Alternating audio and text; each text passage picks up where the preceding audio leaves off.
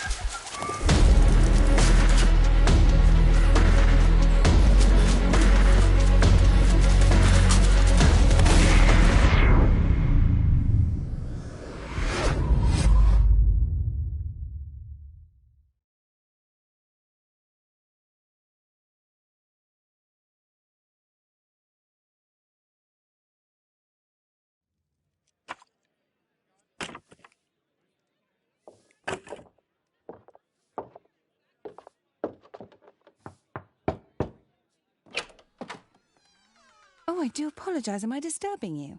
No, please. Do come in, Mrs. My name is Miss Alice de Bouvier. I'm Mr. Holmes' new neighbor. Oh, I didn't have the pleasure to... I am Dr. John Watson. Could we provide you with any assistance? She is not the concern, Watson. I'm... Then, what is this about? That child standing sniffling behind her. Get rid of him, Watson. But he is shivering with cold. And he is upset. What happened to him? Little Tom knocked at the wrong door. Oh, for crying out loud. Oh, boy, come in. Warm yourself by the fire. Can I offer you a cup of tea, Miss de Bouvier? Well, It is not as though we are disturbing you-know-who. Are we? I suppose not. Since you are our new neighbor, it is perhaps better that you know what he's like. You're starting to worry me. Well, Mr. Holmes is relapsing. This illness that he has seizes him when he finds himself with nothing to do. He becomes completely asocial. And alas, this is a very difficult, medically incurable case. Now, this must stay between us. Of course, I understand. How very sad. But there is a cure, if only a temporary one. A thrilling inquiry. Most certainly. If he refuses this one, then his condition will worsen. Oh, I am still here, you know. I didn't fall out of the window. Very well, then. Thank you, miss.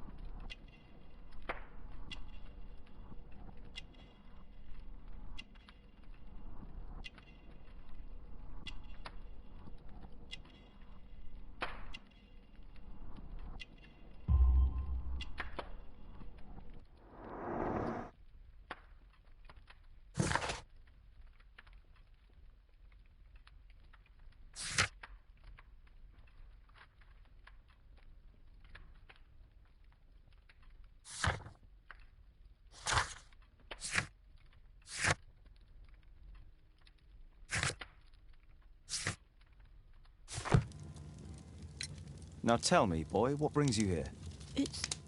It's my father, sir. He's missing. I don't know what to do.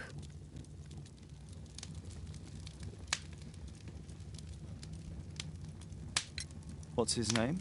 George Hurst, sir. Missing, eh? And what do the police say? The police, they don't believe me. They say he's just abandoned me. But that's a lie.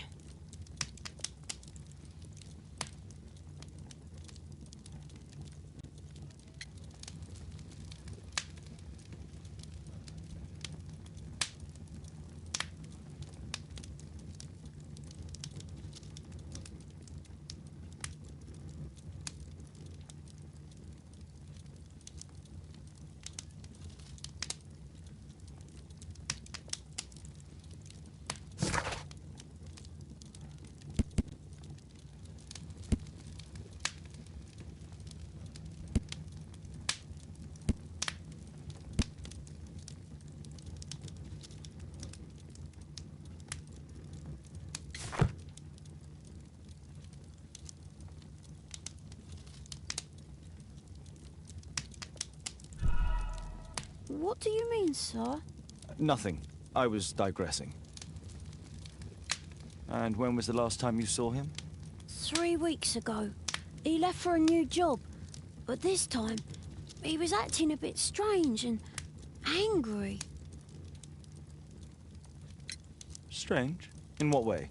He said to me, "Son, I'm out on a special job. Don't you dare move from here." I think something went wrong.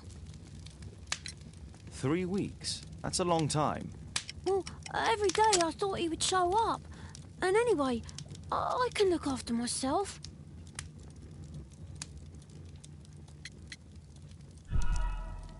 What do you mean, sir? Nothing. I was digressing. Very well. Your address, please, Tom. 12 Dorset Street, the first floor, door E. It's in Whitechapel, sir. But I ain't got no money to pay. Who asked for money, Tom? Your case seems to be the very medicine I need. I'll meet you there shortly. Oh, thank you, sir.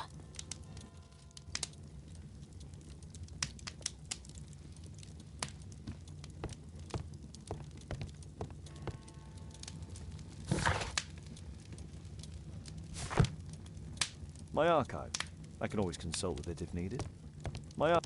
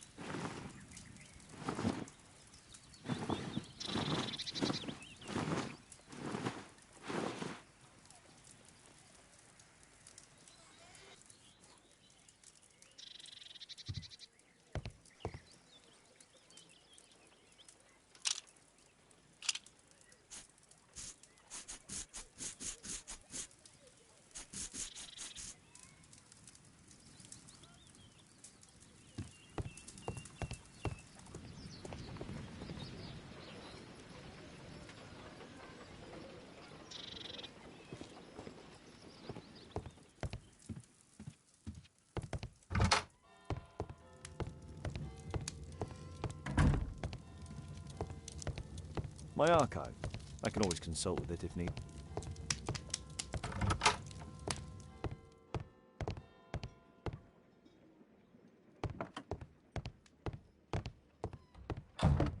Watson documents our adventures in here. Watson documents our adventures in here.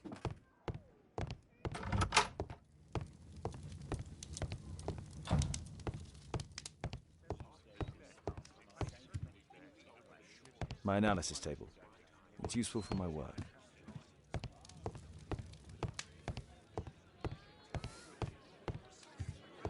Brave Toby, the best nose in the British Empire. We need to help Tom find his father, Holmes.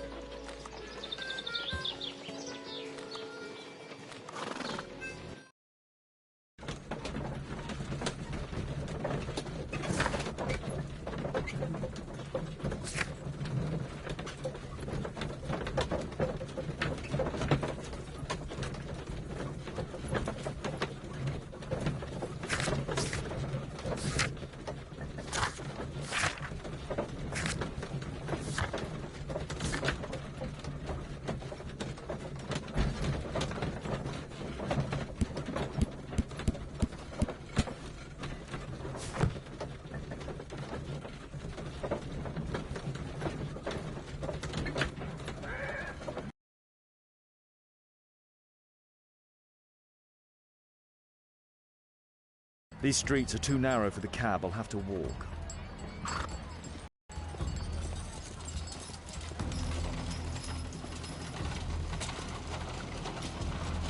North Street.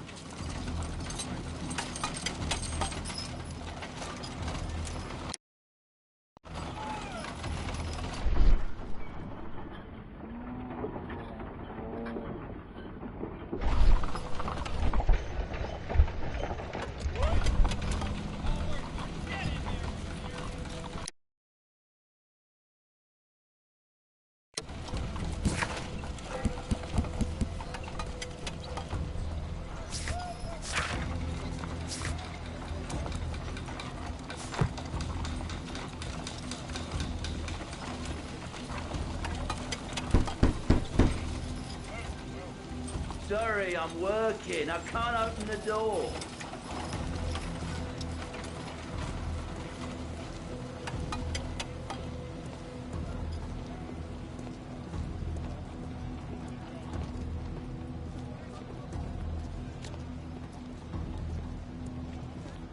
Dorset Street.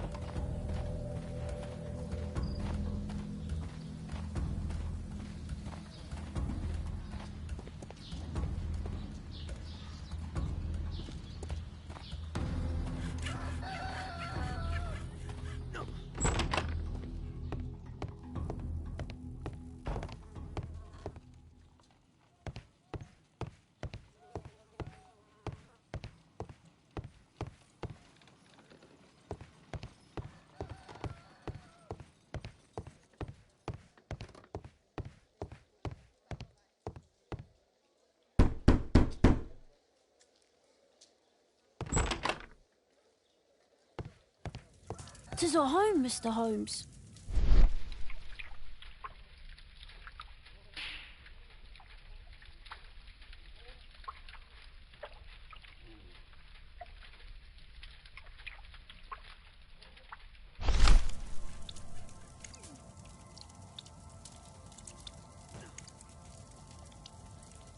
Glue.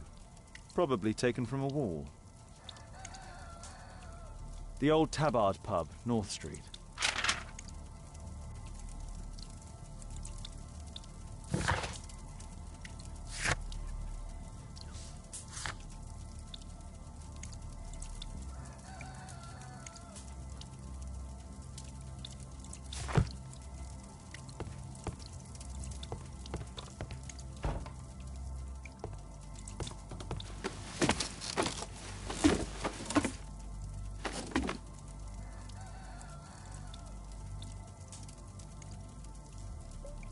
It's too dark. I can't see anything.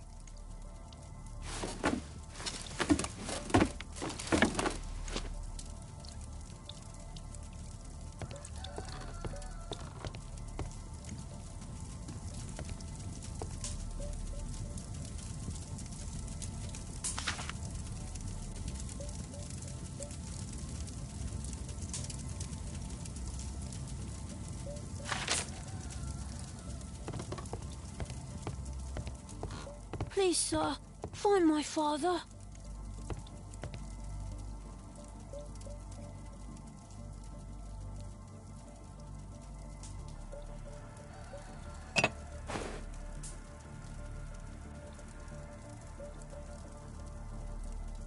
So that's why you came to see me. A collection of worn-out and second-hand books. George Hurst was providing his son with the best education that he could afford. Father bought all those books for me. He didn't tell me, but I know that he pawned his coat for them. A collection of worn-out and second-hand books. George Hurst was providing... father bought all those books for me. He didn't.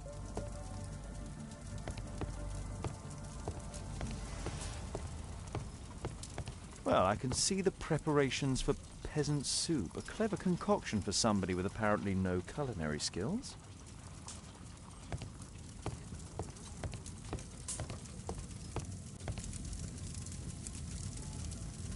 My mother, sir. She died. I'm sorry, Tom. My mother left me when I was very young, too.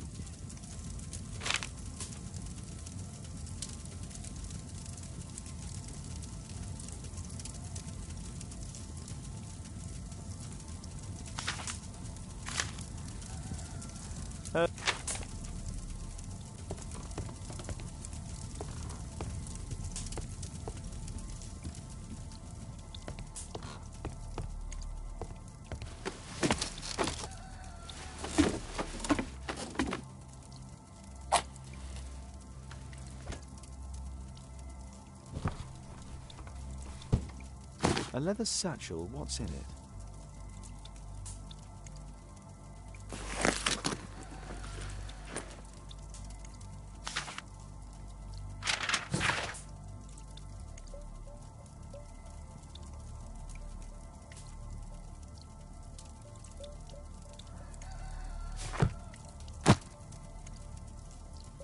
Just some old things.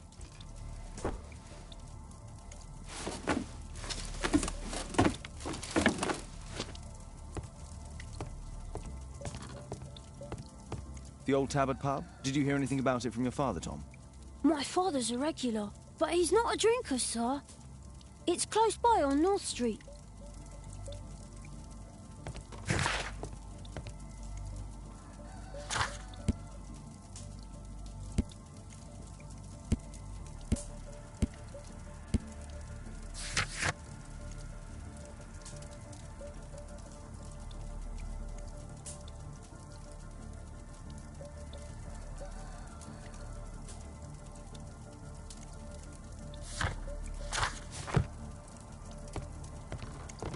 The roof leaks all the time. Father used to fix it.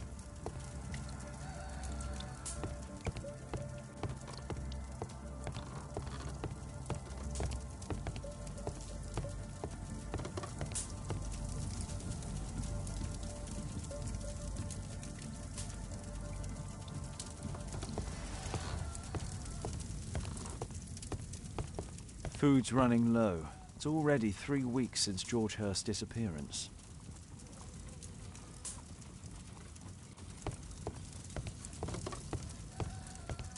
I hope you'll find my father soon.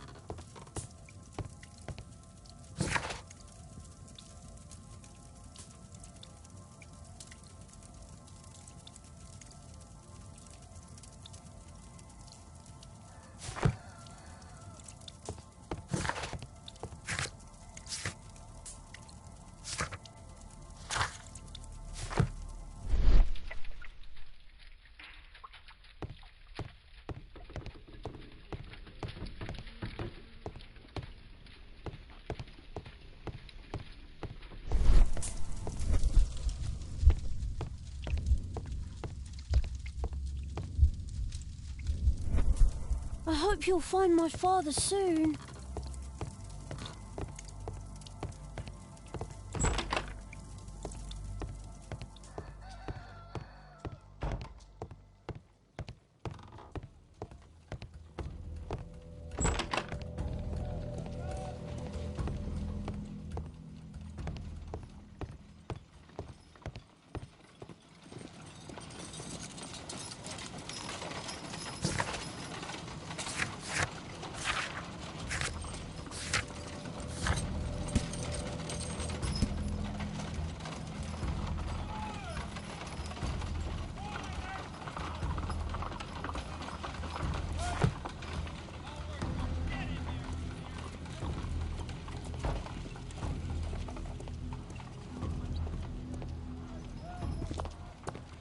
Good day, Mr. Holmes.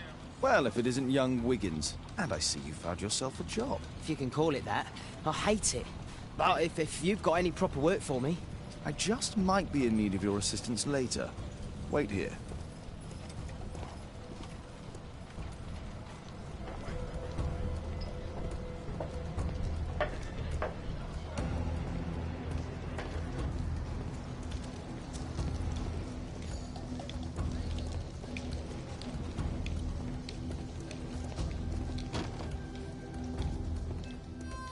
I need to earwig to find out who is offering this special job.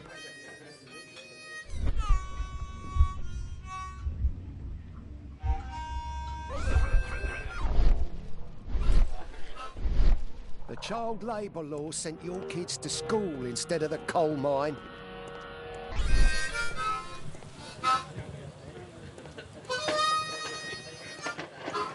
There's no one to eavesdrop on from here.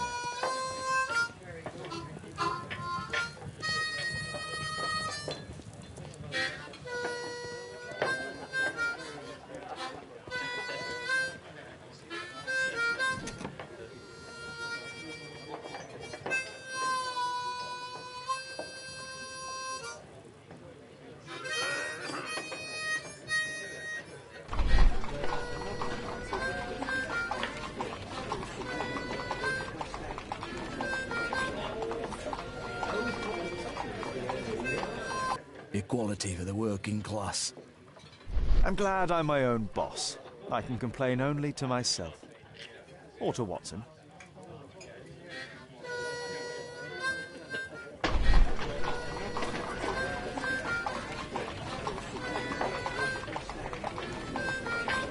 The man who's offering that special job has a proper set of mutton chop whiskers.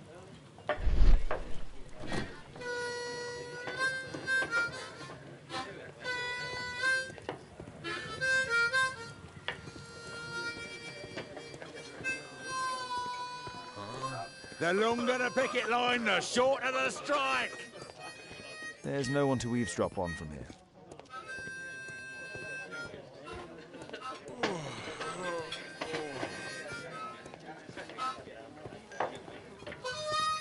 Bosses beware. When we're screwed, we multiply.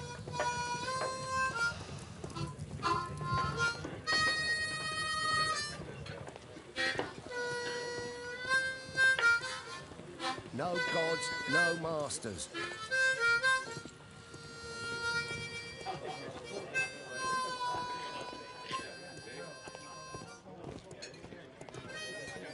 Arm in arm, stronger together, stronger than ever.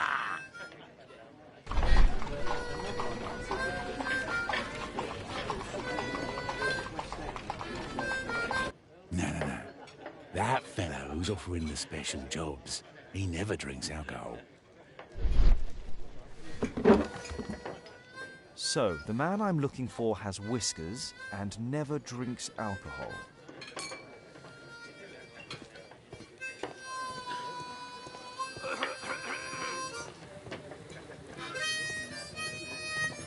The longer the picket line, the shorter the strike.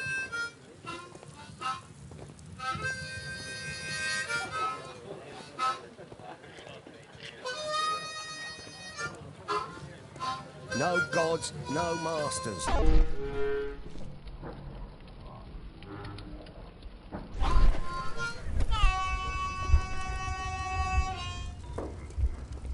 Dump the bosses off your backs.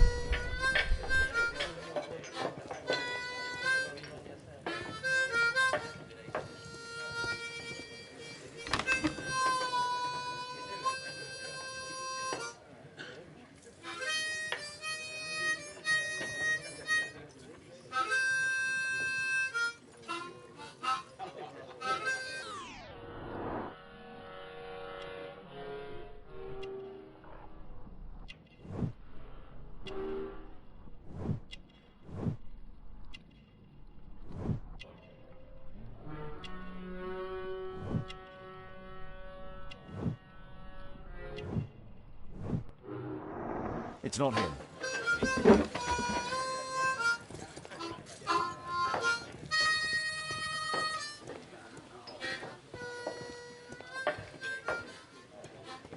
Arm in arm, stronger together, stronger than ever.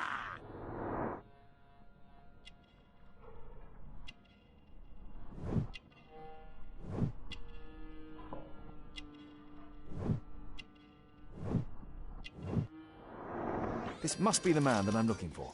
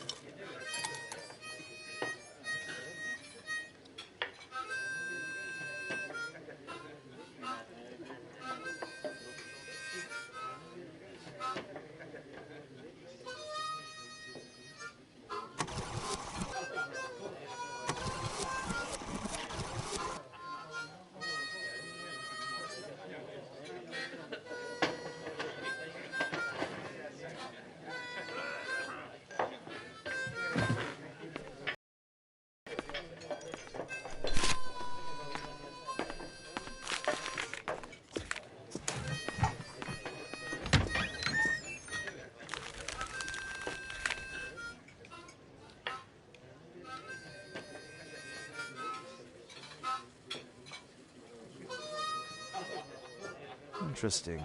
A missing person. I should find out more.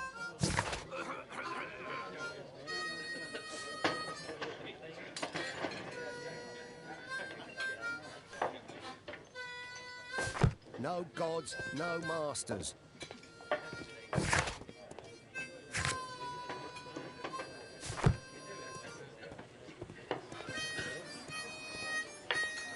No gods, no masters.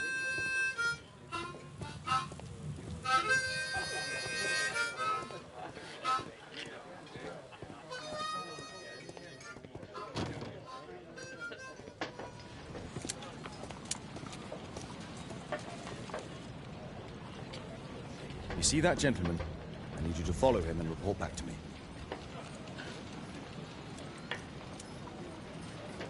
All right, Mr. Holmes.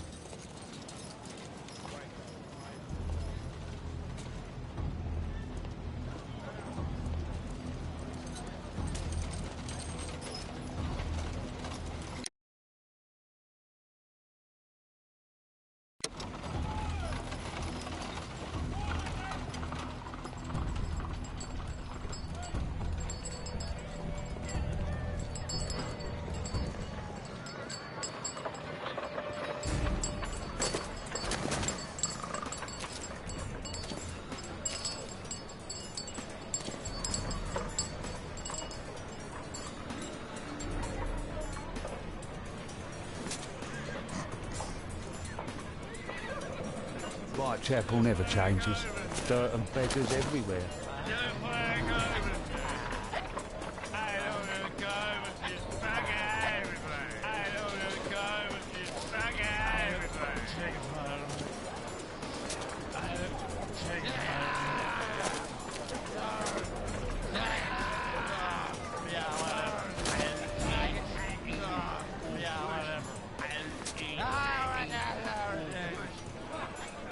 I couldn't pay the rent last week.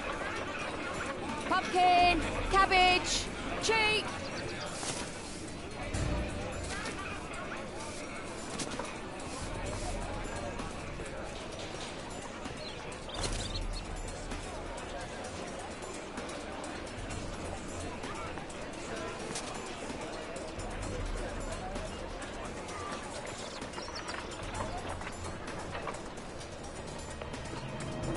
They won't let me pass. I'll need to find another way.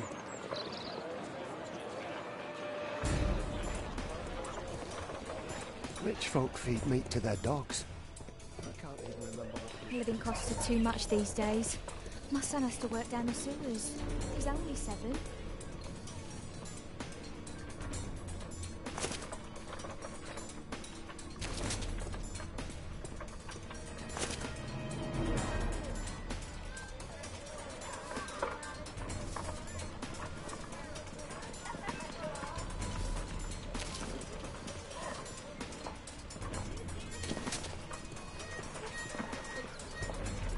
Stupid kid!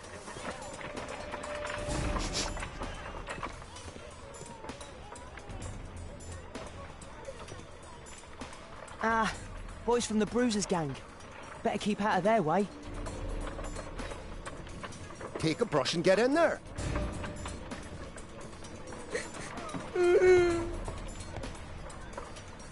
I'll be able to continue the chase if I climb up the chimney, but it's dangerous. Stop crying and get to work. Please, you don't have to beat him. I'll do it. I'll clean the chimney. Go on then.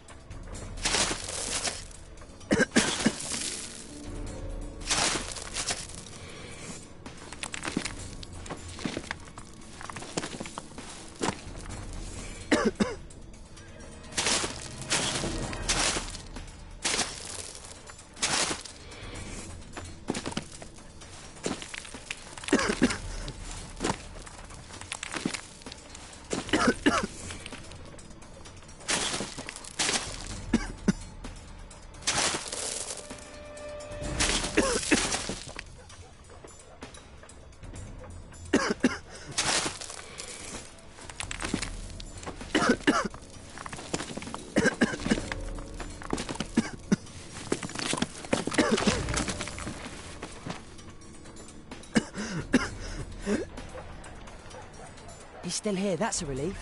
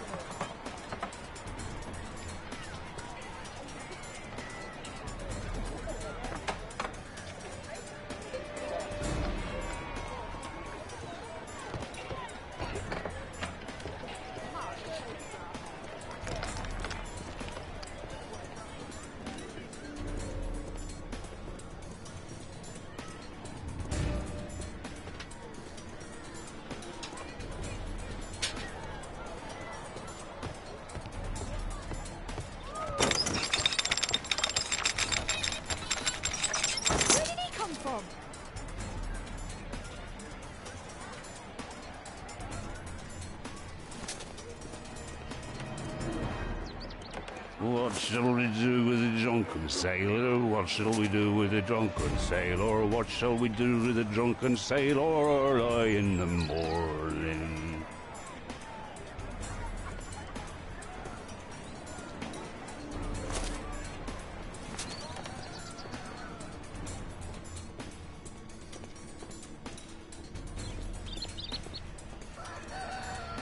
Oi, what are you doing in my garden?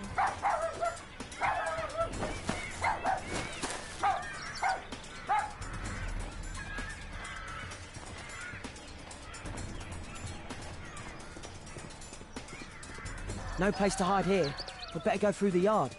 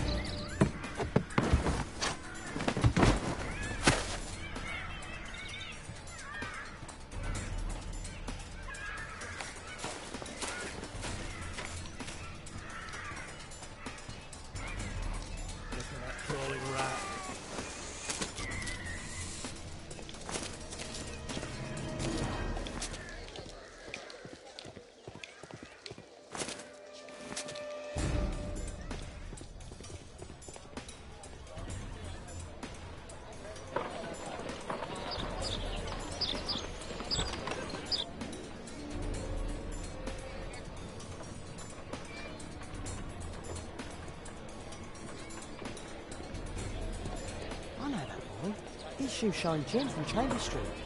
He's mute because he's drunk. Hey, Jim, can you lend me your kit? I'm on a secret mission for Mr. Holmes. Mm-hmm.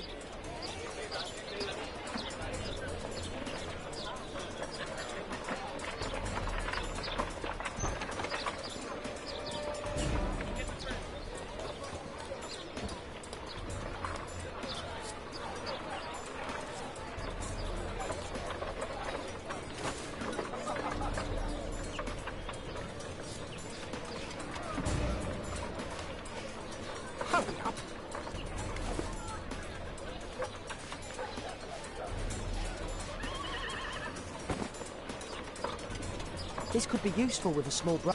Did you fall asleep?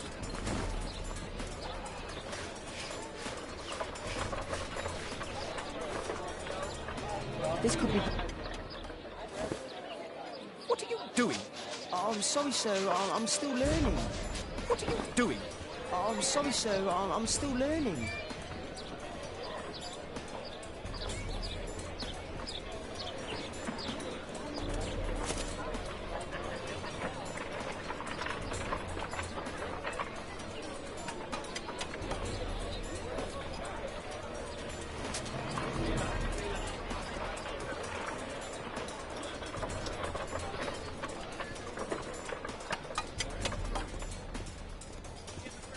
least the weather's good. Last week was freezing.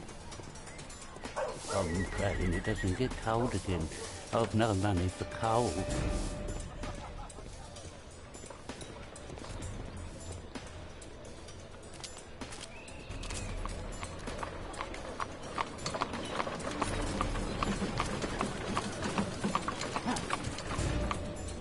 I can't lose him now. Well, first of all... Ah, I've lost him.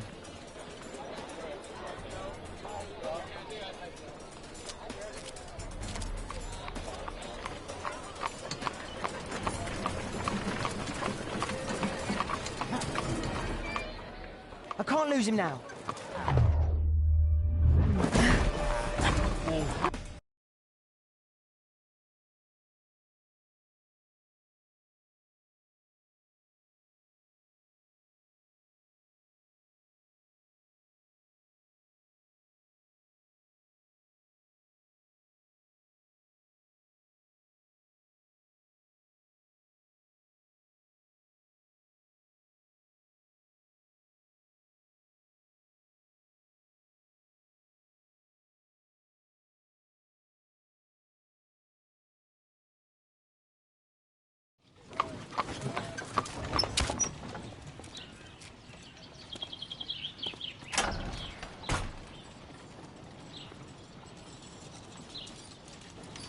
Interesting.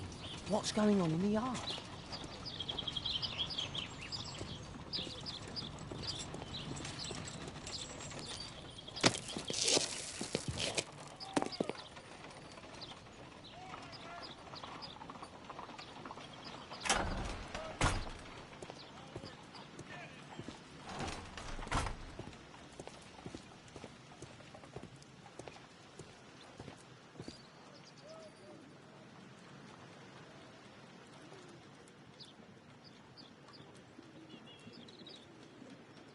Wow, a lot of expensive stuff.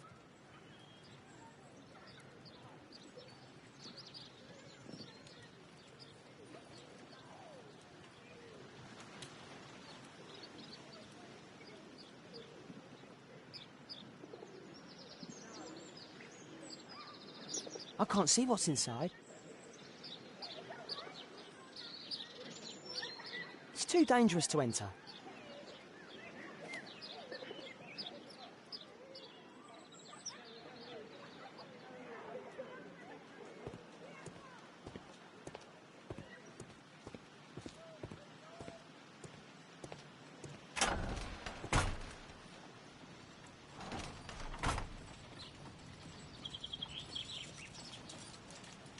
I can't see what's inside.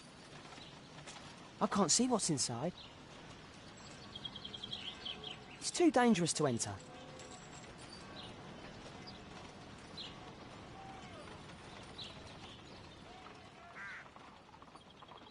Do only 2 people live here? I wish one was me. Bags of food. I like this house.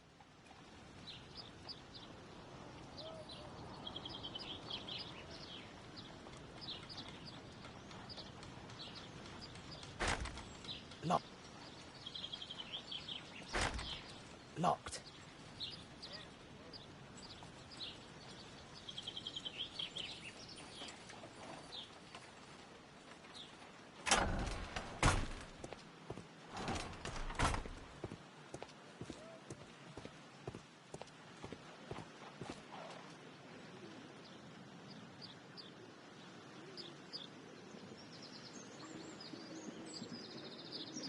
It's too dangerous to enter.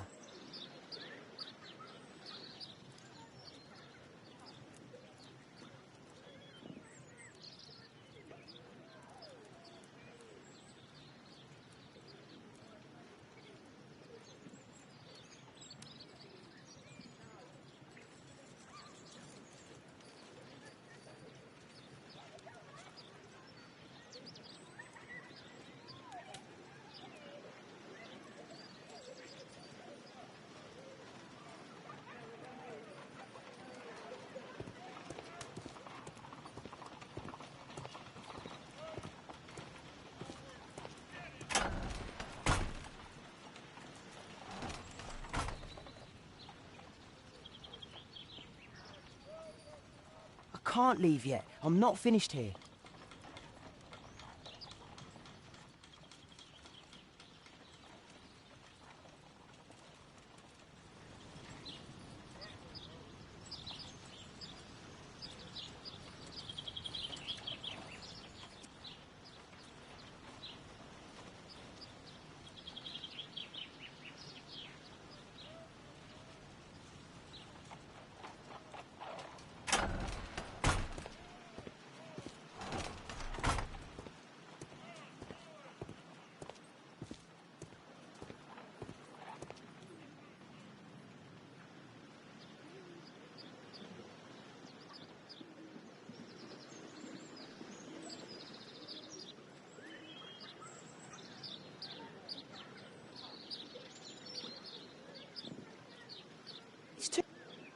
It's too dangerous to enter.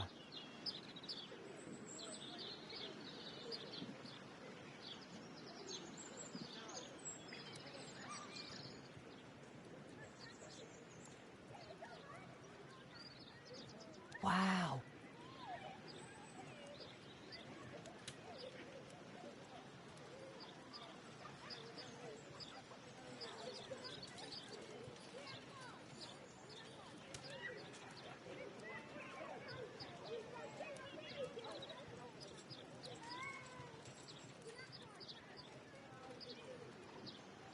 Wow. Wow.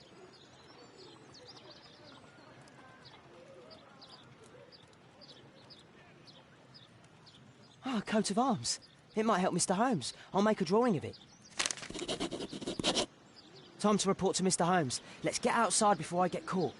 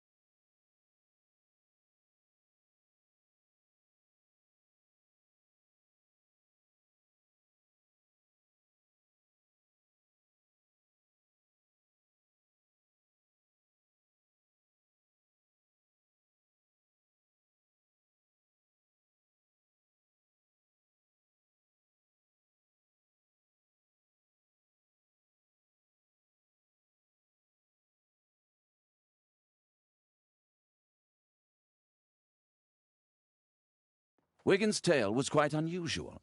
What do you make of what he found, Holmes?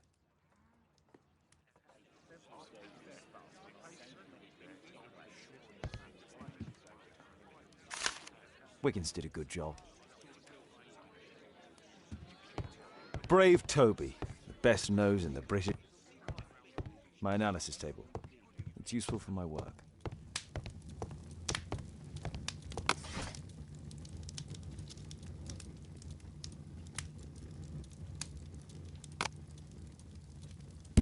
That's not the one I... That's not the one... That's not the one I... That's not the one I need. That's not the one I need.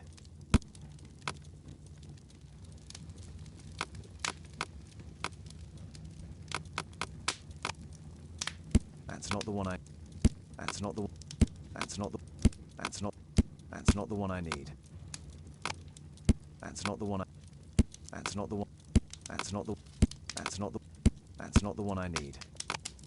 That's not the one... That's not the... That's not... That's not... That's not the one I need. That's not the one... That's not the one I... That's not the... That's not... That's not the one I need. That's not the one... That's not... That's not the one... That's not the one I... That's not the one I need.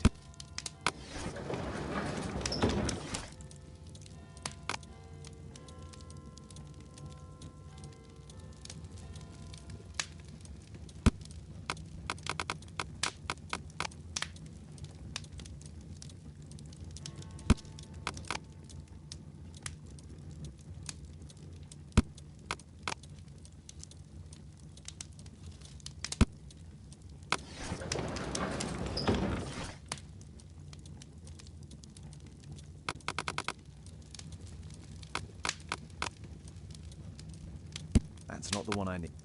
That's not the... Here it is. So this man could be Lord Marsh. Huh. A lord who hangs around in a public house. Let's pay a visit to Lord Marsh. We'll pretend that we're interested in his charitable activities.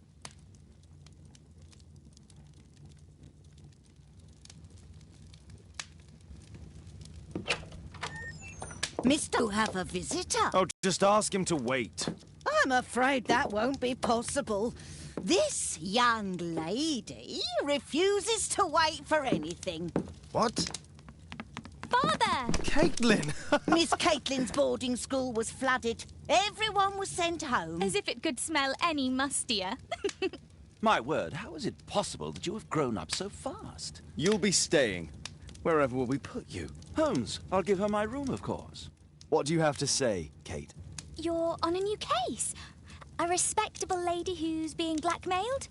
Or is it a love story between a prince and a suffragist? However did you guess? You will tell me, won't you, Father?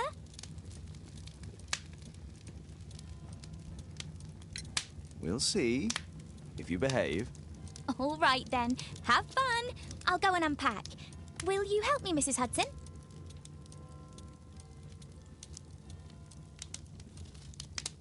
It's wonderful to have Kate home.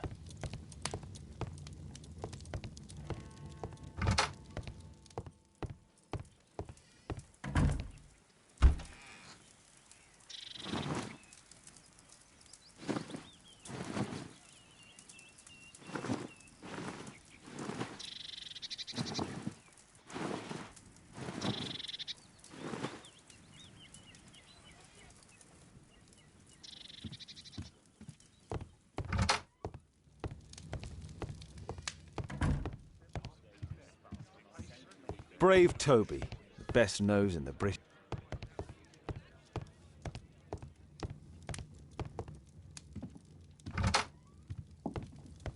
Go, Mr. Holmes. I'll take care of everything. A map of London and its surroundings. Could be useful.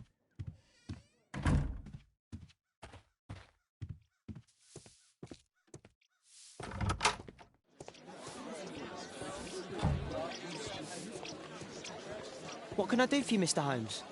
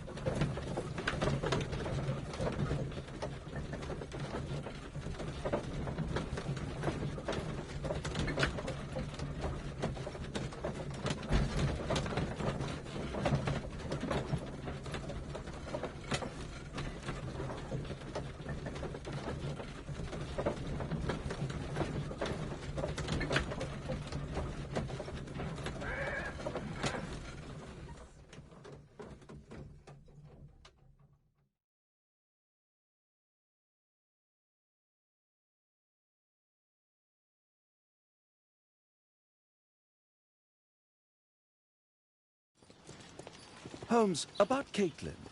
Yes? She has grown up, hasn't she? Don't you think it's time to tell her? To tell her what, Watson? Well, about her father. Never. Absolutely never. Do you hear me? Holmes, you were responsible for the death of her father. You owe her the truth. She is old enough now. I would lose her. Can't you see that? She must never know, Watson. Is that clear?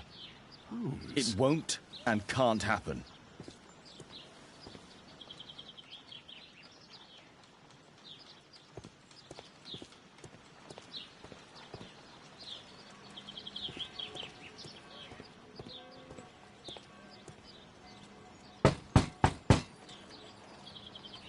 Come in, please.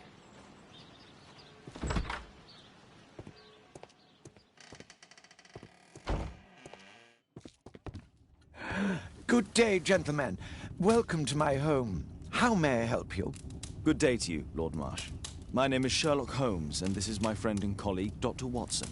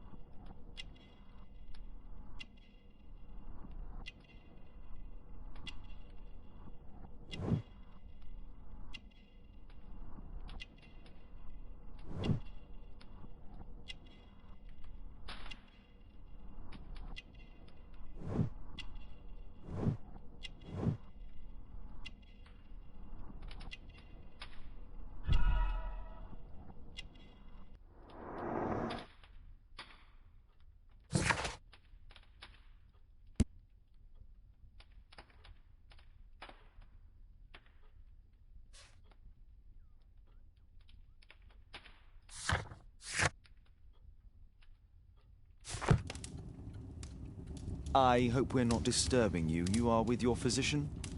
Yes, this is Dr. Reuben Fisher. But no, please, I'm intrigued by your visit, Mr. Holmes. I'm glad to hear it. The last thing I'd wish is to upset the patient. Lord Marsh, can I just say that I admire all of your efforts in assisting the poor of London? Yes. It is a war that we must fight, on our streets and now, too, from my home.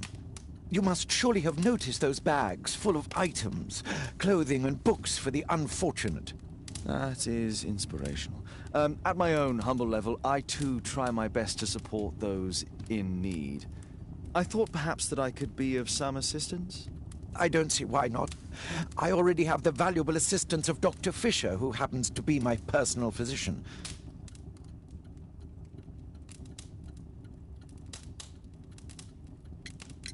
Forgive me, Lord Marsh. You're looking very pale. Might I offer Dr. Watson's assistance? That is kind of you, but I feel confident that I can provide Lord Marsh with the care that he requires. How long have you been like this, my lord? I'm fine, Dr. Watson. Don't fuss. It's only influenza. I'll be better in a few days. I can feel it already.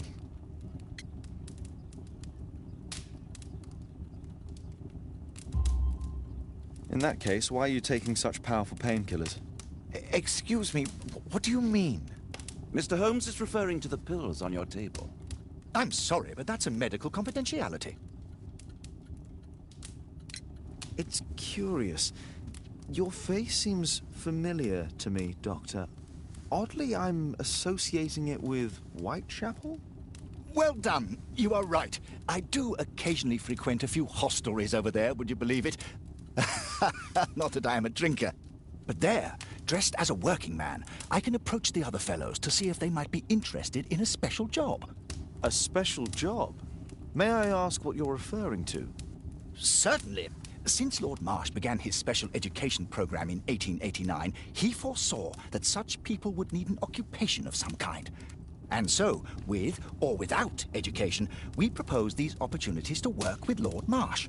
It offers the less fortunate a chance to help make London a better place. That's remarkable. Yes, indeed. In order to truly see, one requires vision, yes, but also insight. And Lord Marsh has believed this since he was a child. Oh, Dr. Fisher makes it all sound so romantic. Let's close this topic.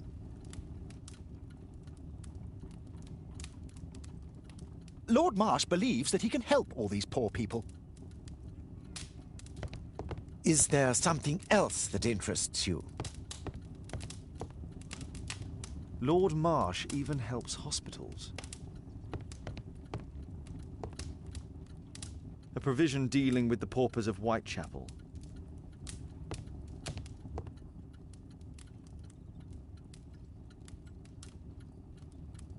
Last year, 3 orphans were put through medical college. Thanks to Lord Marsh and the special education program, a great many poor people will have a second chance in life.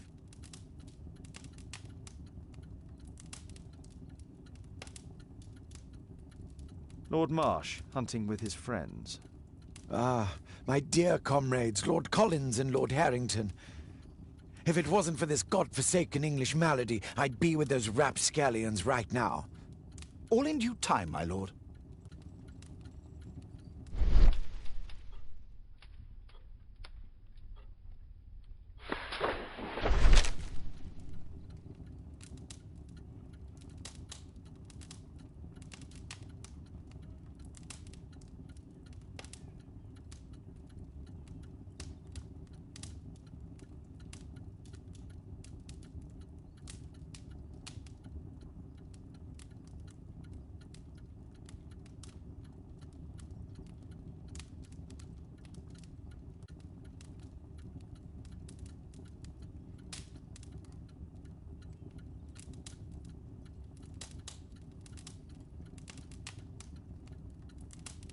I've never heard of this man. I've never heard of this man. John Strobridge. I've seen this name before. It was on a missing persons poster.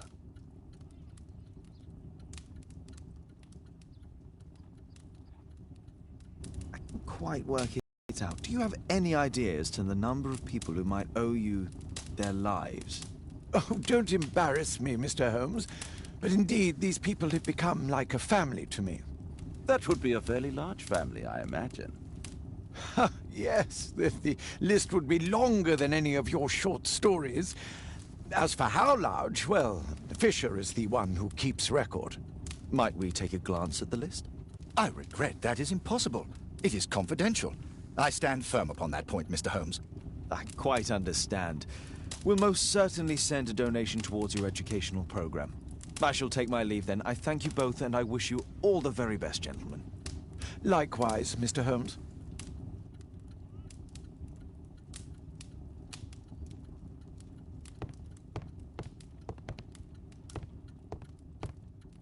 I've never seen so many provisions for the poor, and certainly not in a lord's house. It appears that Lord Marsh spent a great deal of his money on aiding the poor. Aid for the paupers of Lambeth Workhouse. Humanitarian aid for an orphanage. It's extremely honourable to devote one's... Bags full of food.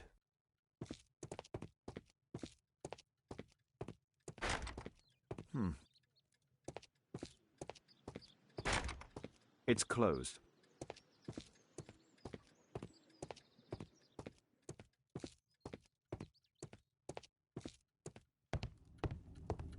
I'm intrigued by the special education program.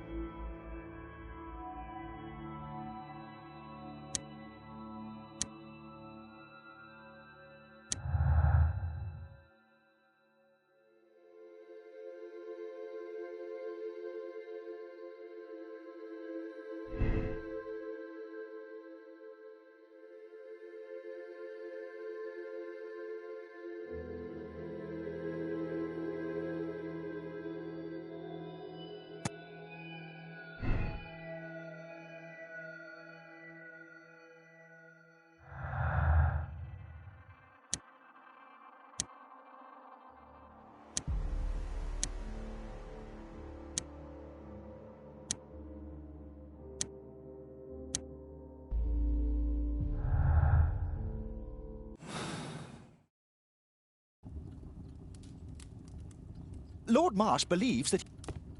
I'm intrigued by the special education program.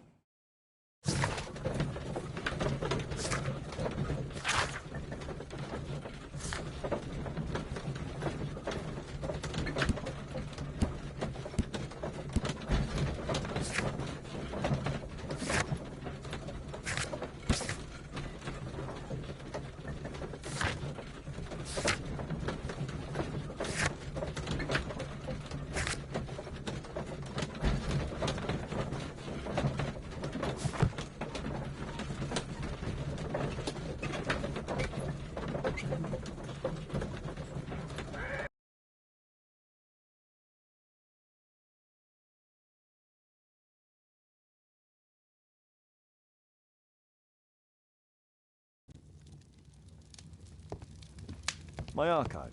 I can always consult with it. My archive. I can always consult. My archive. I can always consult with it if needed. My analysis table. It's useful for my... Holmes.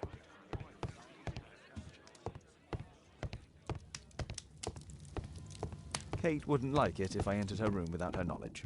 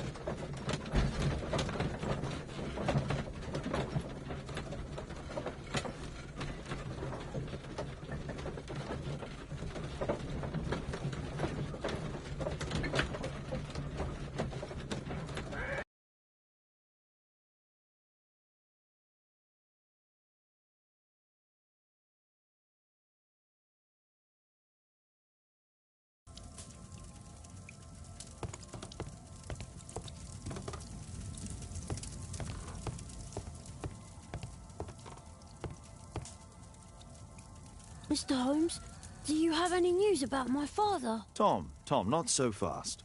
I wanted to ask you if you remember your father mentioning anything about a special education program. An education program? No, he only talked about a special job. What's this box, Tom? Oh, yeah. I just found it, Mr. Holmes. It was ever so well hidden. I've no idea why. Well done, my boy. It could prove very helpful.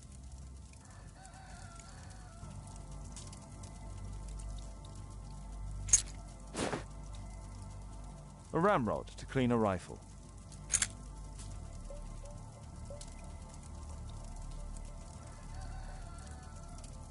Wolfjack. Looks like a military badge. This oil can also be used on weapons. Tom, does your father own a rifle? A rifle? No. If he had, he would have shown it me. I'm sure that he wouldn't have shown it you. I need to find this rifle.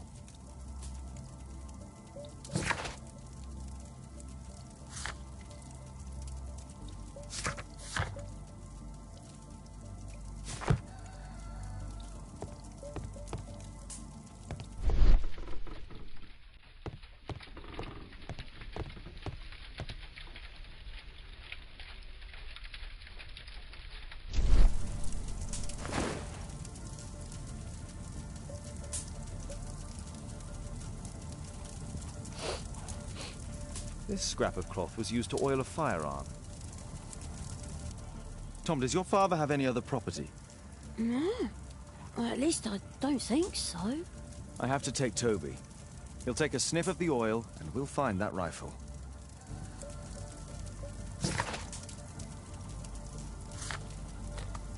I won't disturb Lord Marsh without a reason.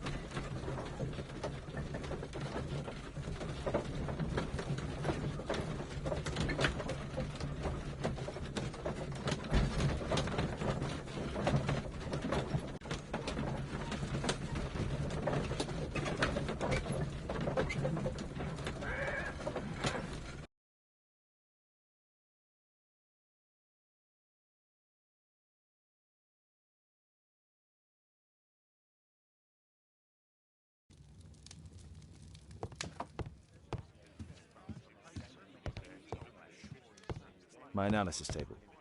It's useful for my work. Come on, Toby. It's time for you to earn your keep.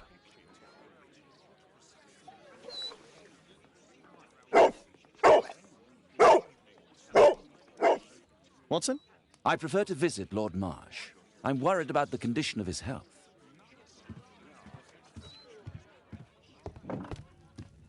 I prefer to visit Lord Marsh.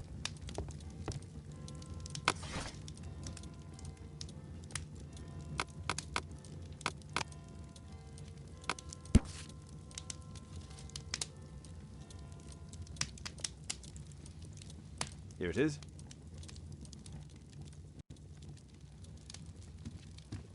I prefer to visit Lord Marsh.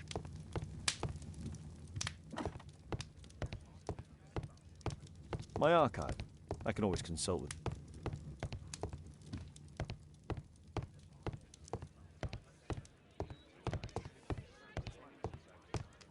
A map of London.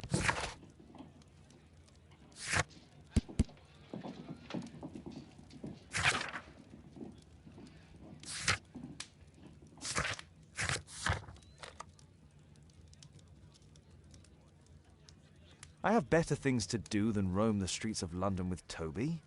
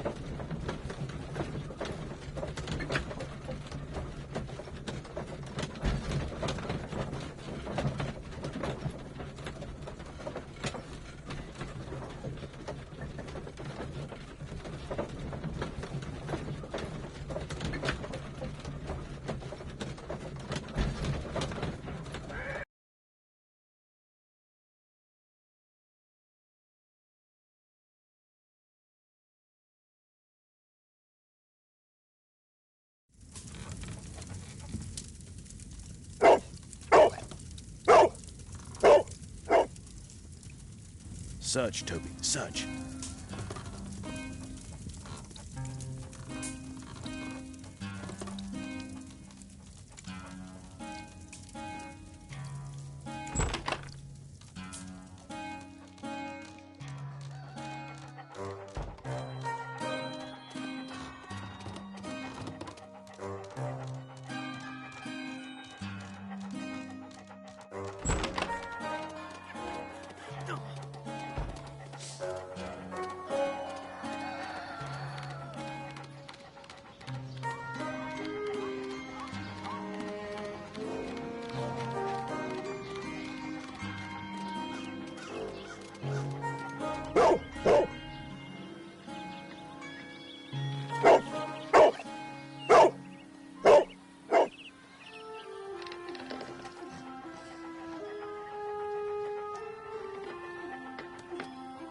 It's only a garden shed. Let's go on.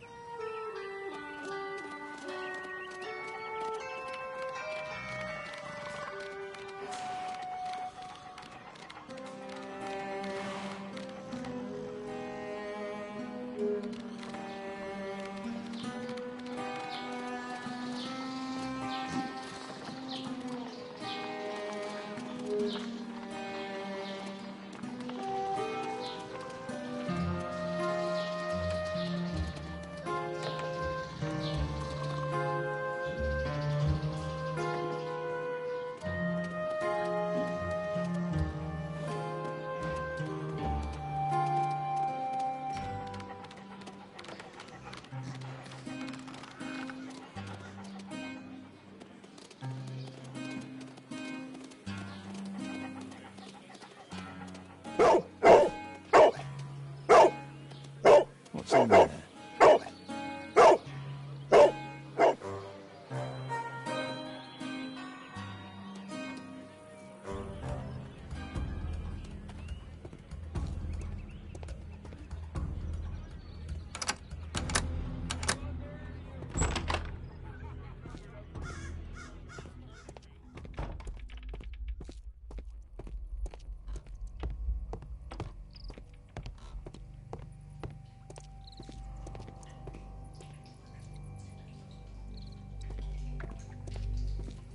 Nothing that could interest me.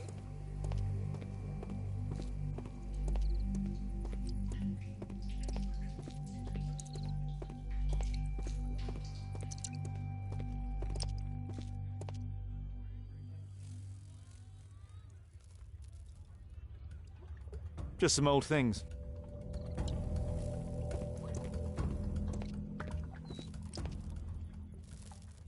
It's not here.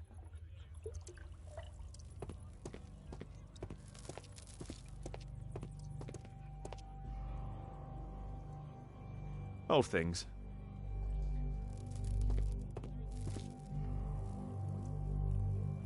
Ordinary storage.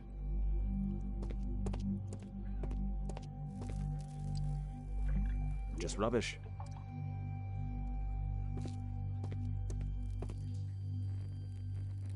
Tom's photograph. Let's try to get inside.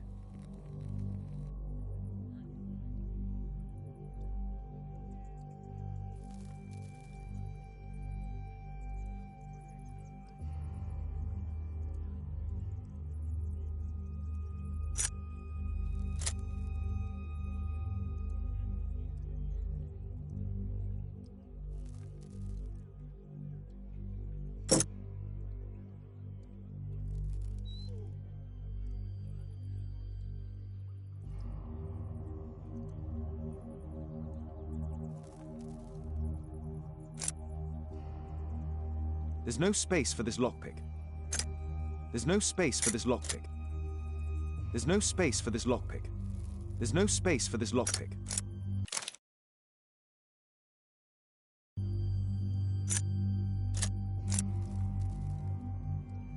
There's no space for this lockpick.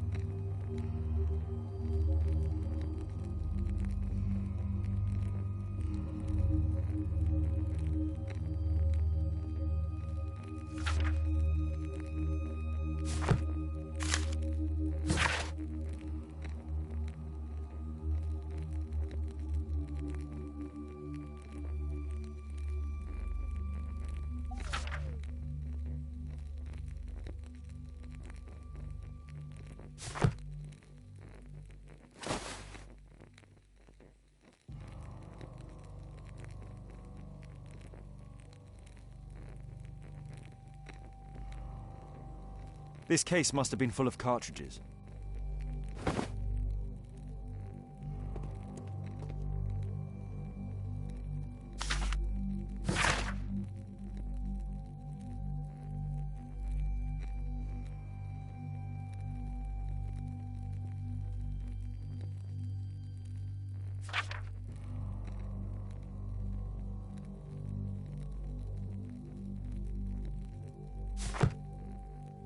Let's compare this list with the evidence that we found earlier. This is the list of selected participants for October's special education programme. According to this poster, John Strobridge is missing. Let's compare them with people from Hearst documents.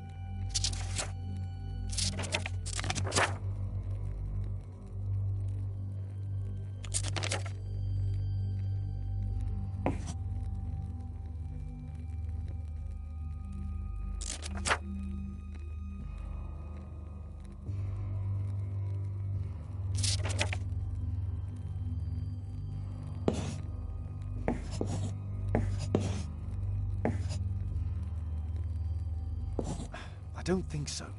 I should pay more attention to details. This man appears in both documents.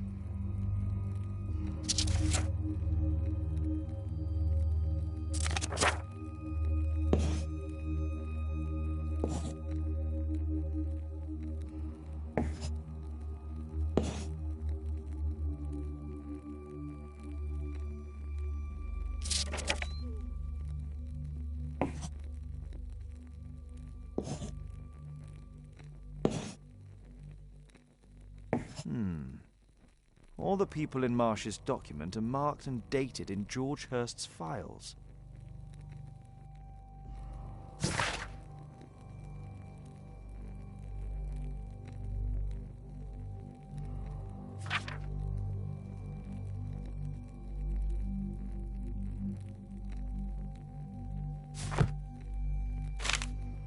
News clippings on Lords in the education programme. Why are they here?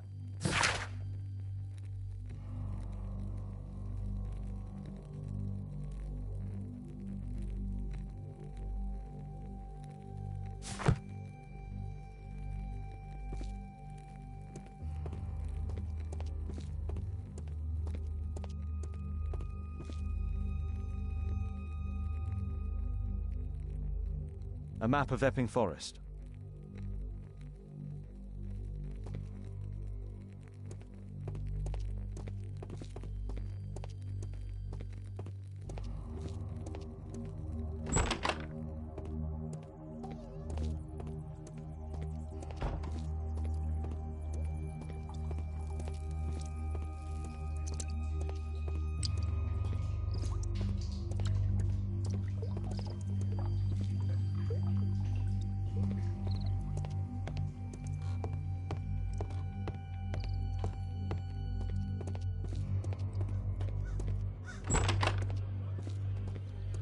Brave Toby, best nose in the British Empire.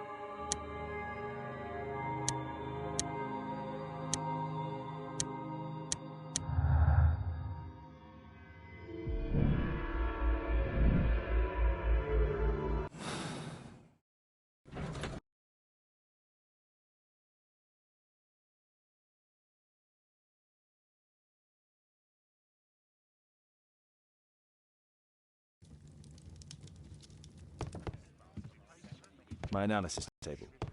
It's useful for my work.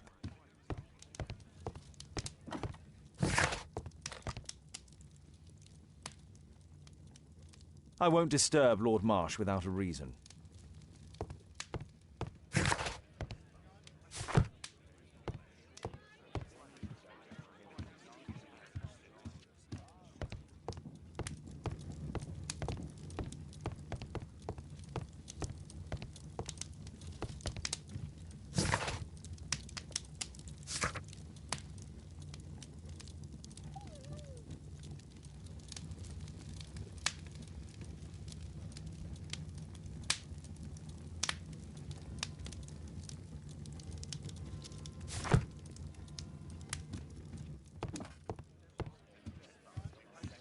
Well, well. Sweet slumber after a hard-working day.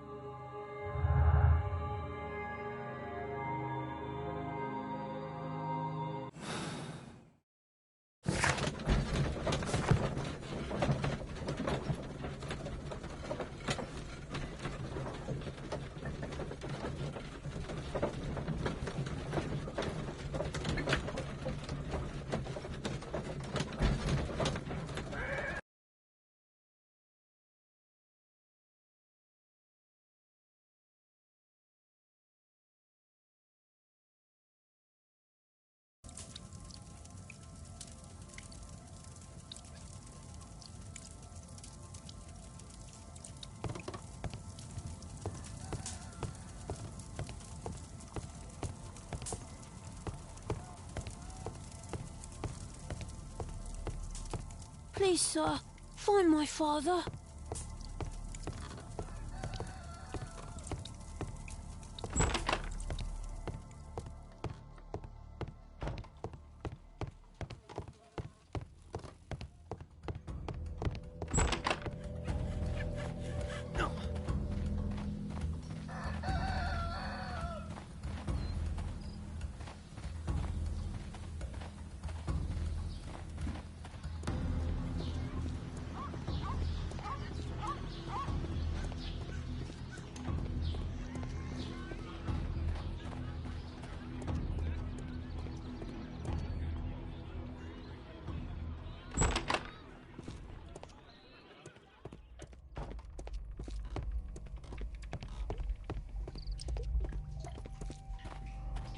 People use this cellar for storage.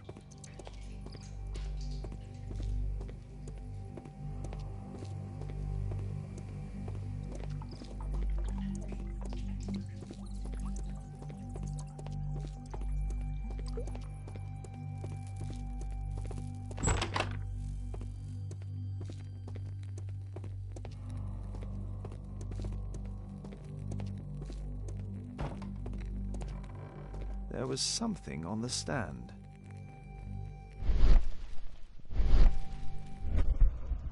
There was a rifle here. George Hurst took it with him.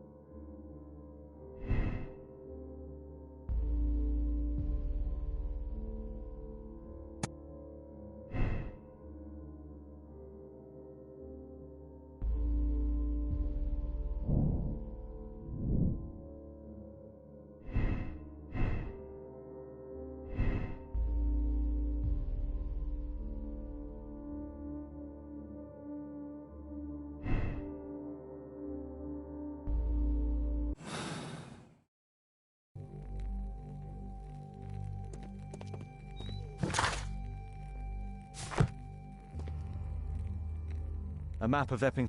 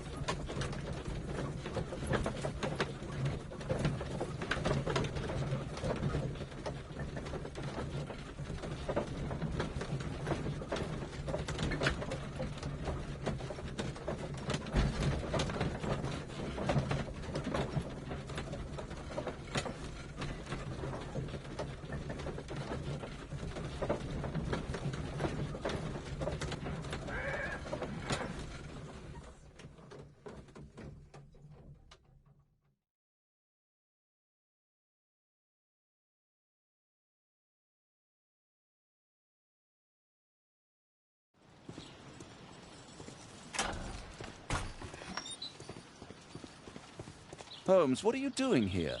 What are you planning? A mission of my own. You must play the role of the conscientious doctor while I sneak inside Marsh's house. That's the only way of helping little Tom.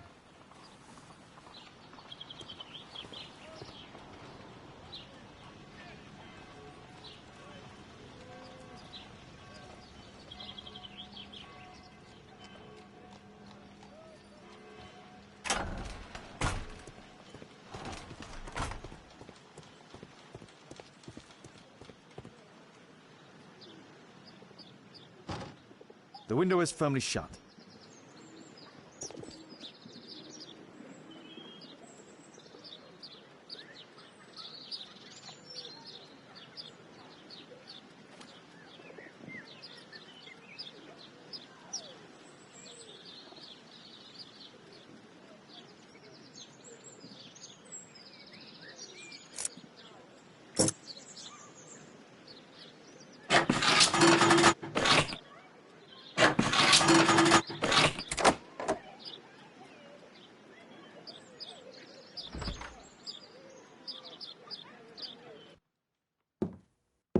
How can I help you?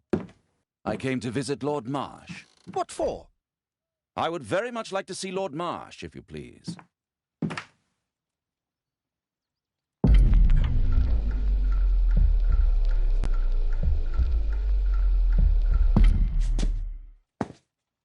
Mr. Holmes? What are you doing here?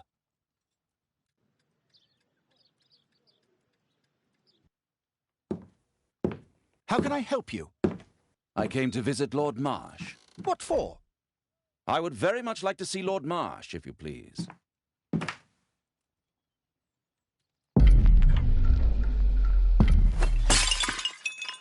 Oh, you're so clumsy. Can you please not... I have to visit Lord Marsh and offer him my services. Fisher, please, allow Dr. Watson to enter. Good job, Watson. I can hide here.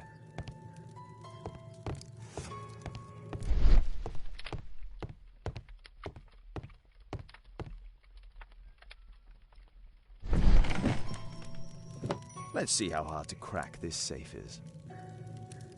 Doctor, it appears that you were impatient to pay me another visit. Indeed. Will you allow me to examine you? A second opinion, so that the great Lord Marsh does not become the late Lord Marsh. Well, since you put it that way, very well. Shall I retire to your office, Lord Marsh? No, please, Doctor. I insist that you stay. I shall need your assistance. Will you break anything else? I'll try my best.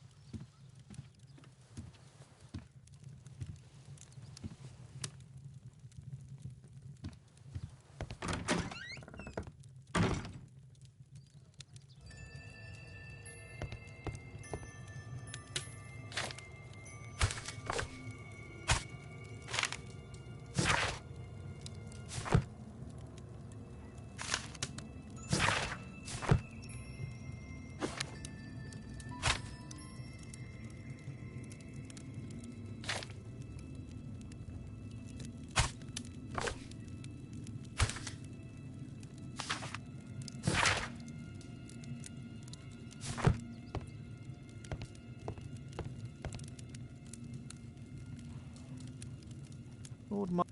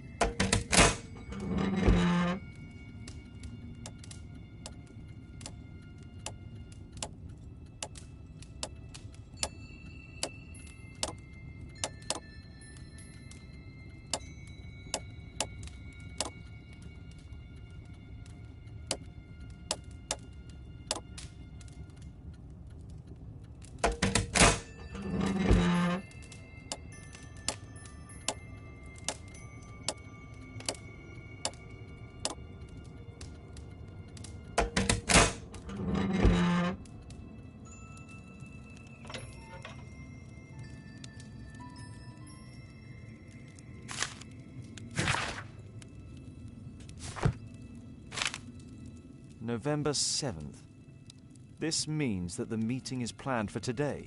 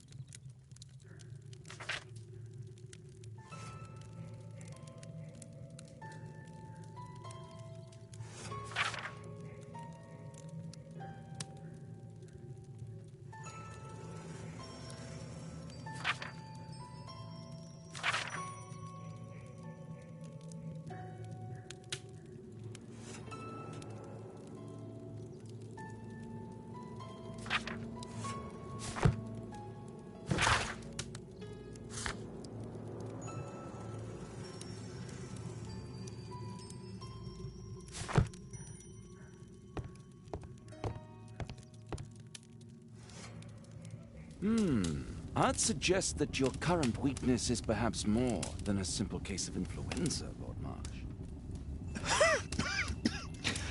Where might your companion be, Dr. Watson? Oh, he's busy poking his nose into other people's business, I'm sure.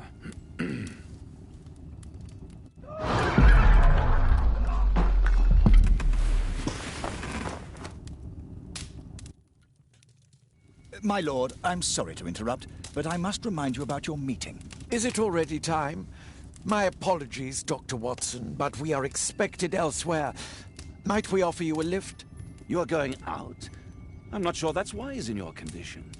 I value your opinion, but misery never rests, and I am needed. Well, do please take good care of yourself, Lord Marsh. I'll send you my diagnosis, Dr. Fisher. Thank you, Dr. Watson. Farewell.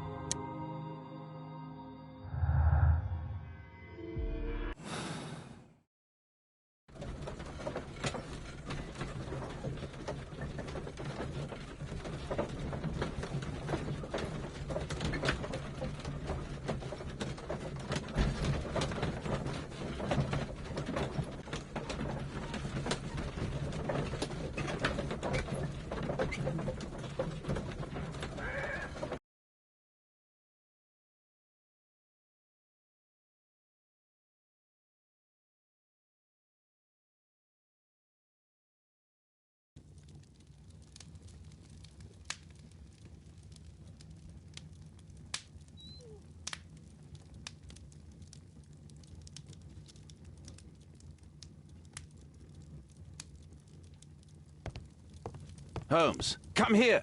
This is serious.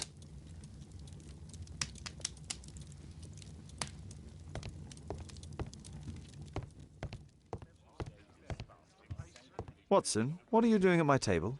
I just need to check one thing about Lord Marsh. My intuition tells me that Lord Marsh is hiding something about his disease. His cough, in addition to his fever and his usage of strong painkillers, leads me to believe that he is seriously ill. Let's study it more closely.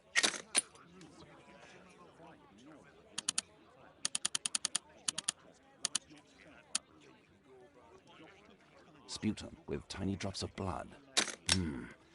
I could take a sample and examine it under the microscope.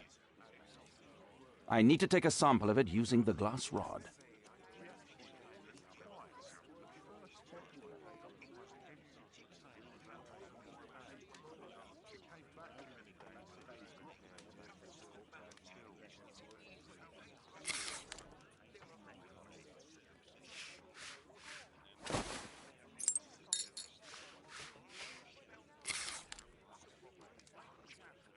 Let us apply chemicals to color the sample.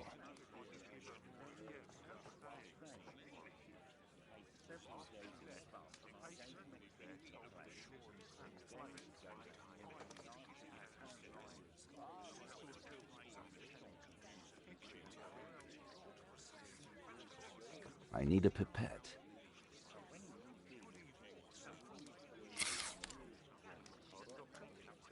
This chemical should be applied second.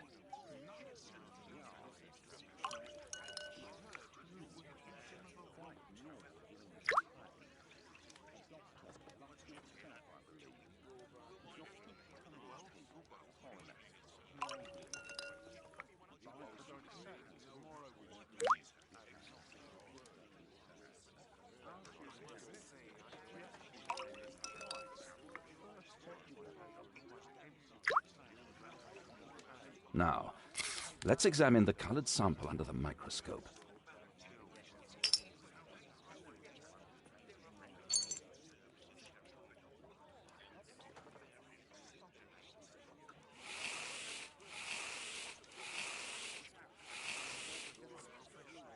Mycobacterium.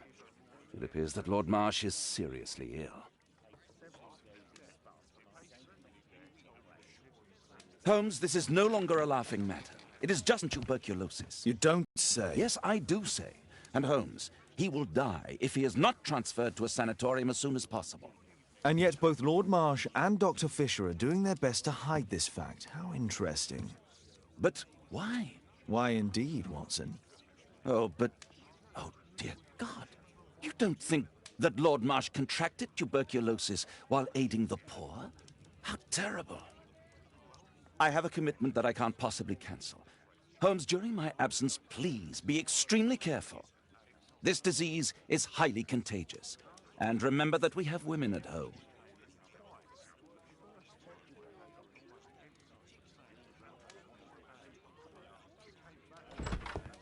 Thank you, Miss Alice. Until later. I'll see you soon, Caitlin. Where have you been? Our neighbour lent me a book. She is so kind. I think she likes you. I doubt that. How is your investigation going? It's going. Dracula? Yes. It's forbidden reading at my boarding school. Did you know? Well, well.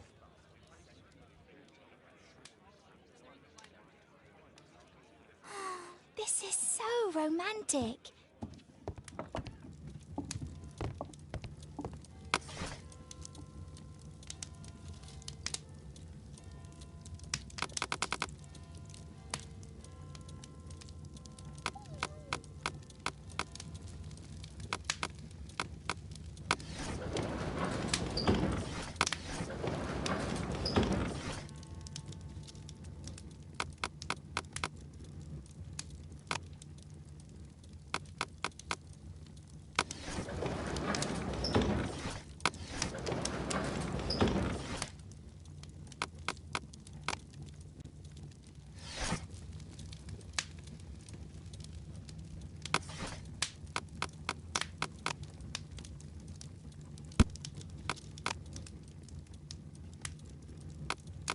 That's not the one I need.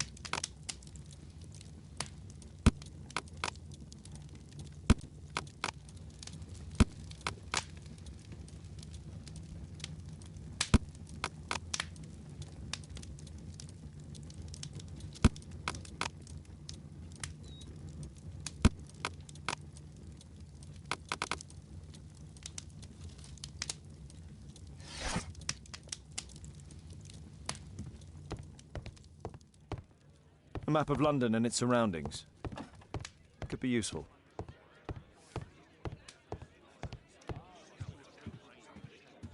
My analysis table.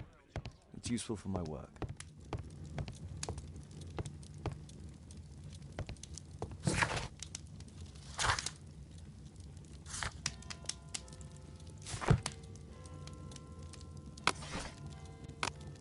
That's not the one.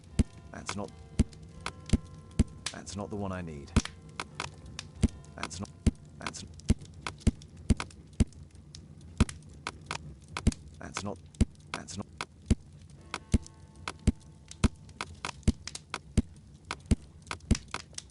not the one I.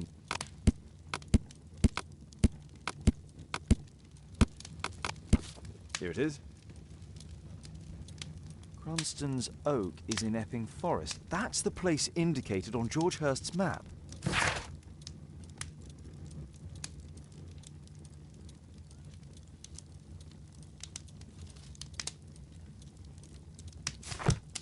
My archive. My archive. I can always consult with it if needed. This is so romantic.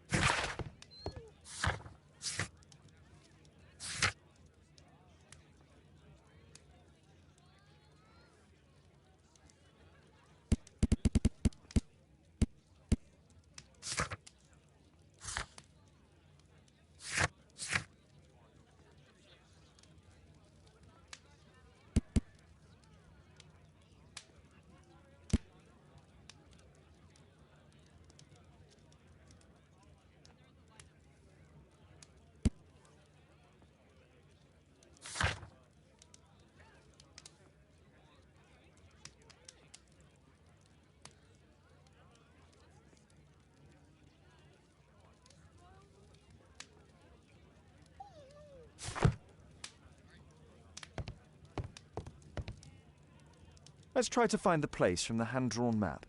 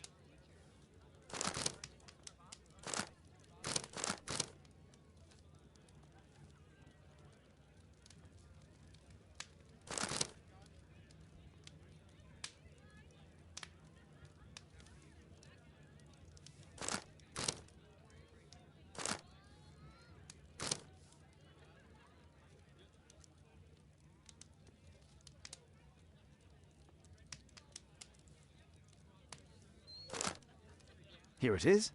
Drat. I'll need to hurry if I want to find out what's going on at the forest.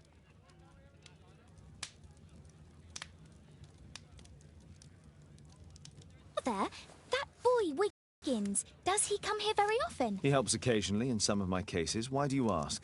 I'd like to talk to him. Talk to him?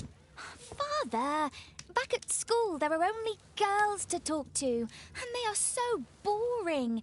I'm sure Wiggins has lots of exciting stories to tell about his life in London. It would be so romantic.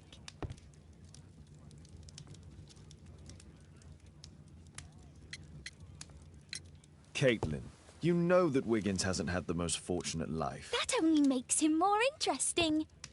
Oh, Kate. I'll leave you alone now.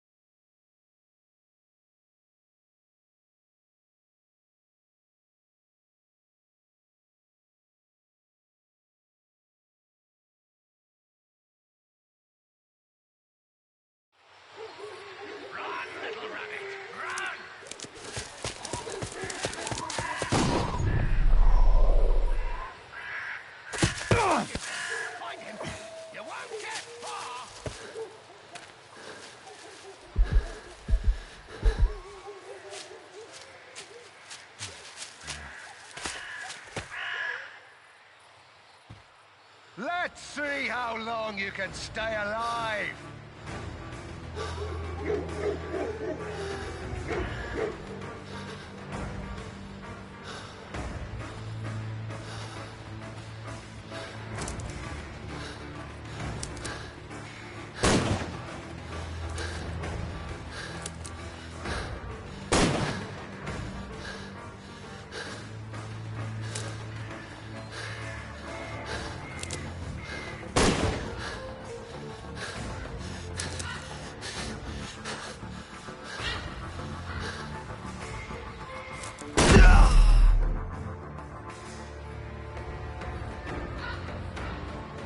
Let's see how long you can stay alive.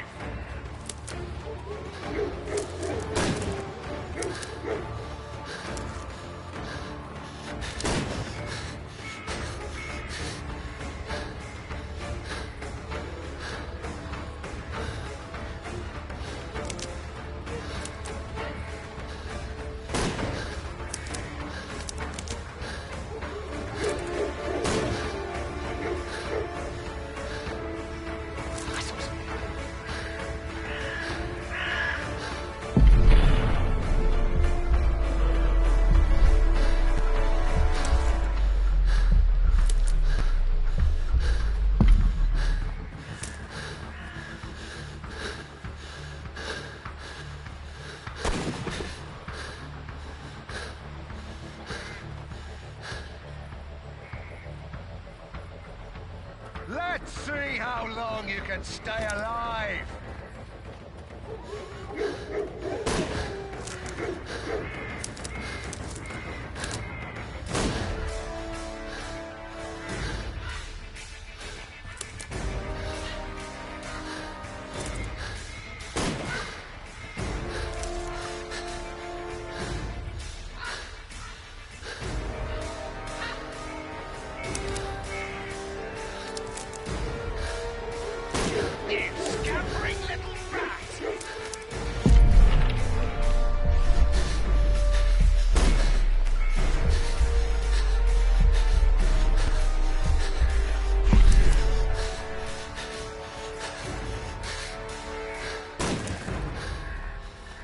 Little rabbit, run!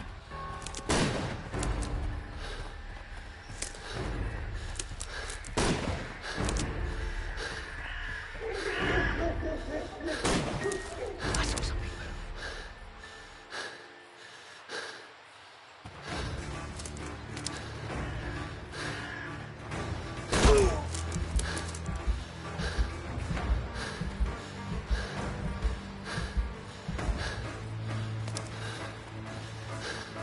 Is that your blood in the snow?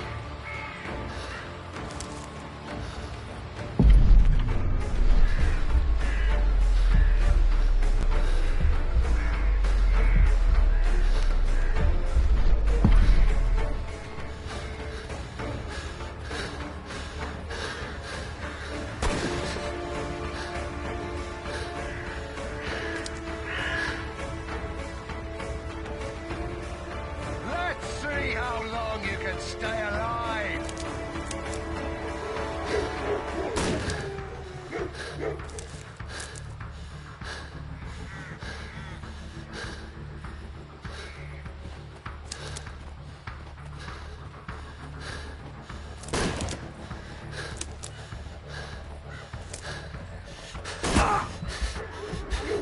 Where have you gone?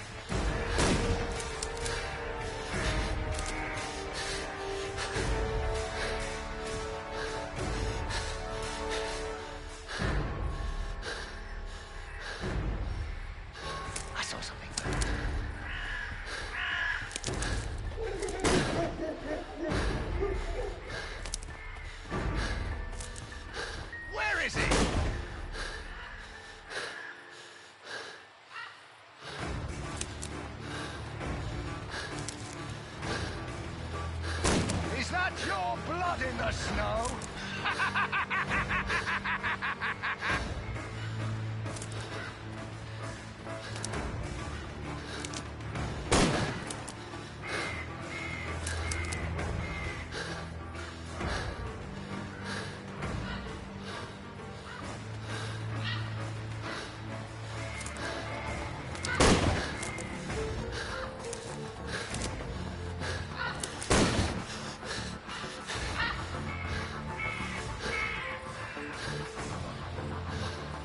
You're so slow!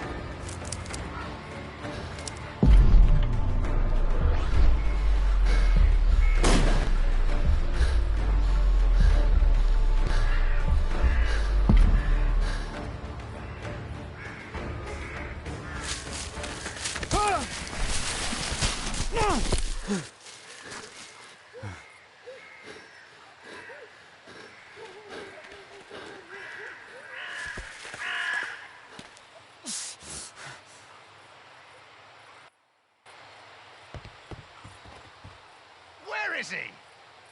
This man was killed recently. The body is still warm. He was poor. Find him, boys! Find him! I saw something move. Ah!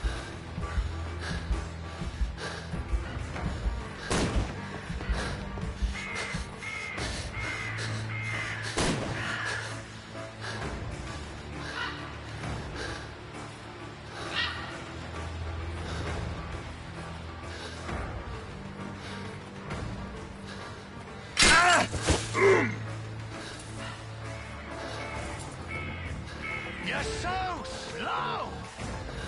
Ah!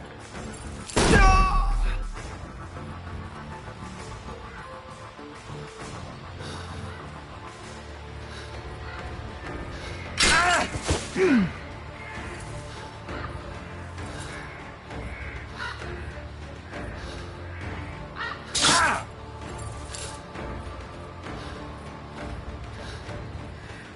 Where have you gone?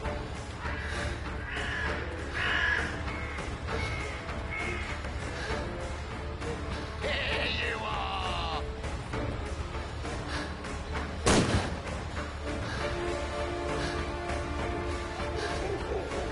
Hungry today!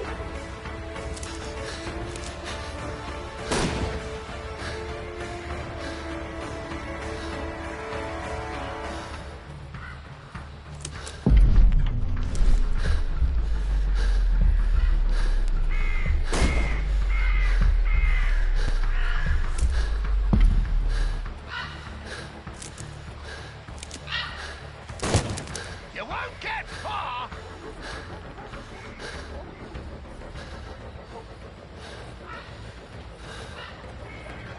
I like to call this the Swamp of Despair!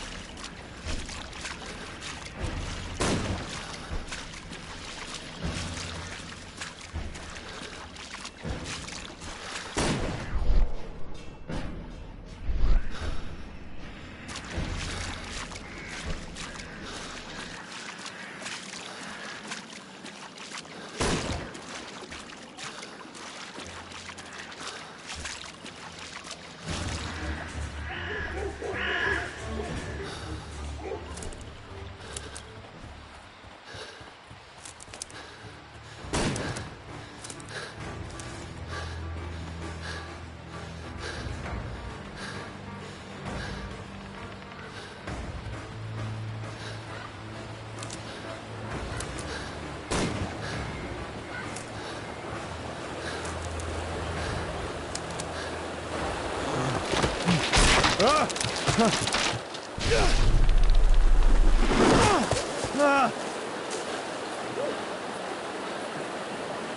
won't get far!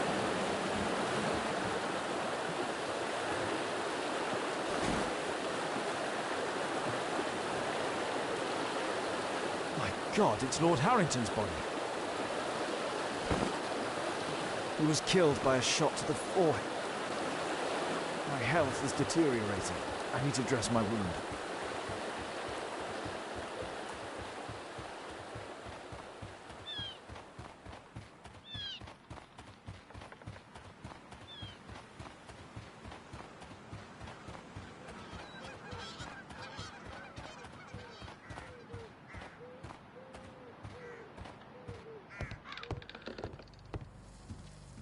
I can hide here.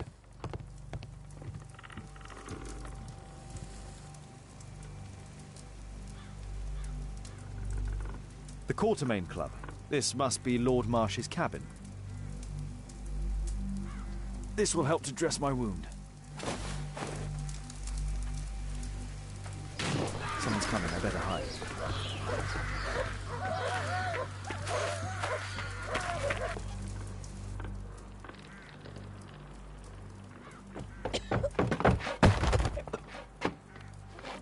Breathe, Lord Marsh. It's almost over. Who are you? George Hurst from the 1st Lovett Scouts, here to deliver justice. An old soldier. How ironic. Did we refuse you on our special education program? It's true, I was refused. An old wounded soldier is useless to you, but he can still be dangerous. We hunted a lot in these woods, but I didn't expect to become the prey. I have lived a grand life without any limits set by others. I will die a happy man, so you won't see me begging, you festering wretch.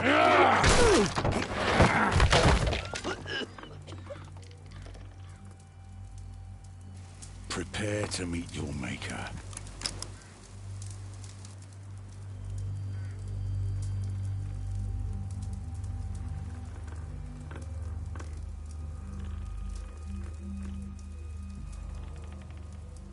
I should decide.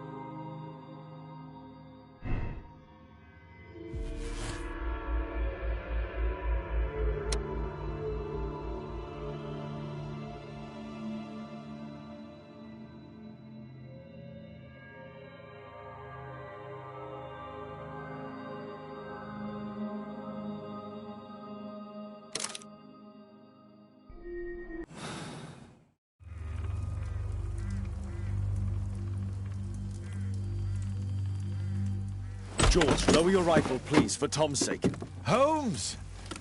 My, an almost worthy opponent. Tom? My Tom? If you've endangered my lad in any way, you will pay dearly. I assure you that Tom is safe in London with a well-trusted friend. And now, it's time to end this. By all means. George Hurst, you have killed enough people. Your insanity ends today. Drop your gun. You may have wounded me, but I won't miss you. If I ever had you in my aim, I wouldn't have merely wounded you. Oh, the best detective in England. Detective, take a look here.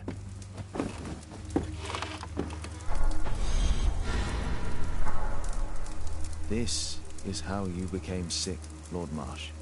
The beheading of your victims who were suffering from tuberculosis was what infected you. Poetic justice. I was wrong. The best detective in England. Enough! You'll die here, Lord Marsh, and you'll die slowly.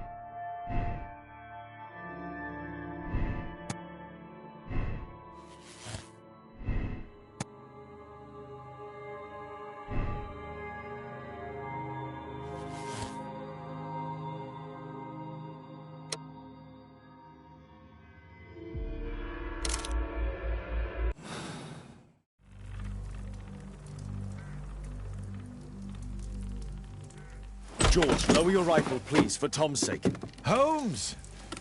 My, an almost worthy opponent. Tom? My Tom? If you've endangered my lad in any way, you will pay dearly. I assure you that Tom is safe in London with a well-trusted friend. And now, it's time to end this. By all means. George, listen to me. If you're seeking an apt punishment and vengeance, killing Marsh will give him exactly what he wants. He would die knowing that he had fulfilled his life through his absolute control of it. But if you allow Marsh to live and be arrested, he will suffer a punishment far greater than you or I could deliver. His ball and chain will be the debilitating tuberculosis. It will drag him painfully and slowly to his demise behind bars. You're mad! You're both mad! Let's go and find Tom. Not just yet. See, Lord Marsh, you will die here, although not by the gun. You'll die slowly. Don't do this, George. Detective, take a look here.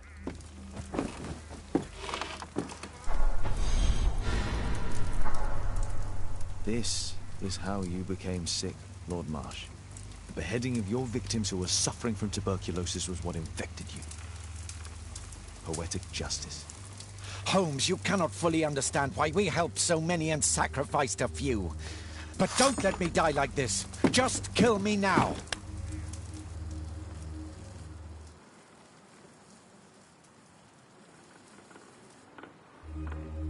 Mr. Hurst, you have already served brutal justice to Lord Harrington and I hope Lord Collins and Dr. Fisher. Taking that into consideration, you may as well kill Lord Marsh and end the Quartermain Club completely. No loose ends.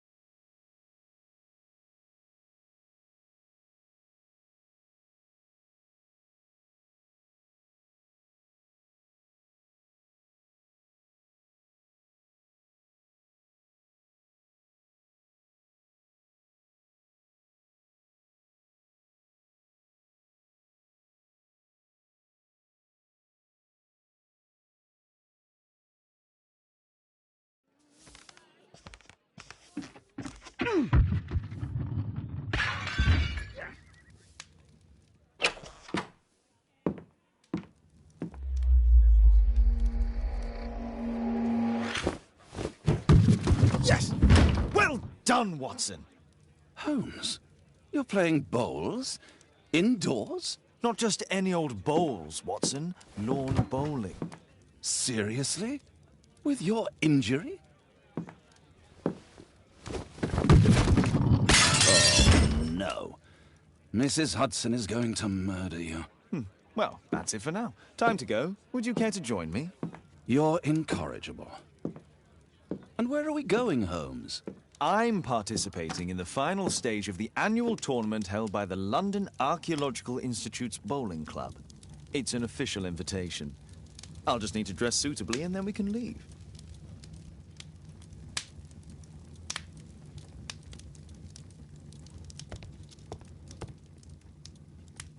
My archive. I can always consult with it if needed. My analysis table. It's useful for my work. Who chased his own tail again? I should walk with you more often.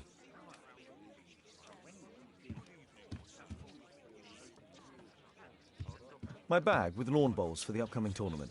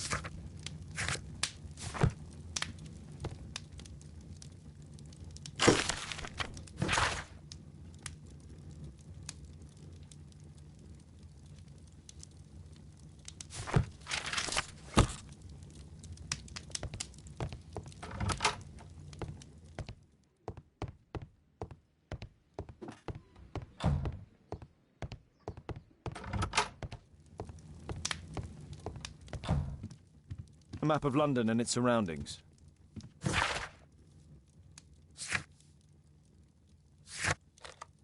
This suit isn't appropriate for where we're going.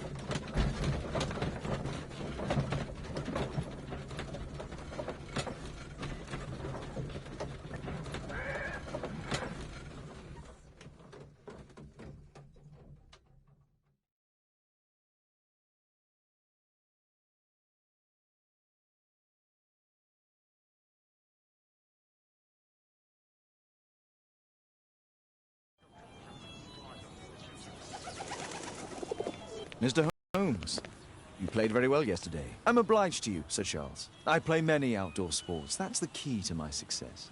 My friend Dr. Watson has decided to join me. Really? Mr. Holmes, would you like to see the first prize? A rare stone Mayan Quiche calendar. Mayan Quiche? Indeed. Their legendary king, Tekun Uman, has his statue just behind you. Although this one is a cast metal copy. That? Oh. Well, since only members may enter the clubhouse, we have exhibited the calendar outside. Please, explore.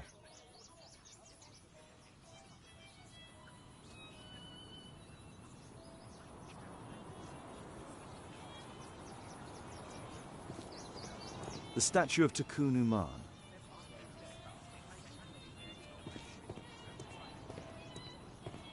I'd like to win the Mayan calendar. It's a beautiful work of art.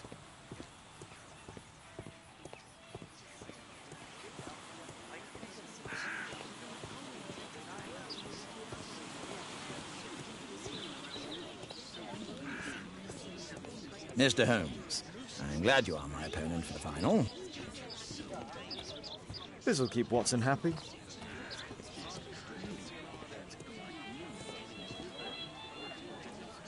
Ah, Mr. Holmes, are you ready to begin the final game? I still need some time. Good luck, Holmes. I lost to the quarterfinals, but the green was wet.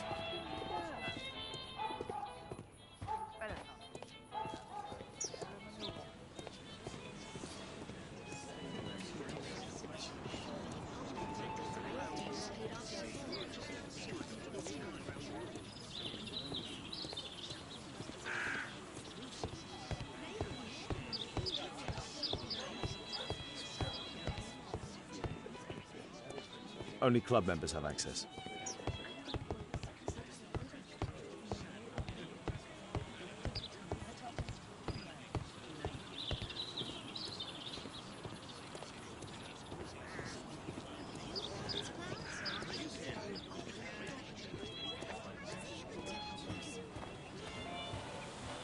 It's a great final. Did you see the first prize?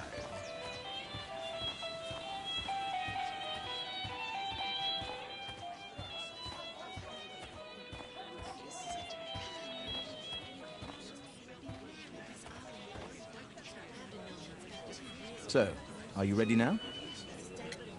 I still need some time.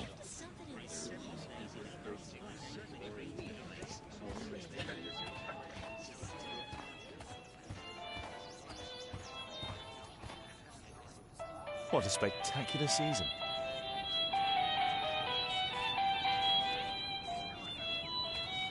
The first prize, the Mayan Quiche calendar.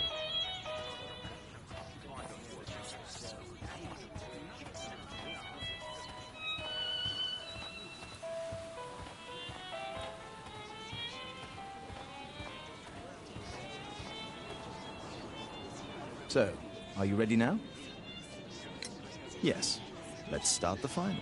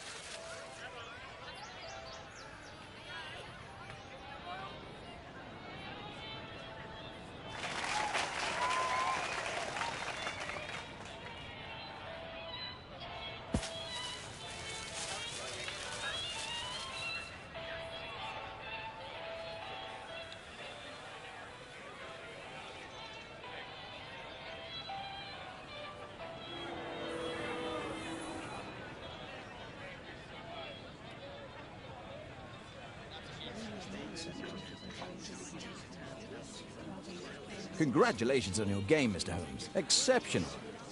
The awards ceremony will be tomorrow morning. See you then to receive your prize of the calendar.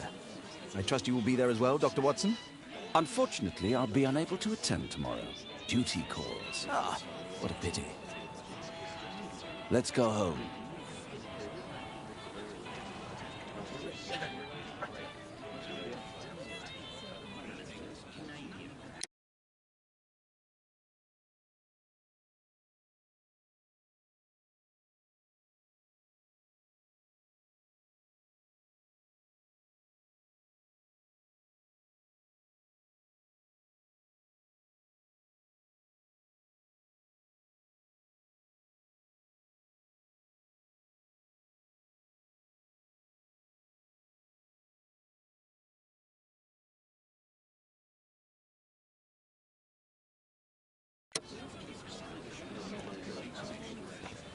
Let's go home. See you tomorrow, Mr. Holmes.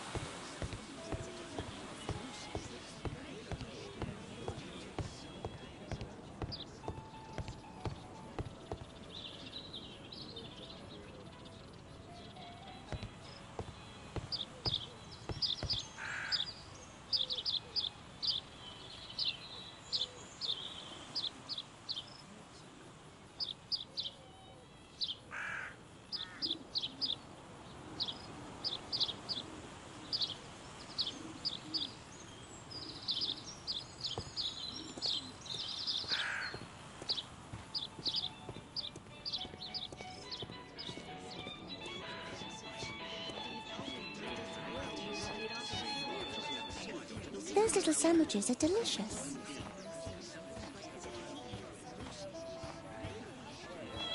The first prize, the Mayan Quiche calendar. What a spectacular season. The great...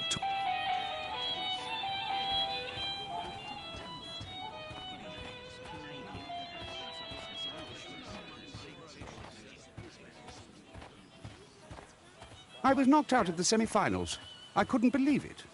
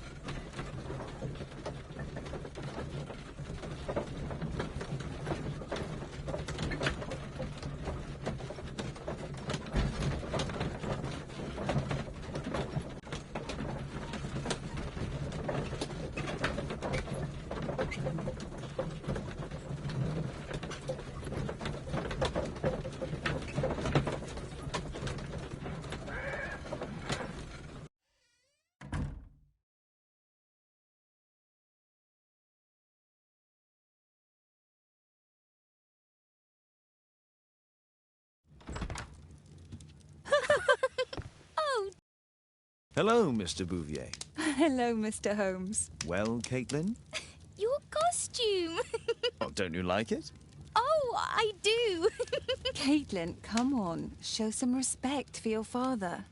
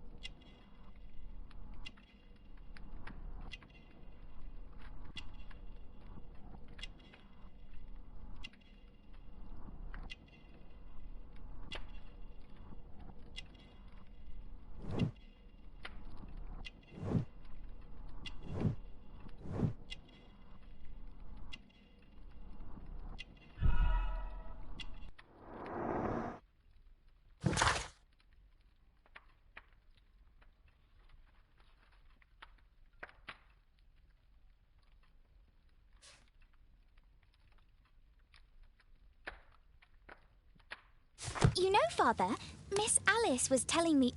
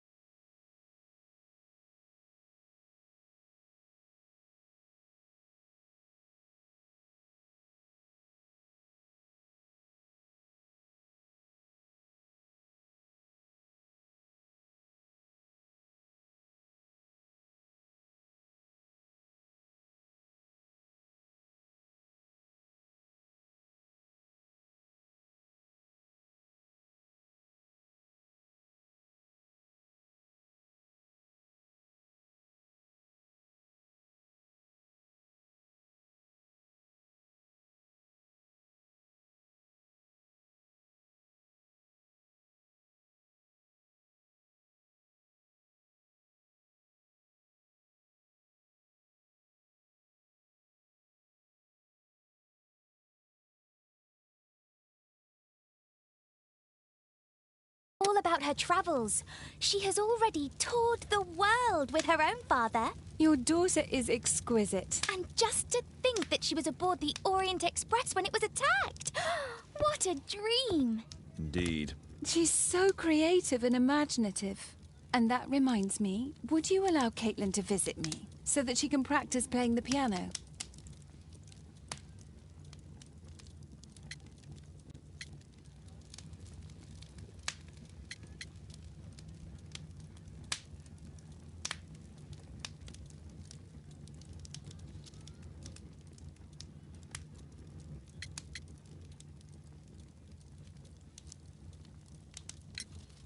Poor choice of instruments. I hate the piano. I'd rather her not. Oh, Father, why did you say that? Caitlin, we are neighbours. We'll meet again. Until then, I shall leave you with this book. Thank you, Miss Alice.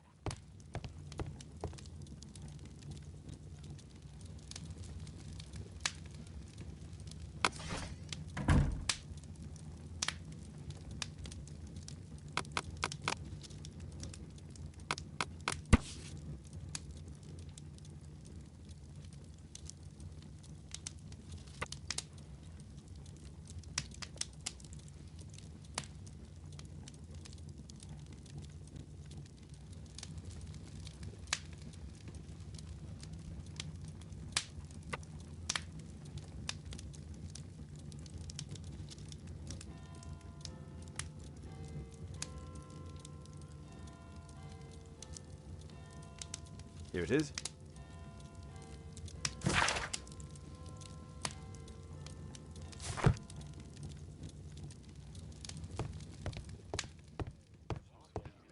My analysis table. It's useful for my work. Who chased his own tail again? I should walk with you more often.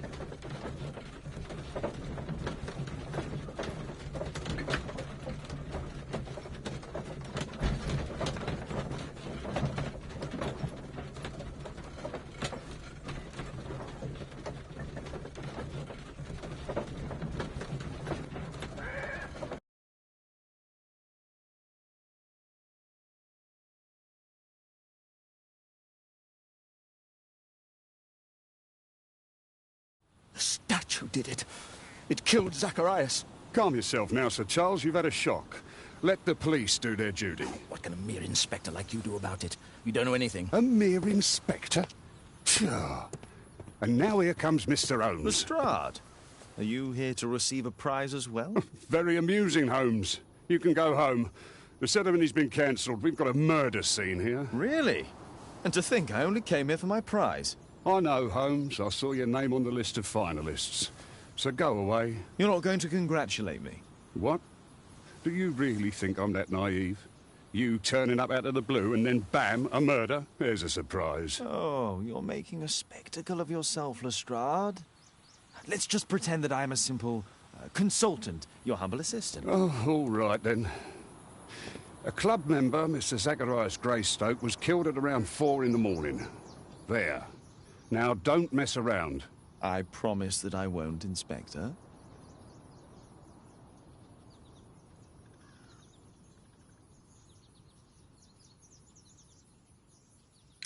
What do you make of the facts? It's quite clear. The murderer intended to steal the Mayan calendar. He was caught by Zacharias Greystoke. He then took up the first weapon that came to hand, the statue's spear, and killed Greystoke. Then he fled, just as Sir Charles was coming out of the club. Unfortunately, we've been unable to find any trail beyond the club's wall. It's as if the murderer vanished into thin air. Well, take a look for yourself. Did you search the clubhouse? What for? The murder took place outside.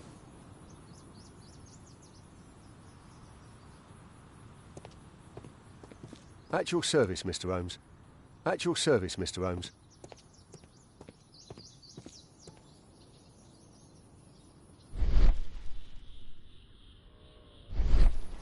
The surface is damaged. The iron mounting rod is broken. Traces of metal on stone.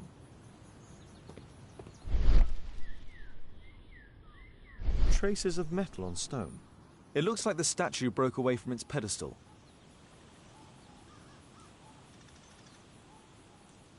A piece of the statue's mounting rod. Pieces from the pedestal.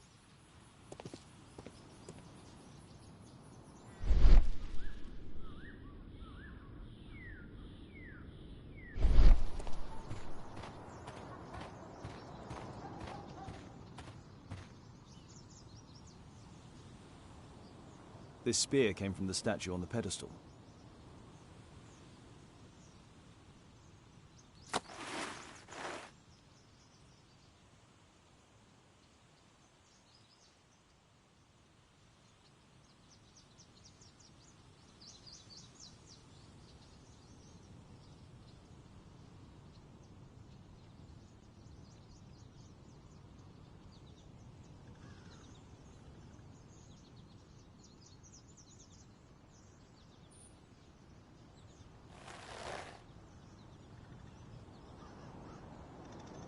Money was left inside the wallet.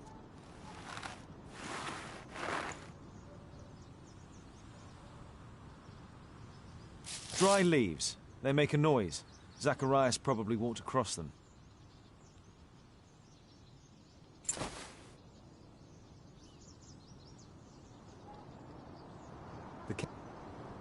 The case is scratched and dented. Tissot watch. Swiss. 1855. This watch is valuable and old. It's been through a great deal.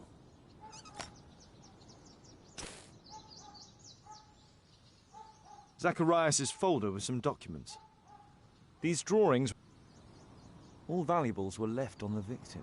The strike was powerful and well aimed.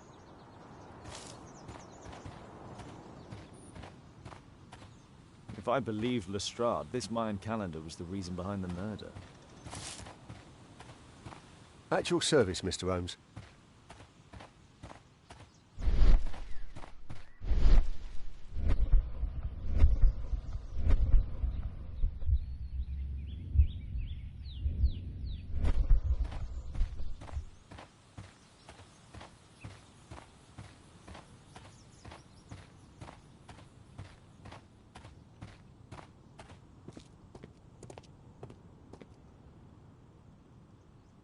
Sir Charles, are you able to tell me in detail what happened? Ah, Mr. Holmes. Well, to prepare for the awards ceremony, I decided to spend the night here at the club. I was sitting alone at my desk when I suddenly heard a loud, metallic sound and a terrible shout. I hurried outside and well, I found the body of Zacharias.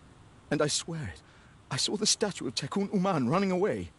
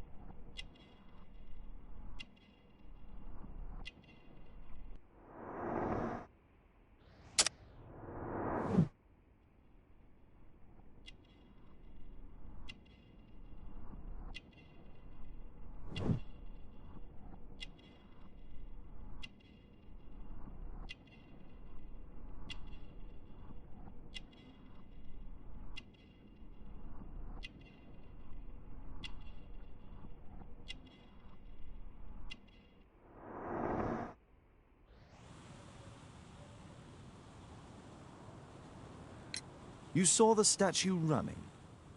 It was dark. But yes, I'm sure of it. It was running, and it was making the most horrible metal sound as it did so. And can't you see? The pedestal is now empty. Did you know the victim? Yes, of course. It was Zacharias Greystoke. He is... was a club member, and an excellent bowler. But why was he here so early in the morning? Oh, I don't know.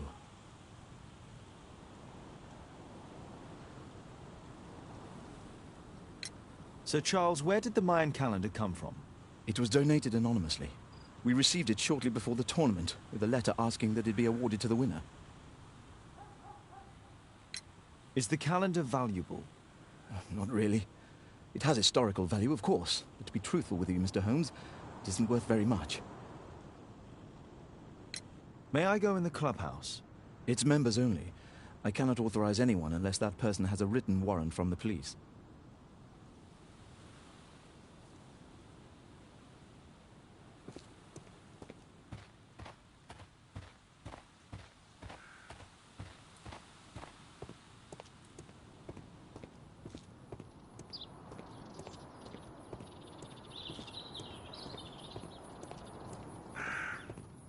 At your service, Mr. Holmes.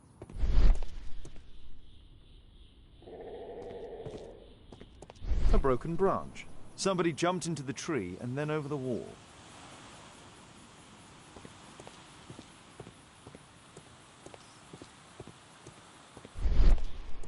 Scratches on the stone. At your service, Mr. Holmes.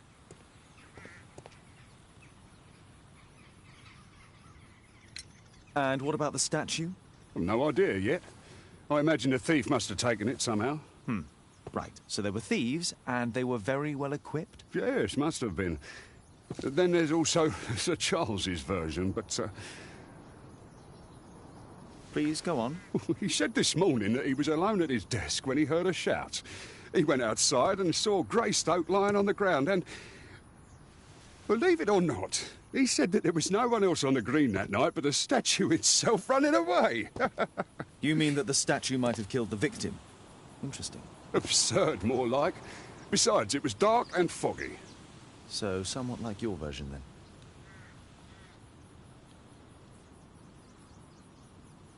You're still here?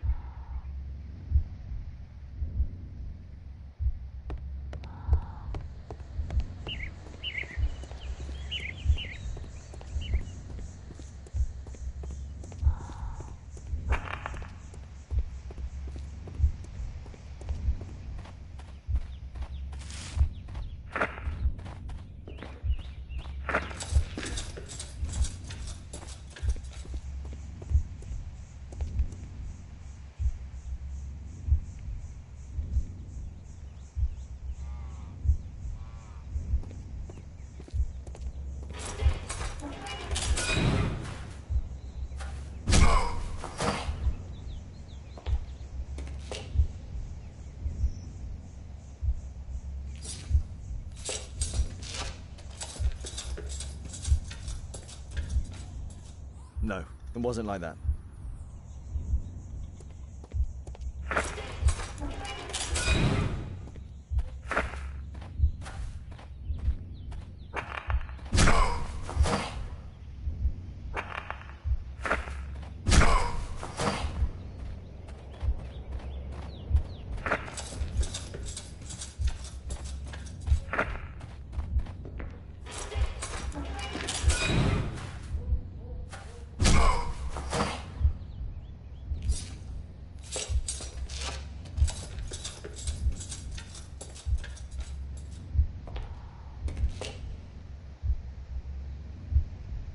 No, it wasn't like that.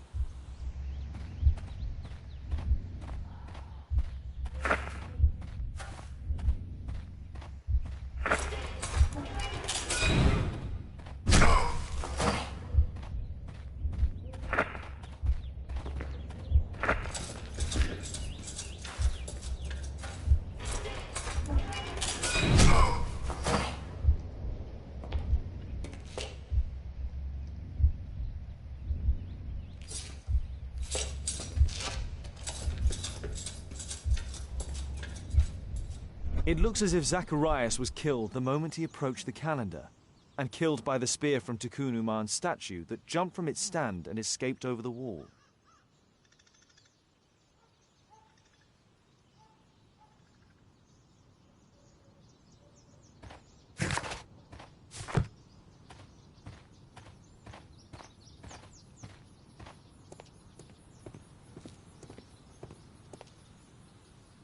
Well, Holmes, your conclusions as my consultant? My conclusions are approximate to Sir Charles's testimony. Oh dear, you think the statue did it? Everything points to the fact that the spear was thrown from the pedestal, and Mr. Greystoke appeared not to notice the killer. Indeed. The journalists will be ecstatic about your version. I would like to examine the victim and take a look at his belongings. Oh, you've amused me at least, Mr. Holmes. Very well. I'll grant you authorization for the examination at Scotland Yard, but nothing more.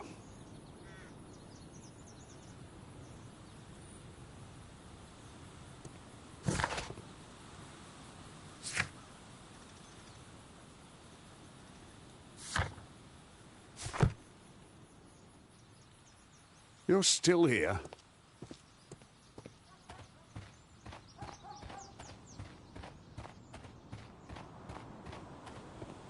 A murder at my club.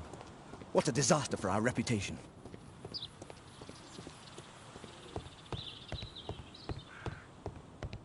Only club.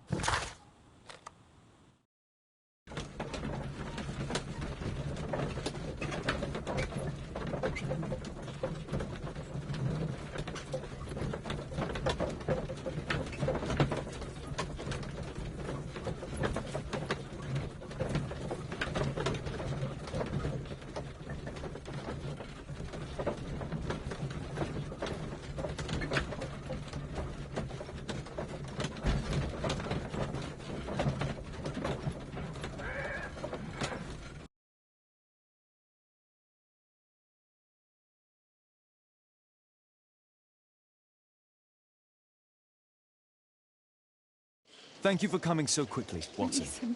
Lestrade already has the victim's body in the autopsy room. I'm always ready to help anytime, Holmes.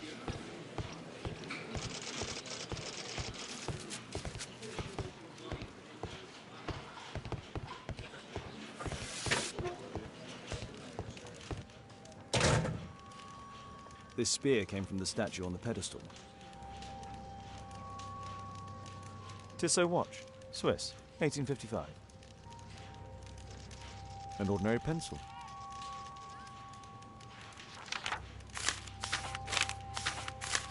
Oh, Zacharias had already tried.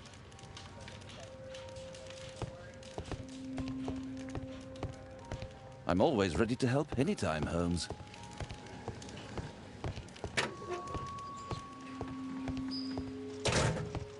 There's no need to disturb Lestrade for the time being.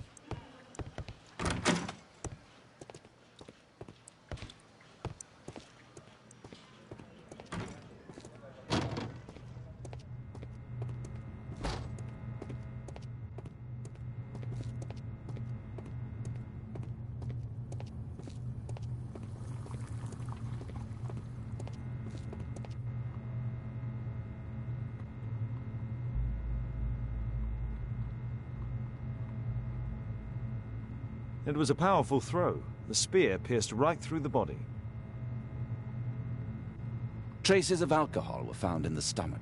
Apparently Zacharias had been drinking before his death.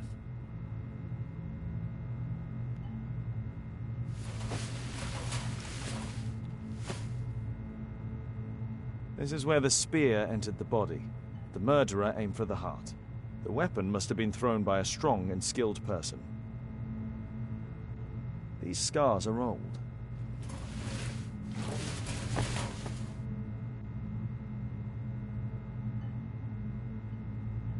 Red eye. It looks like a serious infection.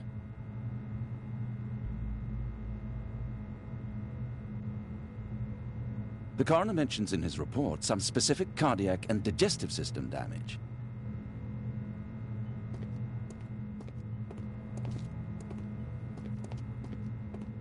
I'm always ready to help anytime, Holmes.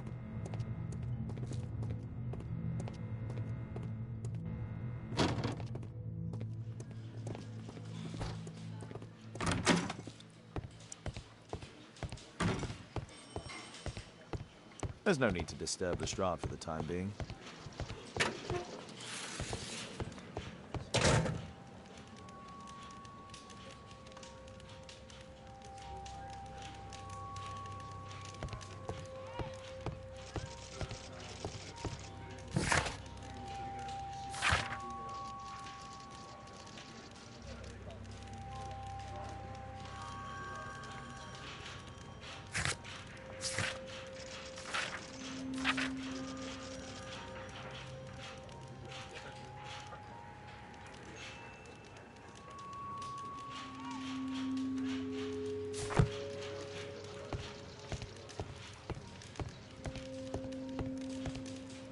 The Mayan calendar. Here's a chance to have a closer look.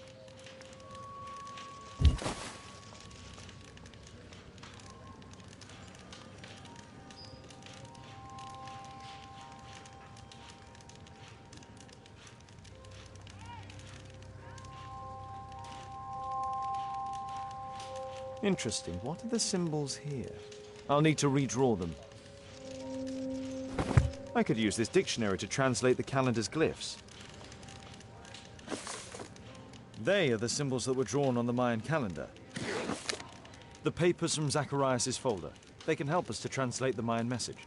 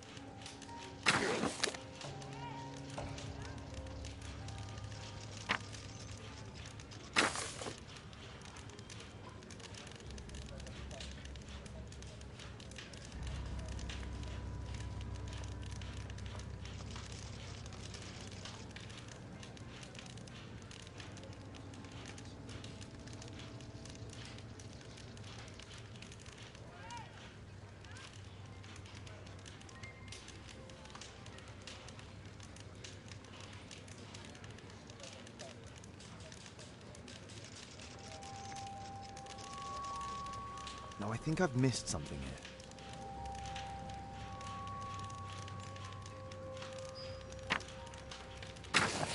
Cursed will be anyone who disturbs the sacred temple. They will meet their death by the risen statue. Only the chosen will have mercy. It's not only a calendar, it's a curse. Zacharias Greystoke, a member of the club, was killed as the curse decreed. It's possible that the link between Zacharias and the curse is at the archaeological club. I'll need a search warrant.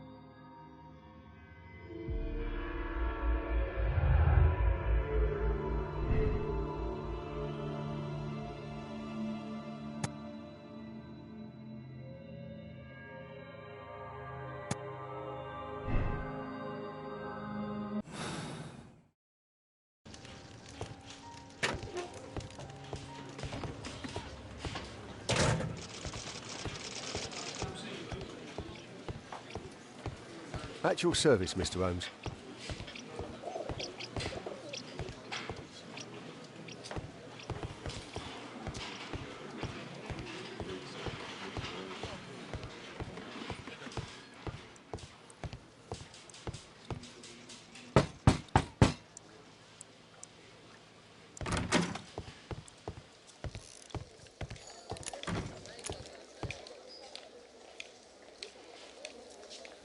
Aren't you supposed to be investigating instead of bothering me?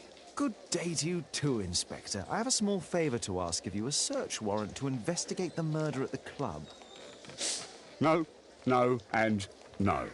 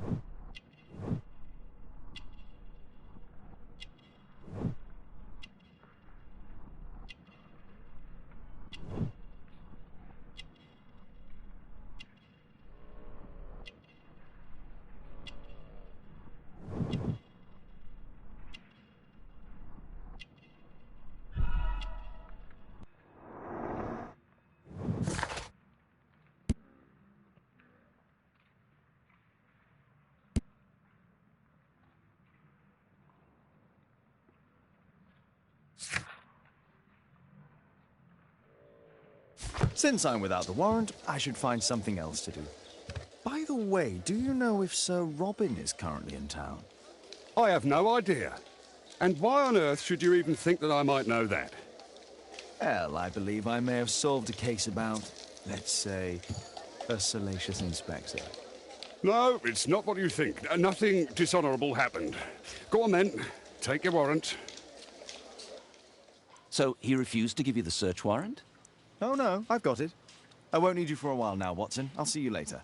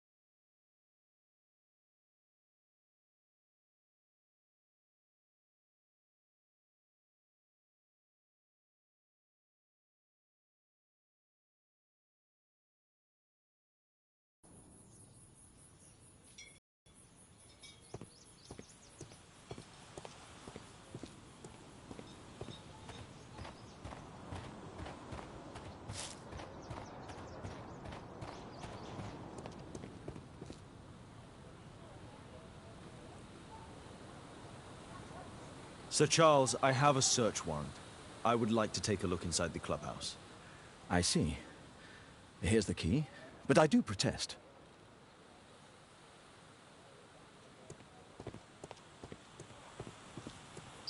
I heard that Zacharias was killed by the statue's spear. Why won't the police say?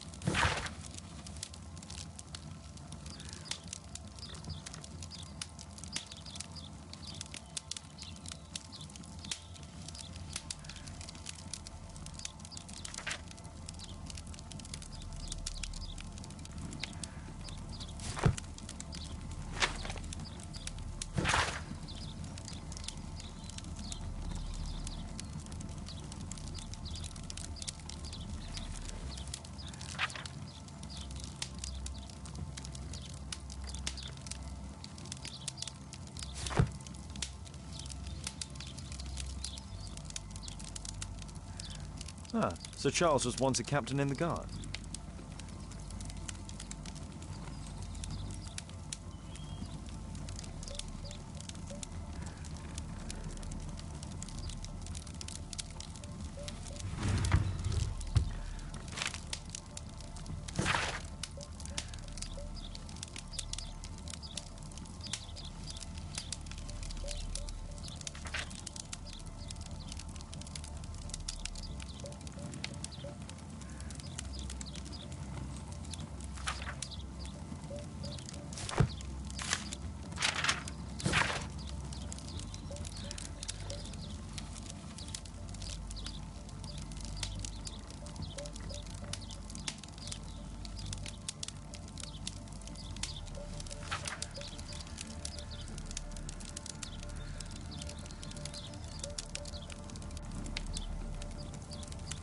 Interesting. It appears that the club is unable to pay its debts to the bank.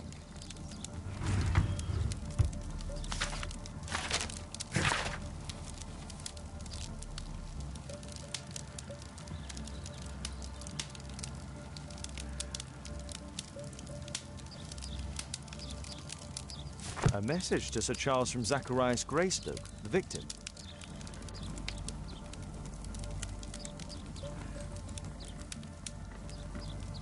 The 50th birthday of Lord Stevenson.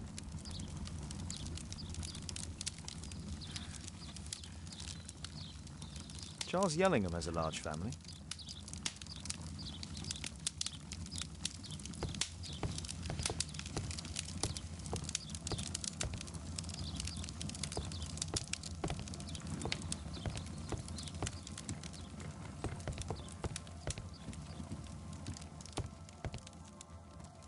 Zacharias Greystoke. I wonder who this man is. It's Sir Charles Yellingham, the director of the club. Guatemala, 1881. I don't think this is a bowls tournament.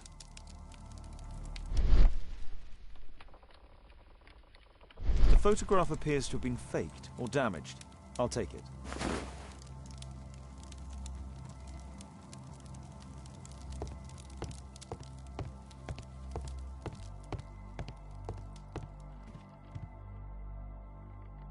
These antiques look quite valuable.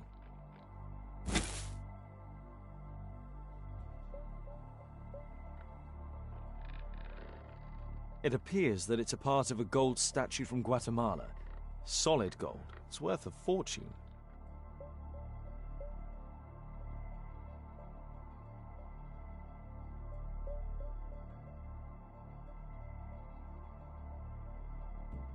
This piece has been cleanly and intentionally cut.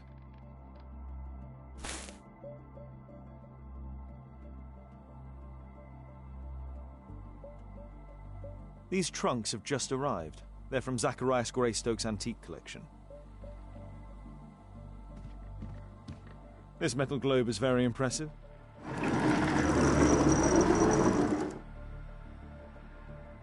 Some bits are missing. Some bits are missing.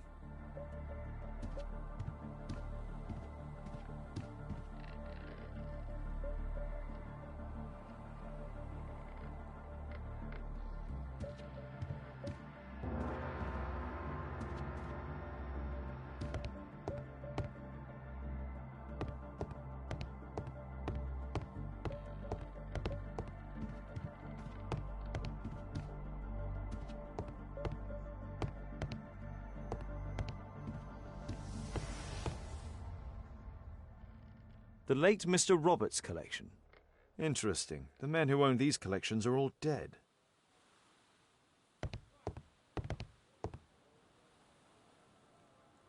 The late Mr. Sutherland's collection.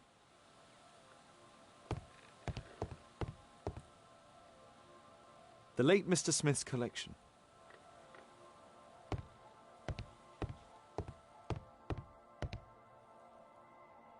The late Mr. Blinkhorn's collection. The late Mr. Bromsby's collection.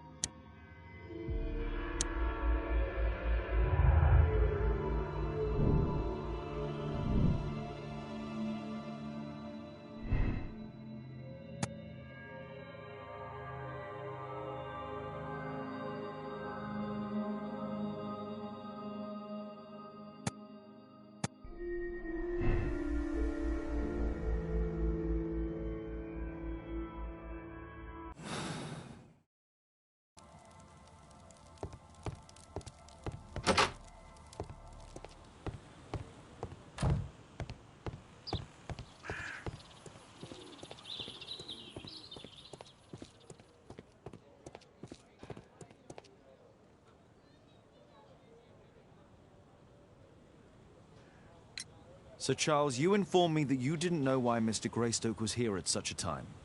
That's correct. I have no idea.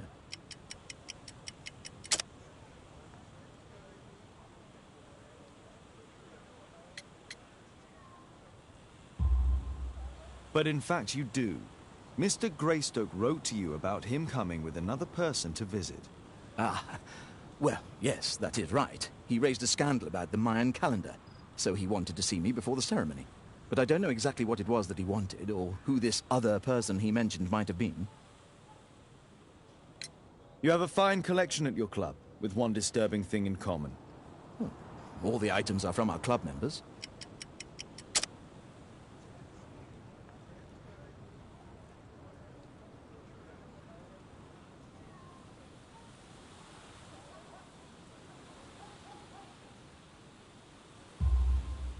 But only from deceased members, including Mr. Greystoke. Ah, well, yes. But it is a rule of the club that all our members undertake to donate their personal collections to us in the event of their death.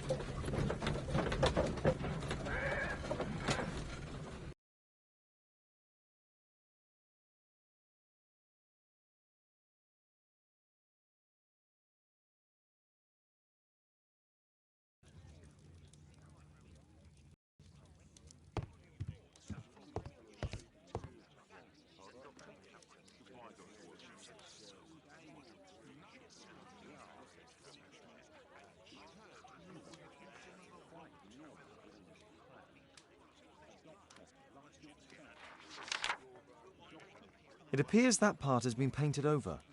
I need to find out what's underneath.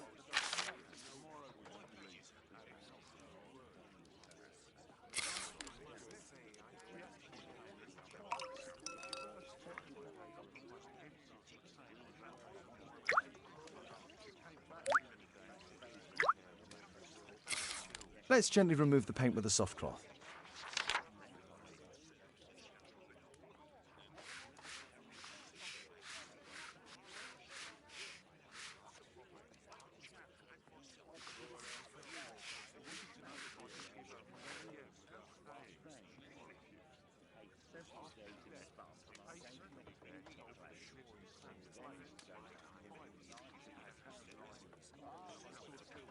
Aha, there's another person in the photograph.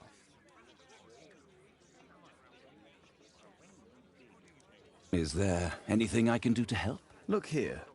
There's a person with a swollen eye who was concealed within this photograph. A dispute of some kind, do you think, Watson? Possibly. But it appears to me a characteristic symptom of a rare tropical disease that is found in South and Central America. South America! Brilliant, Watson! Happy to help. Is it deadly? Well, there is a chance he survived.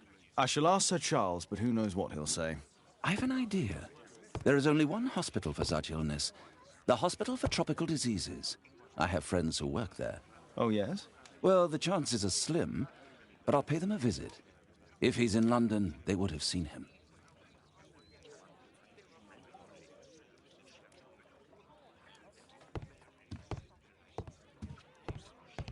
I do hope that bone has no connection to Watson's medical practice. My archive.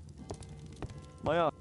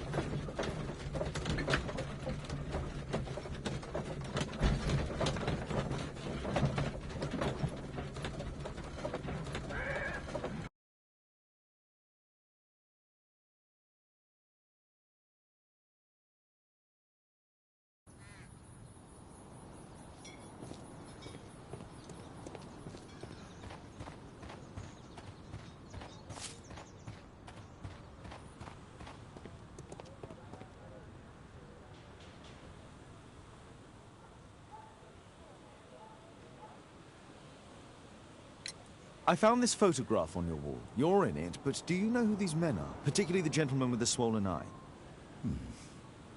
Oh, him. But that's poor Mr. Albeit.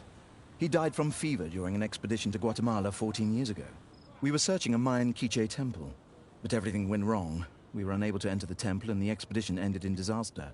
I'm here, and here is Zacharias. And there is Bernard Marley, another member. He's over there, near the pedestal. By the way, he's the fellow who built that terrible statue. He created it, must have been 10 years ago. Albeit was a club member. Where is his collection? Well, the devil if I know. We never did locate it.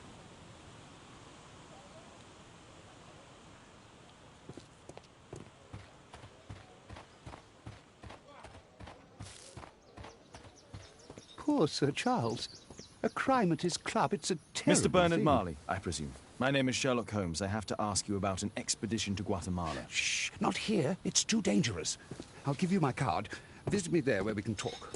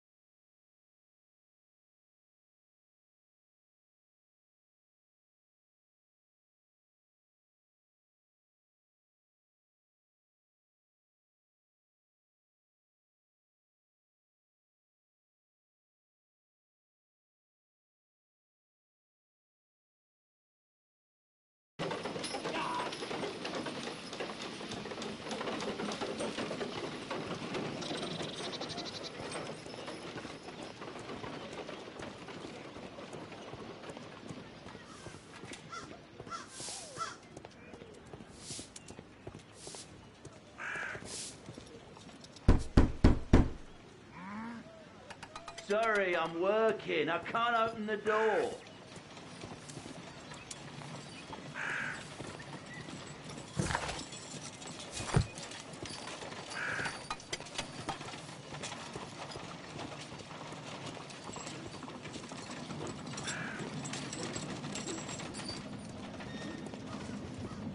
Excuse me, where is Grub Street? It's that way.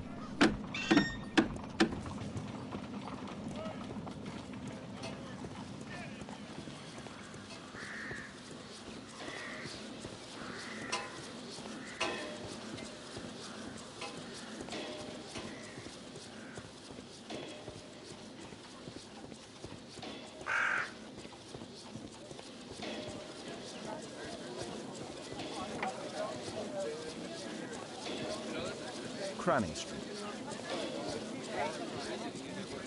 Grub Street.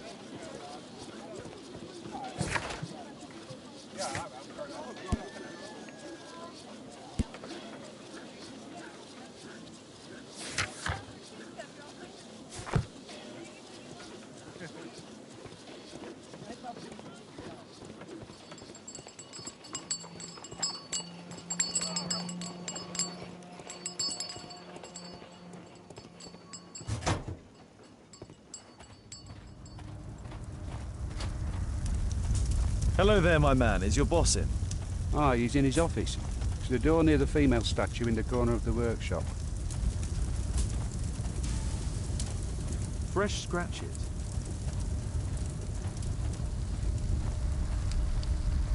Something large and heavy was dragged here. Apparently, Marley has built multiple statues of Takuluman.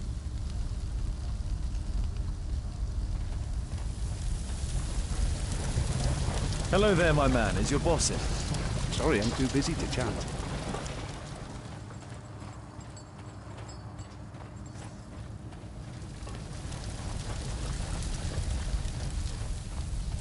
Apparently.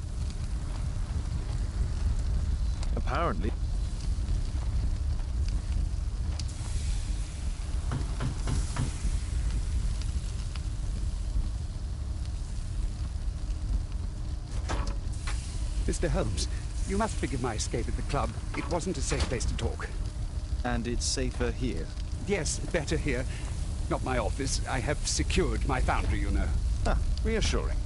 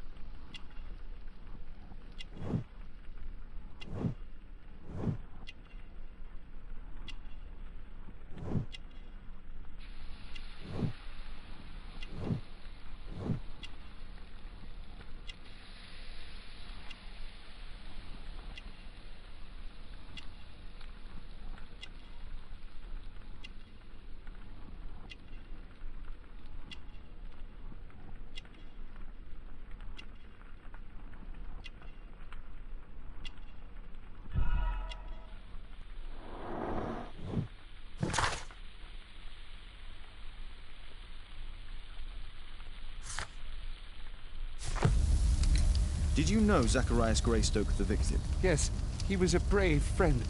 Such good karma until yesterday. Do you recognize the unwell man in this photograph? By Jove, albeit. Yes, that's him. The poor fellow met his end in Guatemala. He was struck down by a terrible disease. You were friends? Not really, but he was an active member and a courageous man. Too courageous. You can't fight against the Quiche gods. And what of the expedition? You were seeking a Mayan temple? Yes, the temple of Tekun Uman. Another one of Charles's stupid ideas. We found it, but there was some kind of strange force that prevented us from entering. An evil aura. It was Tekun Uman's emanation. We could all feel it. Albeit its disease worsened suddenly, there was nothing we could do. And now, with Zacharias' death, The curse has reawakened. After 14 years? Prophecies are timeless, even in the beyond. There is no escape. Did Zacharias believe in the prophecy? It is not a matter of belief, don't you understand?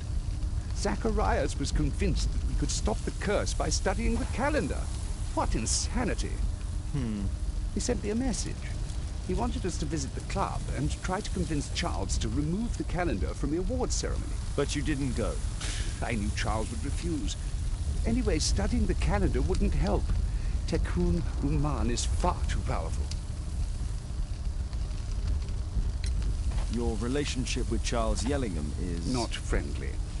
Well, it is reciprocal. You know, most of his expeditions are failures because he is too focused on his hypothetical career to be in politics. He has political ambition. That would be an understatement. He has ambitions for the House of Lords, and the club is his means of achieving this. It's also the reason for his disastrous management. But he still succeeds in finding money. I wonder how. What's your opinion on Tekun Uman's statue having disappeared? I don't know, but I have nothing to do with it. Nothing.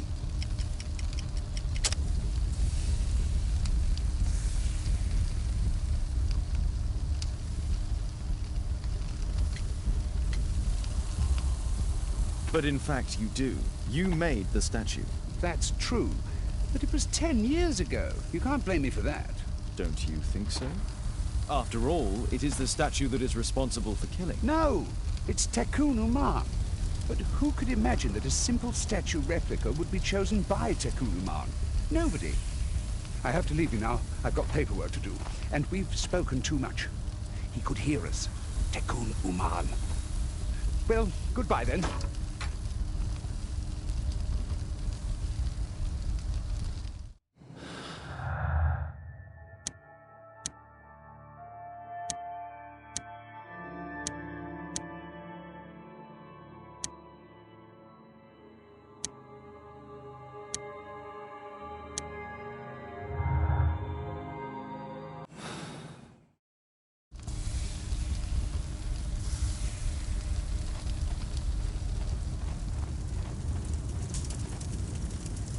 A drawing of Tekun Uman.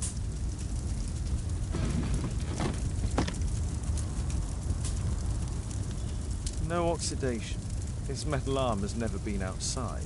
It's not part of the bowling club statue.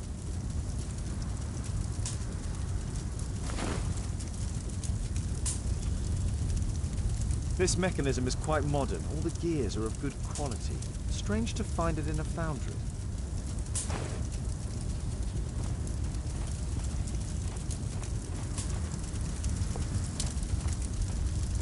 Sorry, I'm too busy to chat.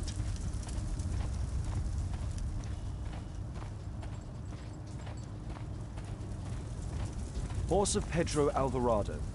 He was a conquistador, I believe.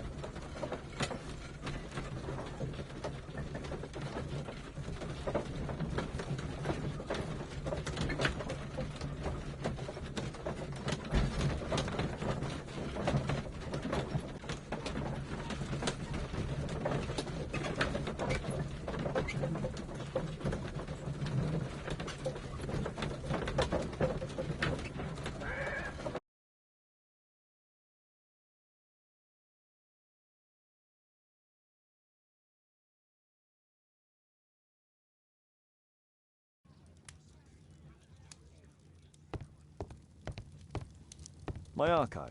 I can always consult. My archive. I can always consult with it if needed. I do hope that bone has no connection to Watson's medical practice. My analysis table. It's useful for my work.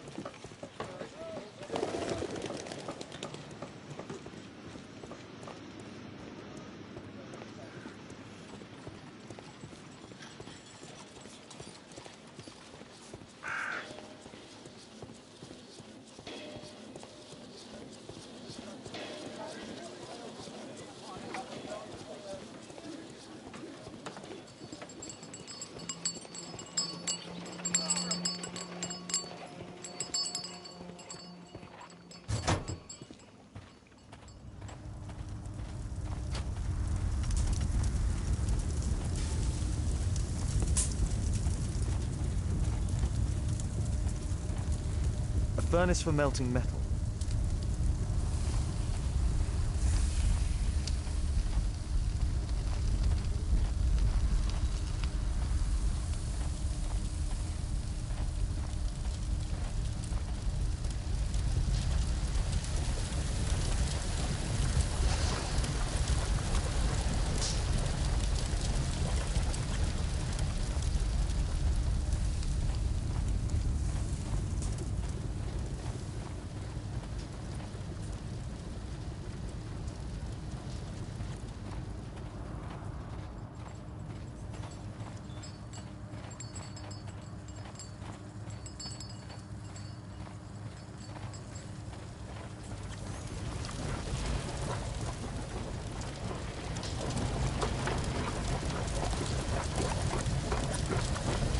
Sorry, I'm too busy to chat.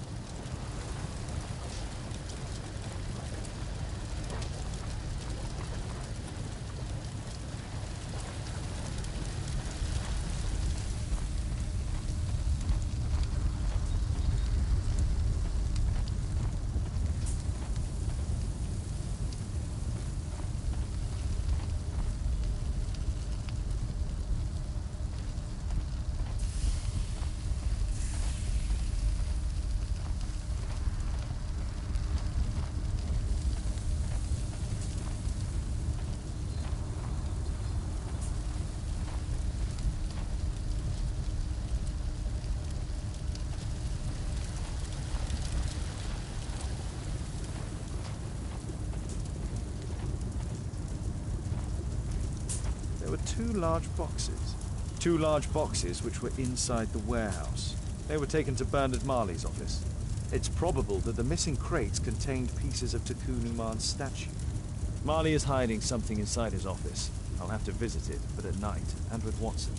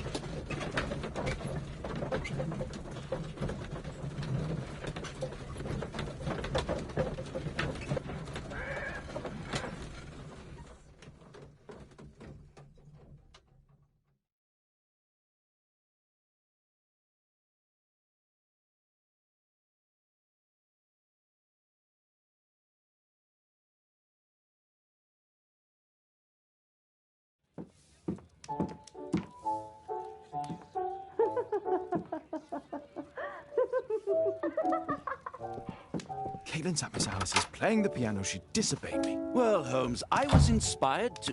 Oh, look here. The postman has made a mistake. He's delivered a letter addressed to Miss Alice. Oh, he mistook 221B for 221C. Give it to me, Watson.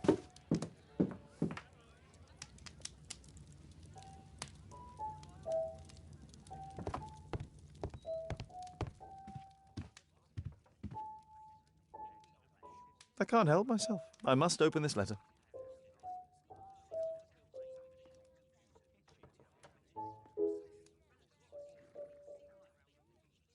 I need to turn on the gas burner first.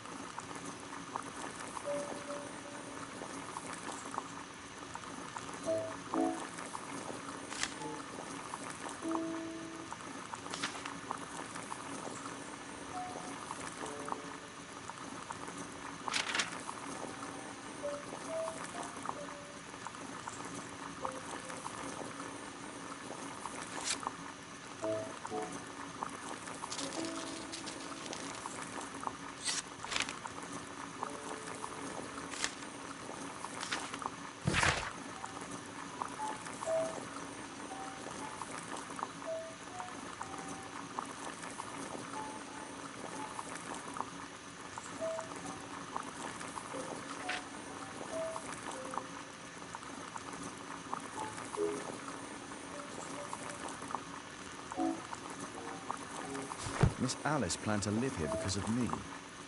I need to have a talk with her as soon as possible.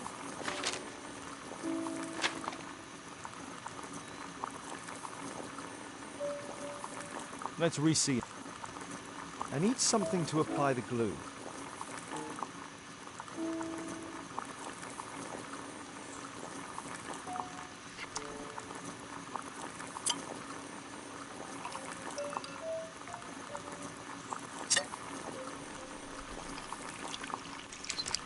That's it. Don't stop playing, Kate. I need to speak with Miss Alice first.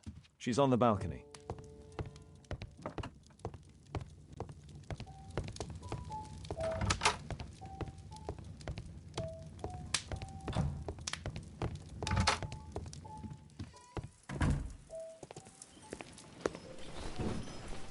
about telling me why you came here in the first place?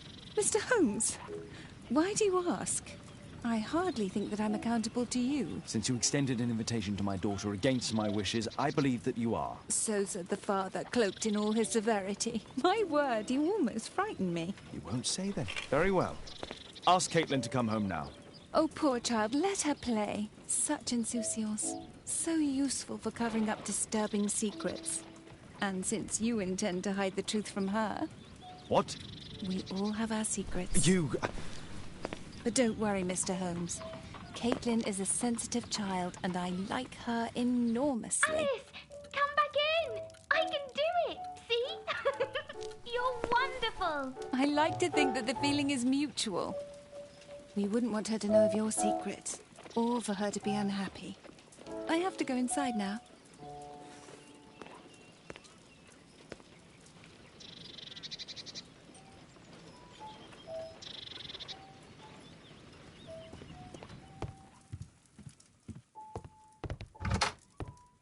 Ah, Holmes, I entirely forgot. There's a man corresponding to the photograph who is a regular visitor at the Hospital for Tropical Diseases. His name is James Byron. Are you sure?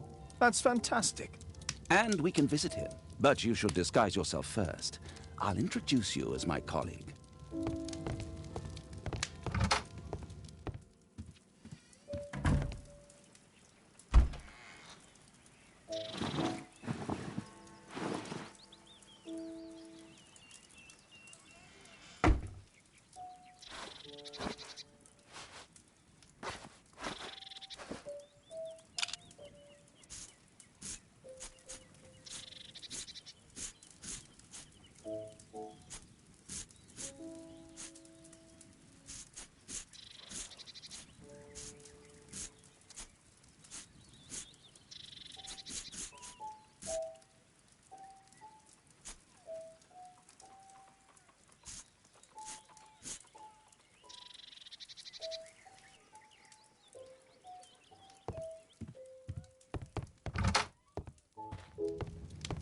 Holmes, we have to go to the hospital.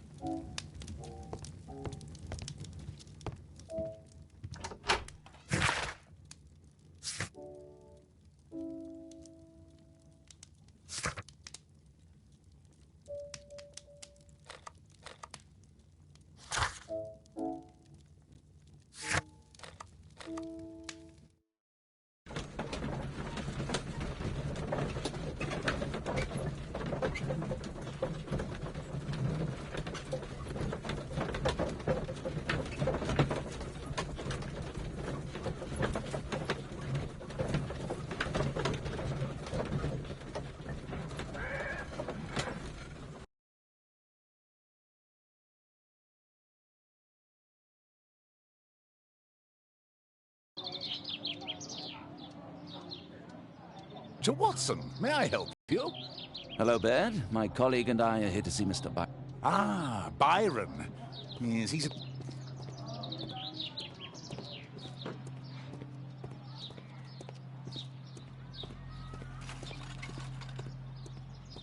That isn't our man.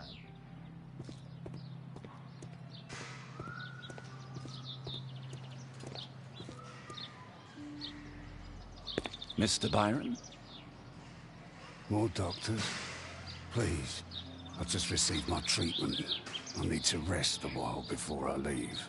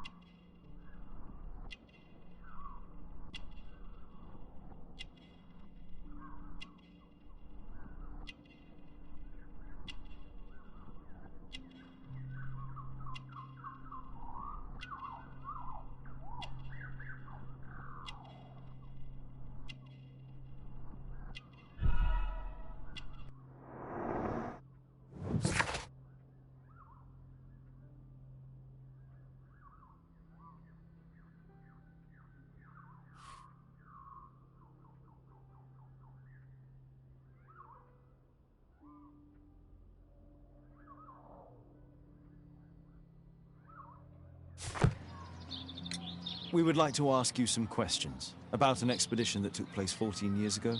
An expedition? What expedition? You're wrong, I've never left London.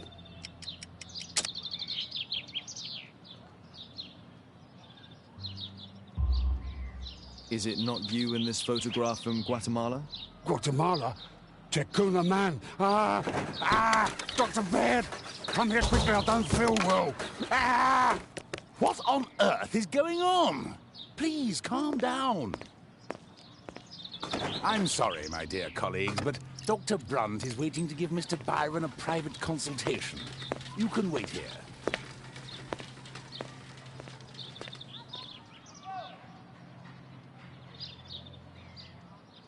What should we do next, Holmes? Weren't you paying attention? We have to wait, but we'll take advantage of the situation.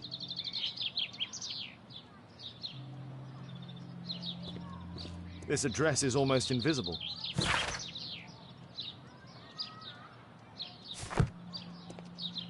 He recently purchased Chinese tobacco.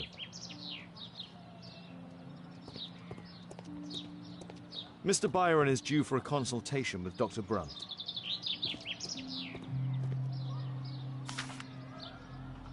Our man passed by a circus.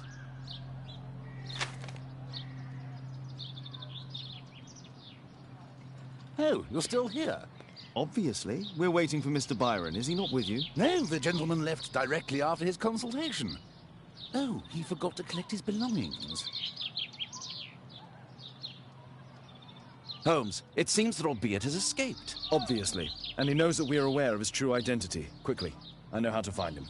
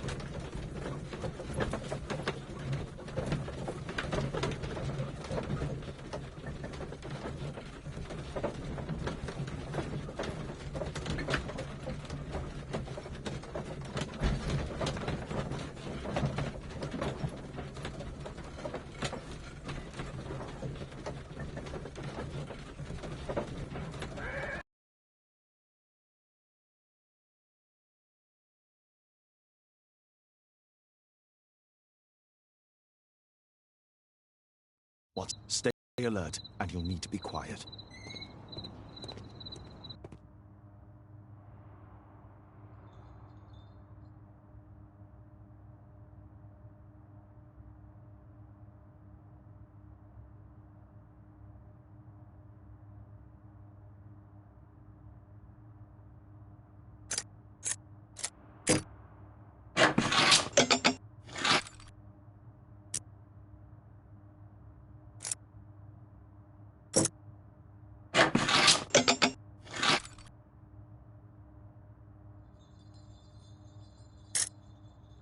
There's no space for this lockpick.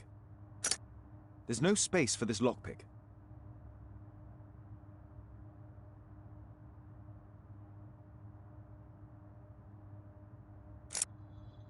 There's no space for this lockpick.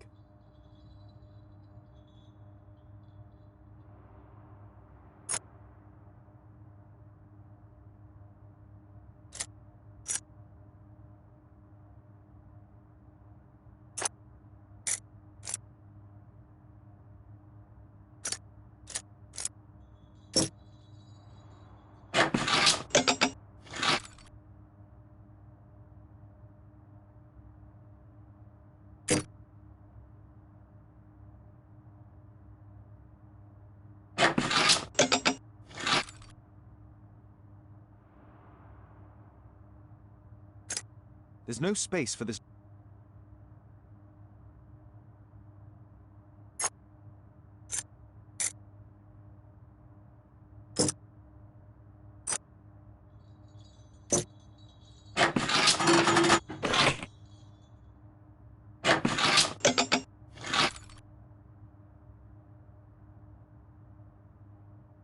There's no space for this lockpick.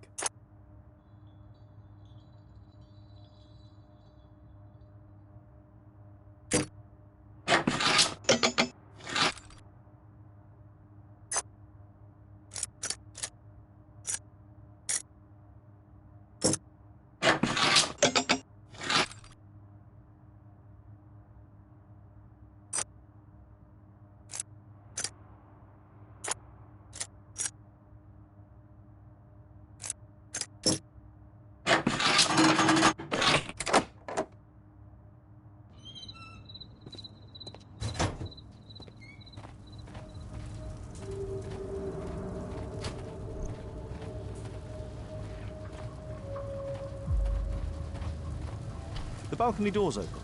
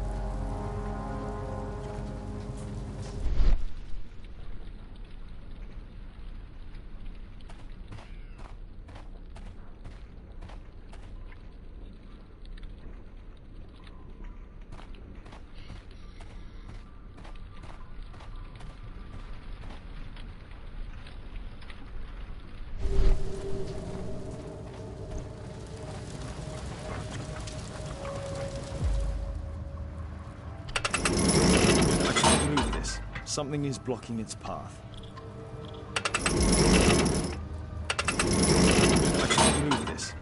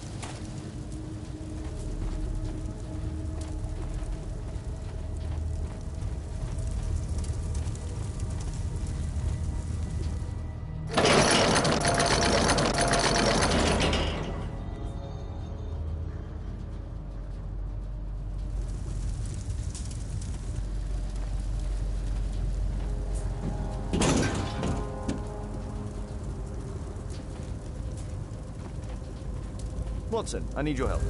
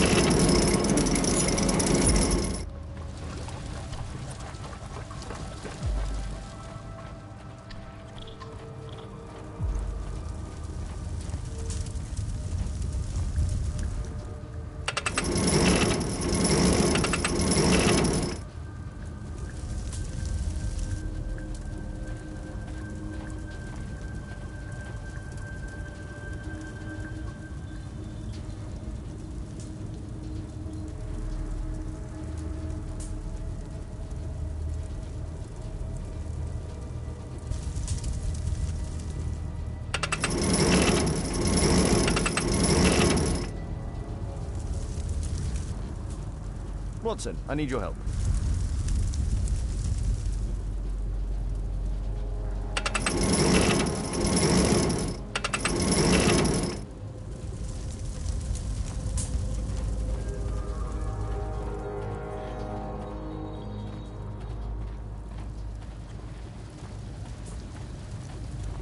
I can't move it in that direction. I can't move it in that direction.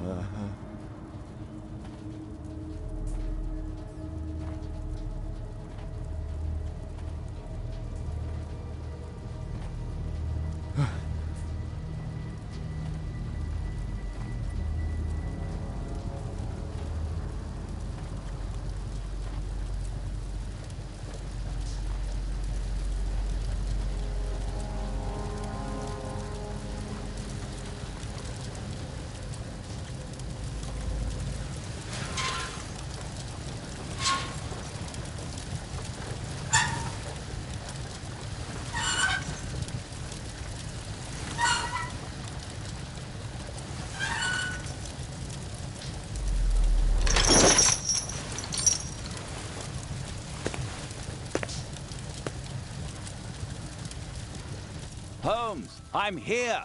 Can you let me in? A Mayan pyramid. A slot. It appears to be part of some mechanism.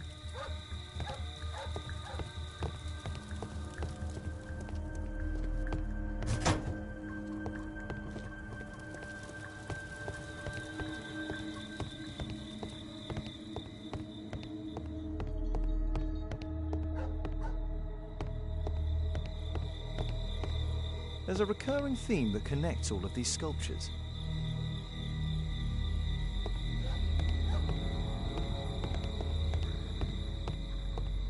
Marley is obviously an avid student of mechanics.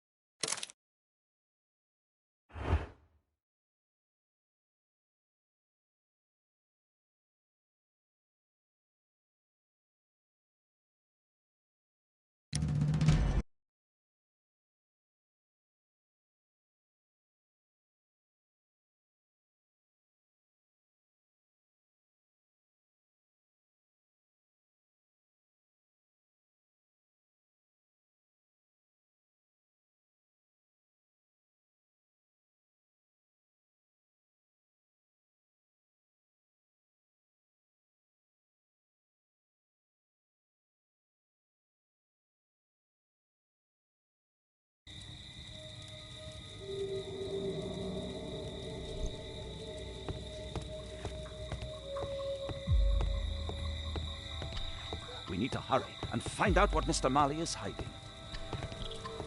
A Mayan pyramid. A slot. It appears to be part of some mechanism.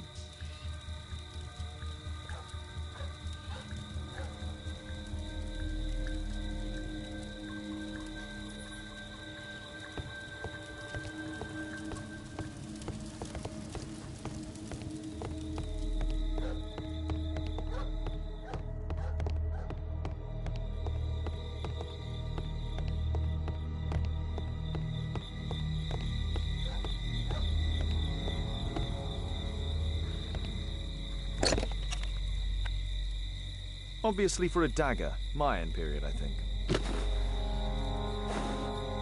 I'll need a dagger to work the mechanism.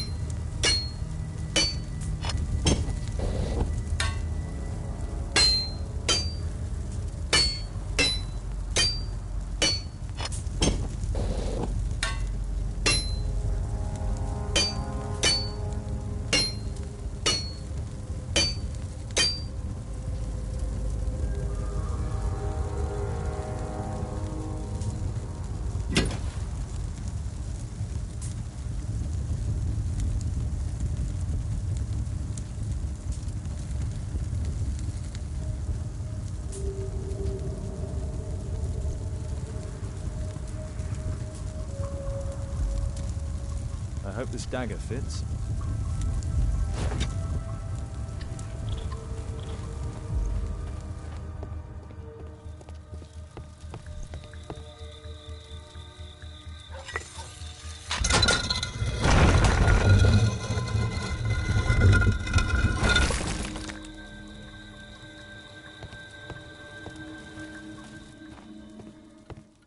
Another statue of Takun-Uman.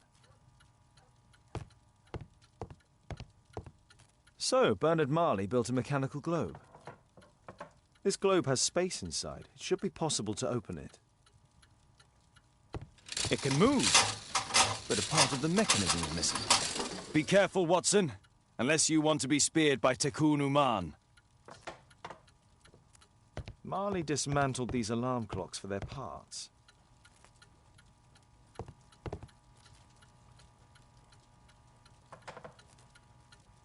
It's closed. Hmm.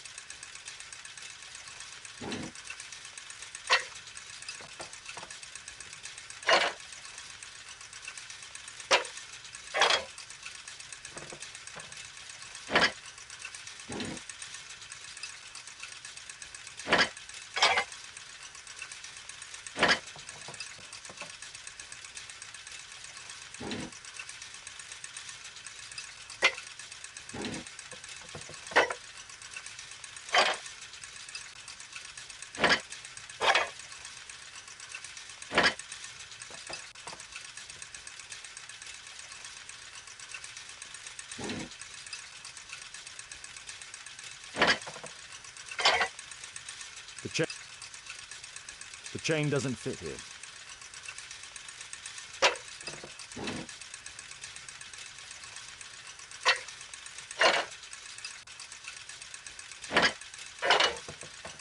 The chain doesn't...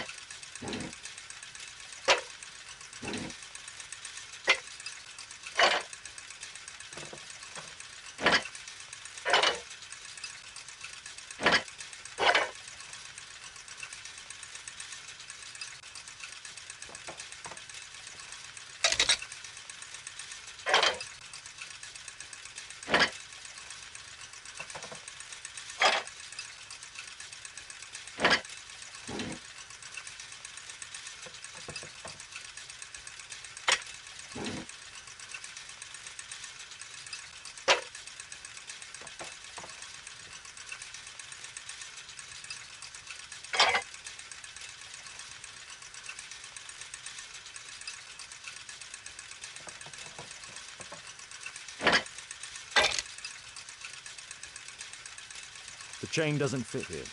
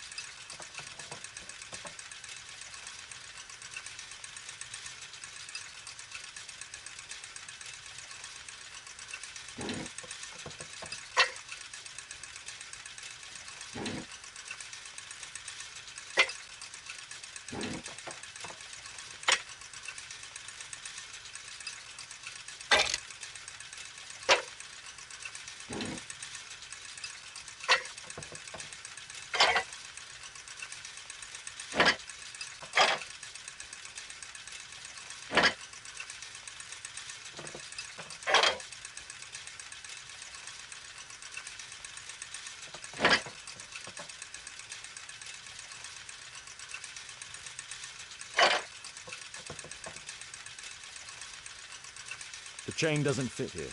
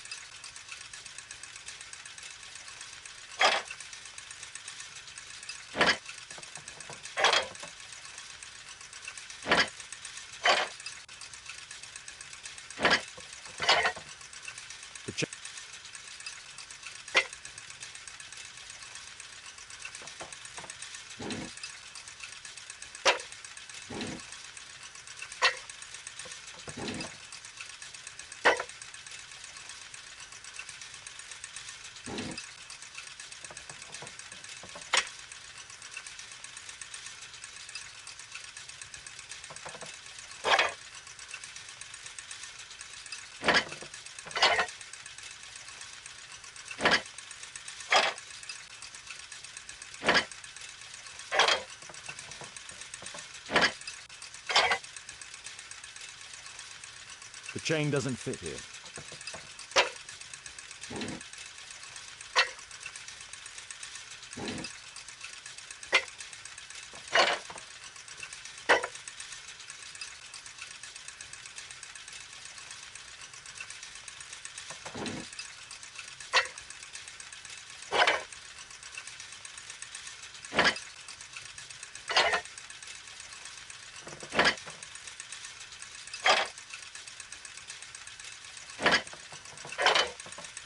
The chain doesn't fit here.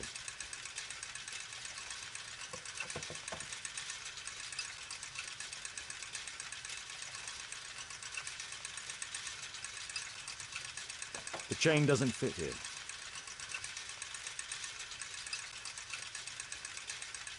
The chain doesn't fit here.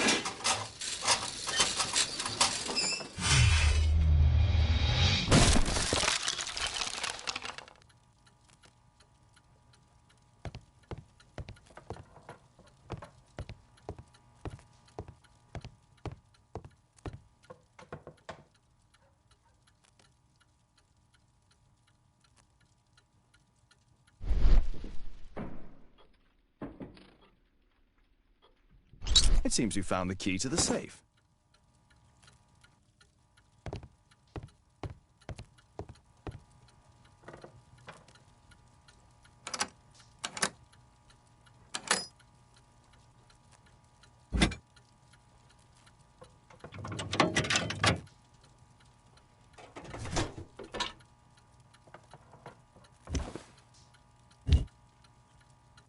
The statue is in 3 parts. Only the gold is original.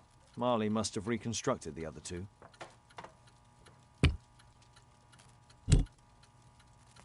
The statue is in 3... This part is in solid gold. It's worth a fortune.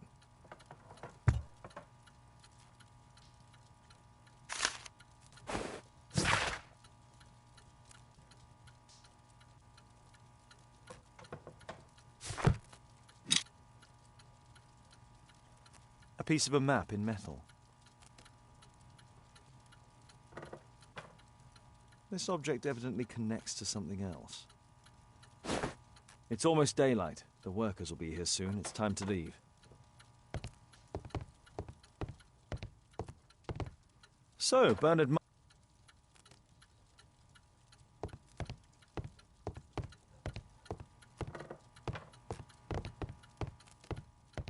What should we do next, Holmes?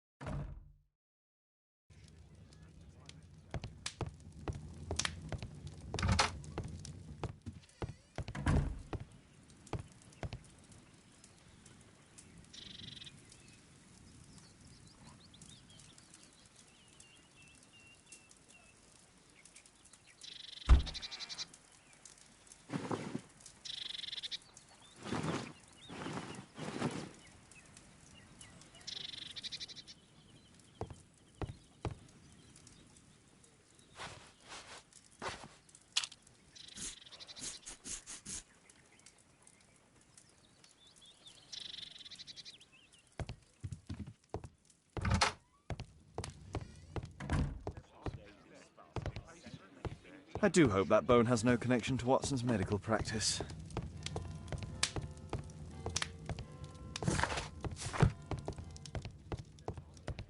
Thanks to the information I obtained at the hospital, I can now deduce where Albeit is hiding. We know that Albeit paid a visit to an opium den, a crowded market, and a circus. He also purchased some Chinese tobacco. Let's find a place in London where all four elements are close together.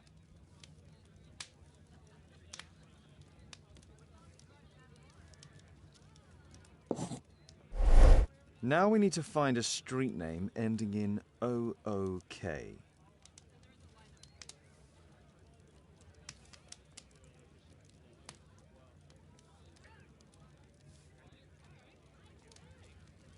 Here it is, 21D Brook Street. Watson, I believe we found Albeit's flat.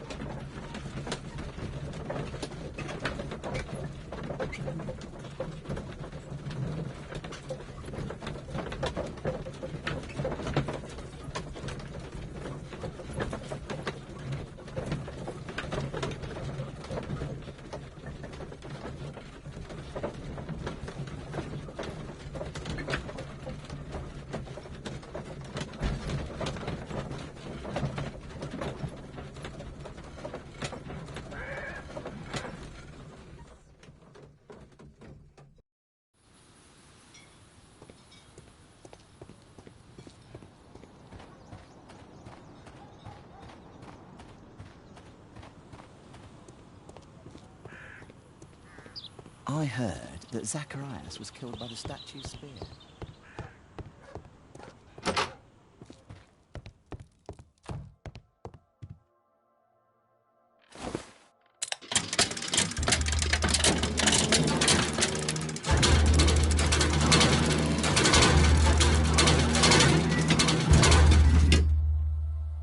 The last part of the temple is missing.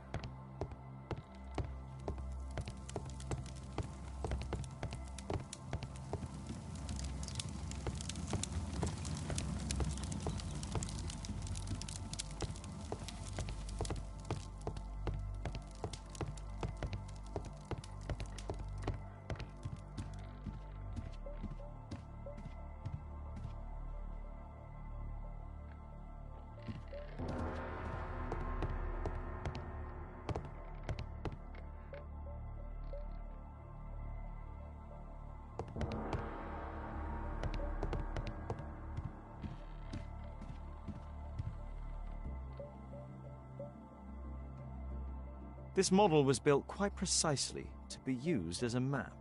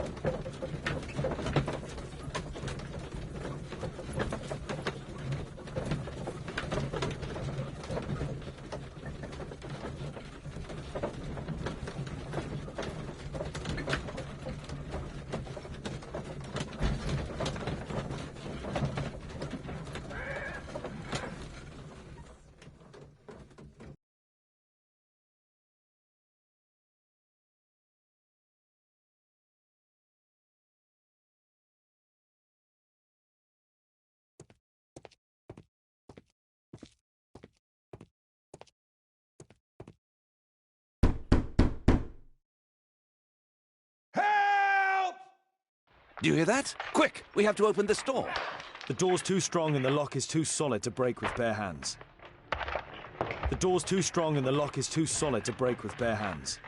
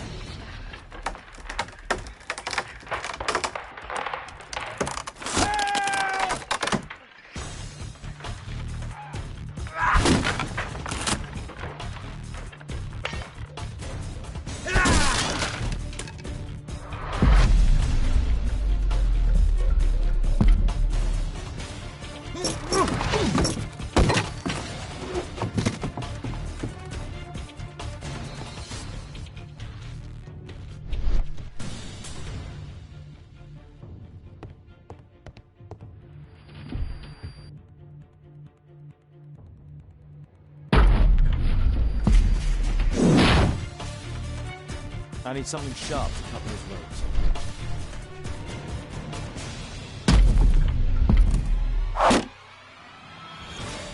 I need something sharp to cut those ropes.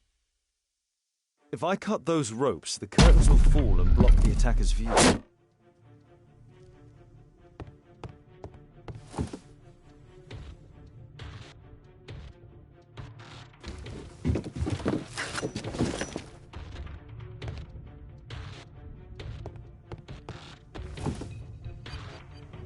If I cut those ropes, the curtains will fall and block the attacker's view.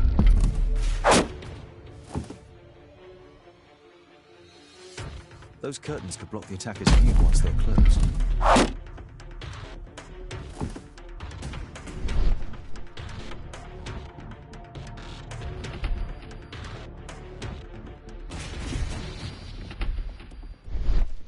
This table could serve as cover. Watson, I'll try to reach those curtains to close them. Cover me.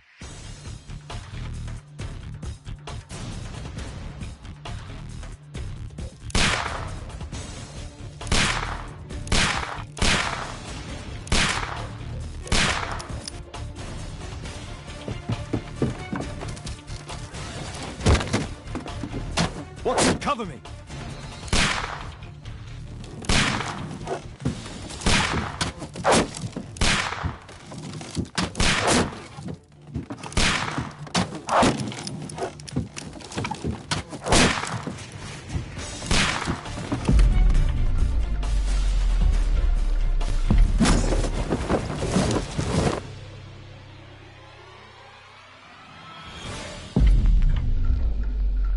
Get down!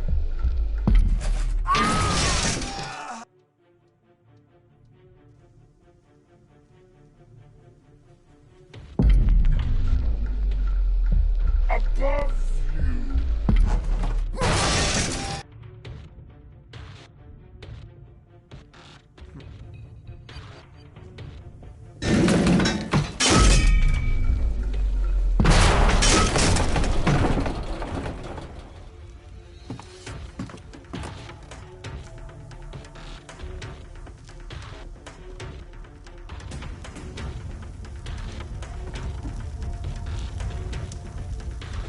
Watson, come here. He's behind the screen.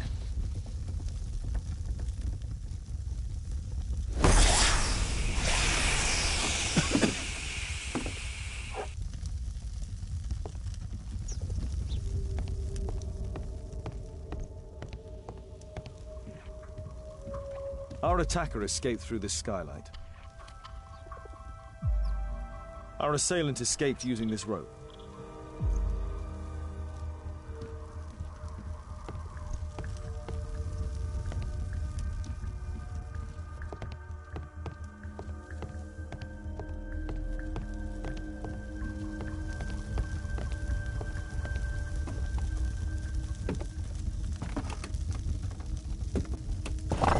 No! Don't kill me! Calm down. It's over now. It's gone. You? Oh. But why are you here? You're not doctors, are you? No. Well, you're half right. Shall we remove these masks? Your true name is Albeit, is it not? You were a member at Charles Yellingham's club. Yes, I was. Can you tell us what happened here? After your visit at the hospital, I quickly returned home. I was lying there on the sofa and felt an evil presence in the room. An evil presence? Never mind. It's probably the fever.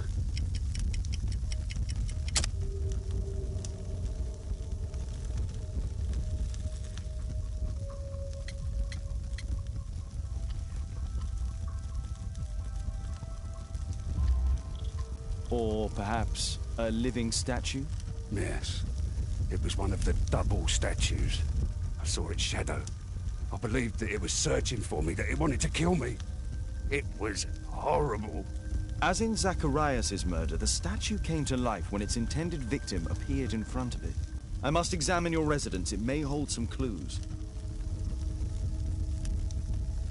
Tell us about your expedition to Guatemala 14 years ago? It was in my former life. What really happened there? You were said to have died. I was ill with a terrible fever. I asked them to leave me there. I can't remember how. I only have flashes of memory. But by some miracle, I survived. I left an eye and one arm behind. It took me time. But at last, I managed to return to London. Why do you use a false name? That expedition signaled the end of my career. And my very life as I'd known it. I changed my name and my address. Now I'm weak and useless and alone. I'm a walking dead man. Not for long. Perhaps this was it. It was my curse to fade away little by little. Tekunu man's revenge. You are aware of Zacharias' murder, are you not? Yes, and quite aptly I read that he was killed with a spear. Aptly? Well, he practiced archaeology almost as though it were a sport, seeking adrenaline. Imagine his state of adrenaline when he died, him being the prey. And who would have been the hunter? Tekunu man? Whoever, whatever. It'll soon be over for me at any rate. There's a locked door on the first floor. May I have the key for it? All right, but there's nothing interesting inside. Well, thank you again for saving me.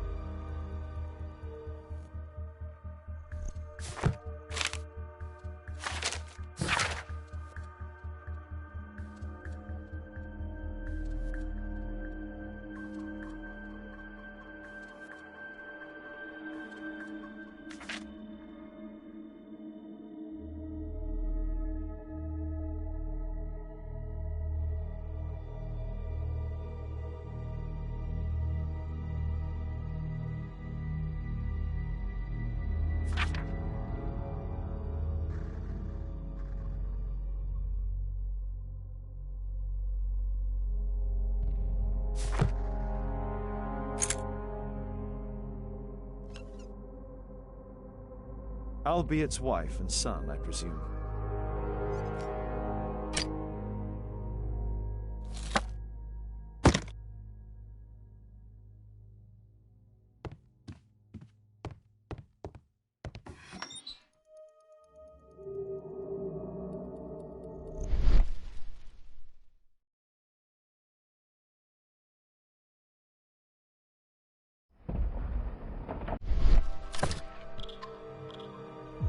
This model forms a part of another, larger model.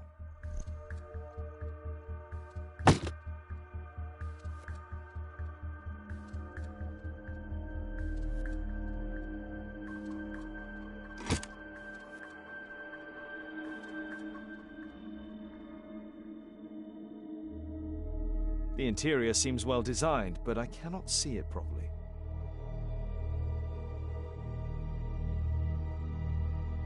(1894). This model was created after the expedition to Guatemala.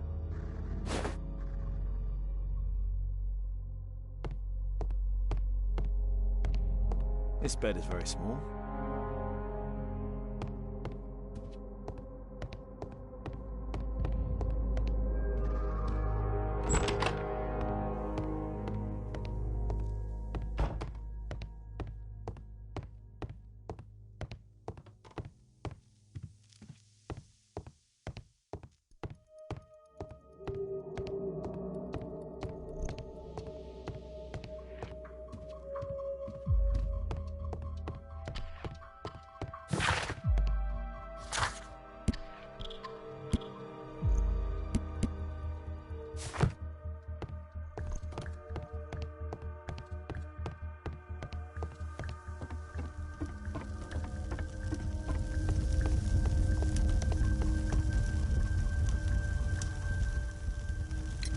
There's a little bed in a small room. It's been used.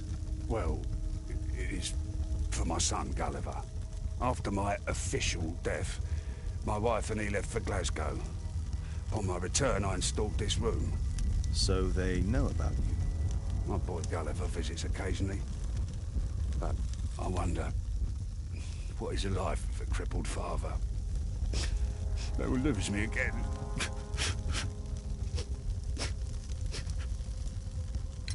Mr. Albeit, what is this? How? It's impossible. How did you find it? Answer me. 17 years ago, I built a model of Tekkening Man's temple. We stored it inside the club's globe before leaving for the expedition. I've no idea if it's still there.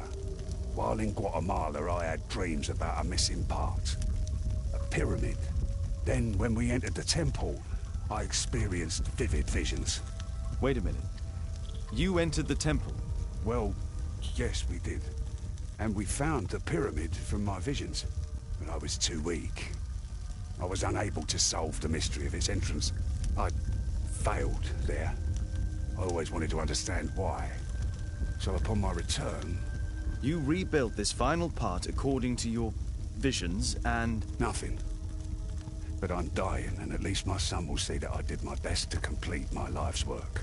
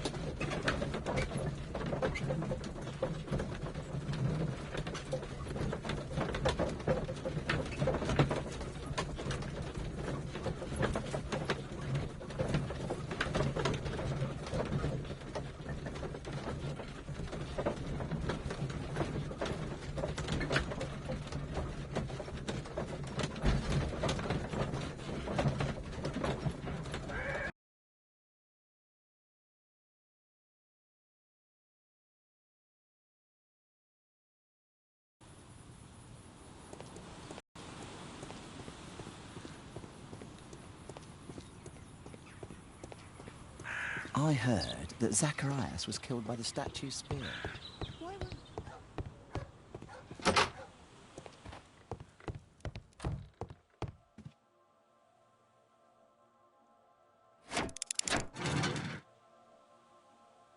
Now the model is correct and complete, and with a little brain work, I can imagine what took place. Now the model is correct. Now the model is correct and complete, and with a little...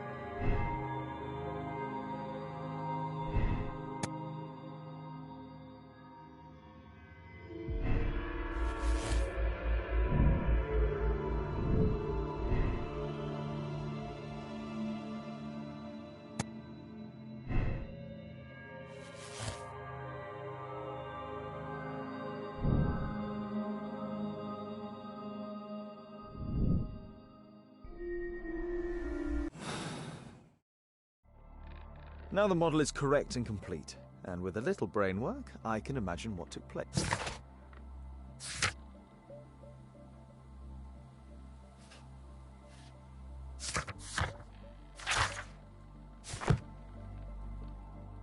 Now the model is correct.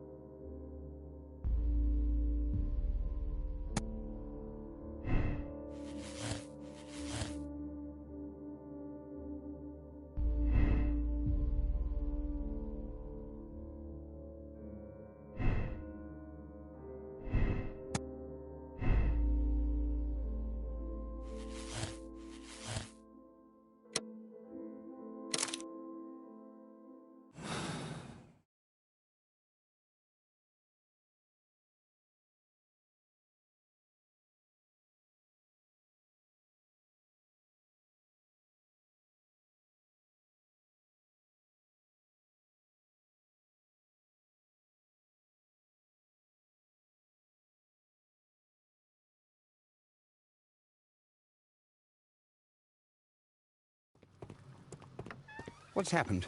Did someone else die? Did Tekunuman strike again? No, which you know very well. Because you are the killer arm of this so-called curse. Me? No, I'm not. I don't believe in any of that rubbish. I have no choice but to hand you over to the justice, Mr. Marley.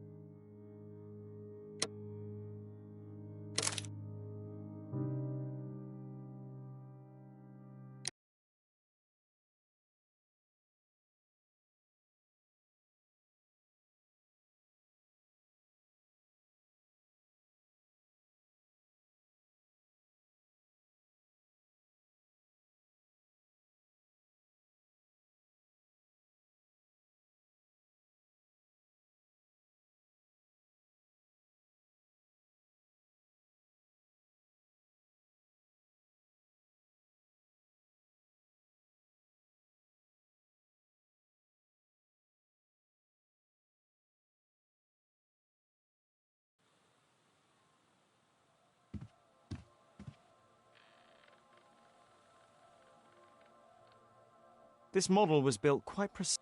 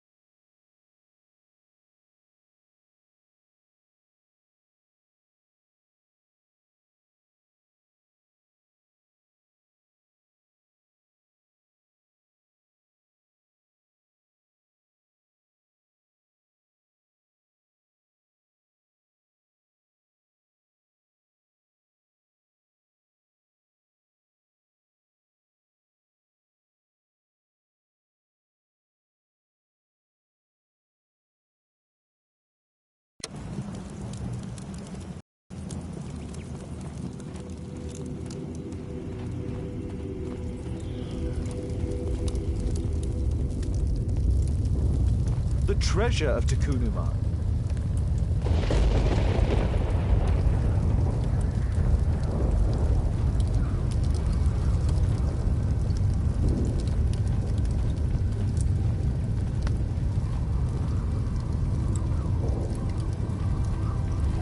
The calendar.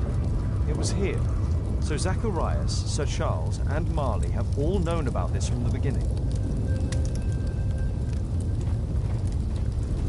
This is the statuette that Bernard Marley, Sir Charles, and Zacharias all shared. No keyhole or handle. There must be a way.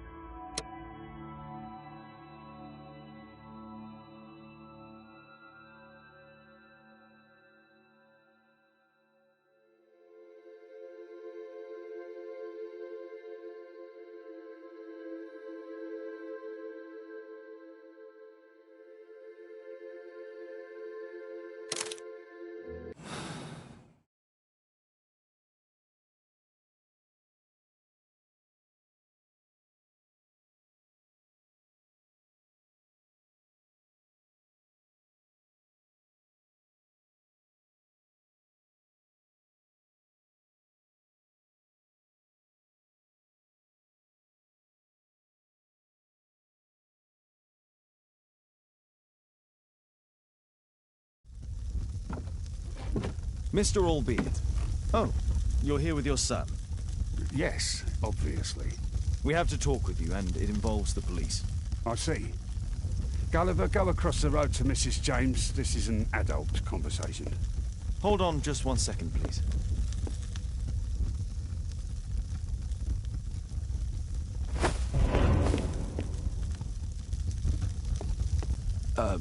A pygmy? As I suspected. Albeit brought him back from Brazil. You were both slaves there and you escaped together, am I correct? You are. We are companions through life to death. He's more like a brother to me. It's clear enough now. You and your accomplice are guilty to the murder of Zacharias Greystoke. They had to pay for what they did. If only I'd had the time to get all of them. But Gulliver only did what I told him. It's for the judge to decide that. But given the nature of judges, I doubt that he will be lenient towards a pygmy who kills an Englishman.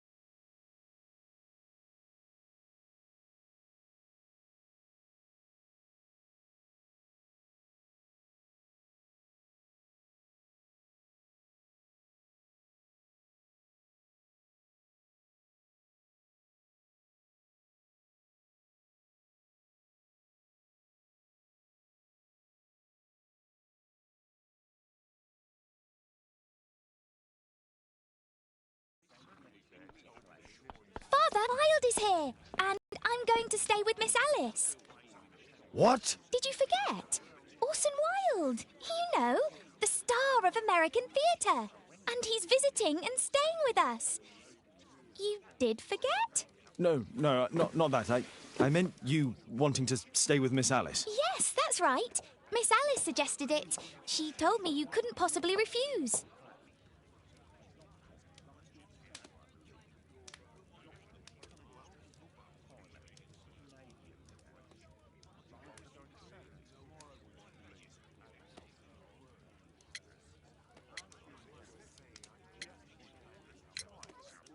If it's really what you want. It's the perfect solution, Mr. Holmes. Don't you agree? Guess what, Mrs. Hudson? Mr. Wilde is here to study my father's character for his next play. And he won't be disappointed, will he? Father is so pig-headed. I can't believe it. The great Sherlock Holmes standing in front of me. I'm sure that our two brains will. Brains.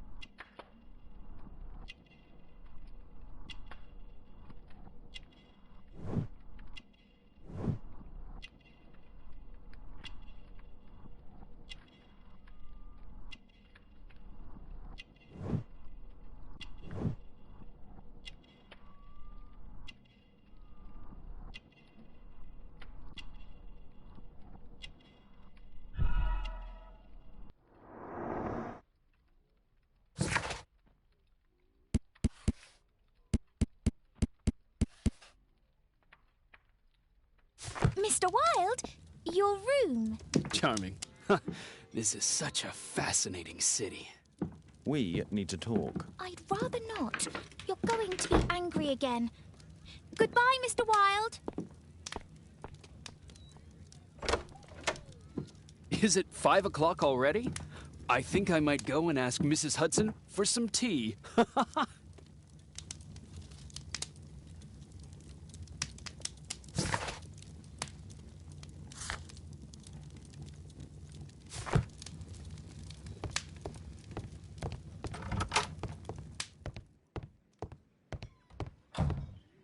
Oh, Wilde's already making himself at home. Wilde?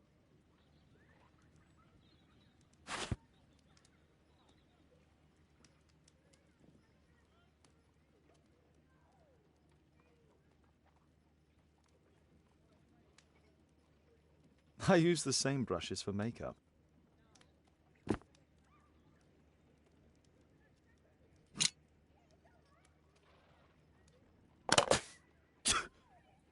Face powder of an excellent quality.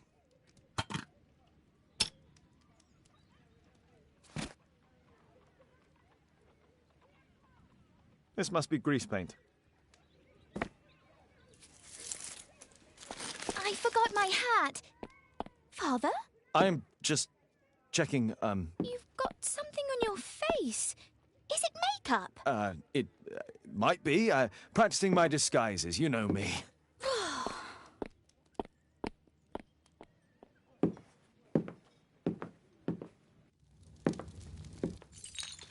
No, don't touch that! No!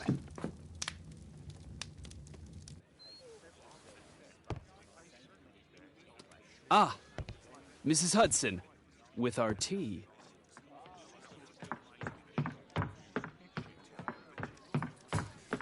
Not quite. We have a visitor. However, the lady is not so much angry as perplexed. Good day to you, gentlemen. My name is Mary Sutherland. I have come to you, Mr. Holmes, because I would give everything I have to know what has become of Mr. Hosmer Angel. Why the haste, Miss Sutherland? Mr. Hosmer Angel has disappeared, and my father, Mr. Winterbank, will do nothing. It makes me so angry.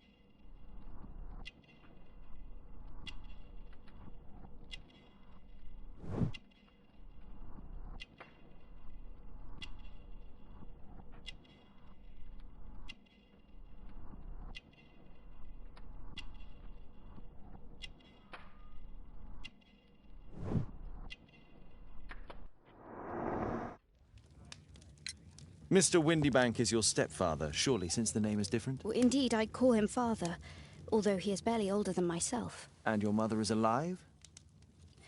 Oh, yes. Although I wasn't best pleased when she married again, and so soon after father's death, and to a man so much younger than herself. What is your connection with Mr. Hosmer Angel? I met him at the gasfitter's ball. Mr. Winderbank did not wish for me and Mother to attend. He never did wish us to go anywhere, but this time I was quite set on it. Fortunately, he left for France upon some business, and so didn't have any say in it. And I met Mr. Angel that night. We met again after that and would take walks together. But then Father returned, and we could no longer meet. Why was your stepfather against your going anywhere? Well, he didn't like anything of that sort. He used to say that a woman should be happy in her own family circle. Did Mr. Hosmer Angel make no attempt to see you? Well, Father was going off again in a week. And Hosmer wrote and said that it would be better for us not to see each other until Father had gone. After that, he stopped writing. Where does Mr. Angel live? I don't know exactly. I address all of his letters to the Leadenhall Street post office for collection. Were you engaged? Oh yes, Mr. Holmes. Right after the first walk that we took. Do you have your own income? I do, from an inheritance. It was left to me by my Uncle Ned in Auckland. Then you have all that you could wish for, naturally. Well, I live at home and don't wish to be a burden. Is there anything else that you can tell me about Mr. Angel? He is a very shy man. He would rather walk with me in the evening, so as to be discreet. I put a missing persons notice in last Saturday's Chronicle. Here's a copy, and a letter from him. Ha-ha, a love letter. Yes, I see. As I anticipated, this validates my deductions perfectly. What deductions, Mr. Mr. Wilde. Holmes, tell her.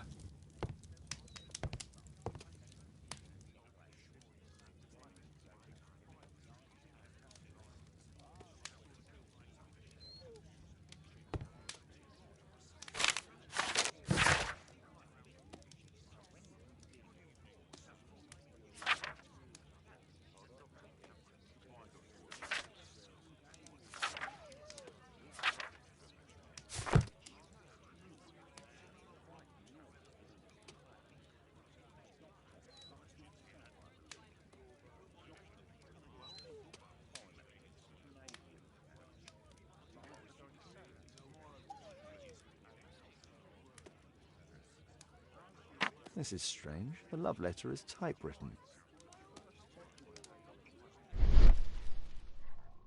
Good quality paper, quite smooth.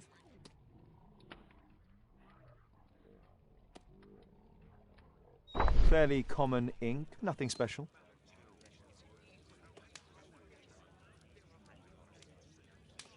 We had a wonderful time together, didn't we, while your father was in France? I'm waiting for the moment when your stepfather leaves once more. Miss Sutherland only met with Hosmer Angel while the stepfather was absent.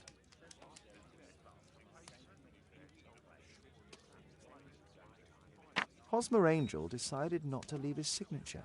Let's study this letter more closely.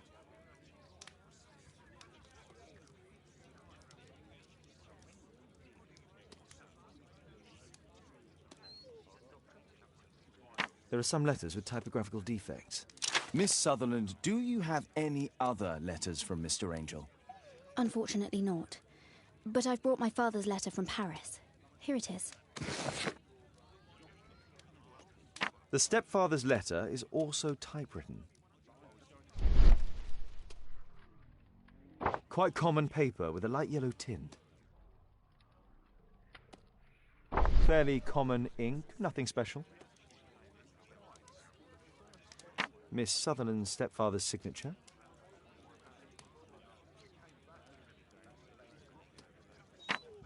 I hope that you'll be an obedient girl. Take my advice. Stay at home. The stepfather is trying to keep the daughter at home. Let's study this letter more closely. There are some letters with typographical defects. Both letters have typographical defects. They merit further attention.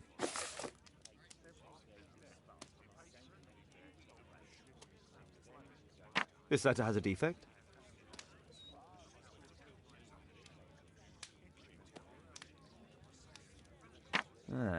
It's the same letter with the same defect in both instances. One more letter with a defect.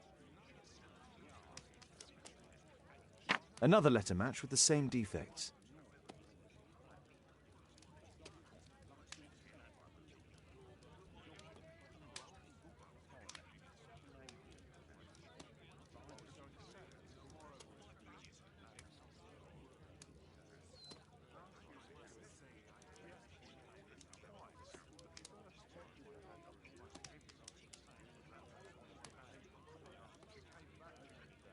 One more letter with a defect.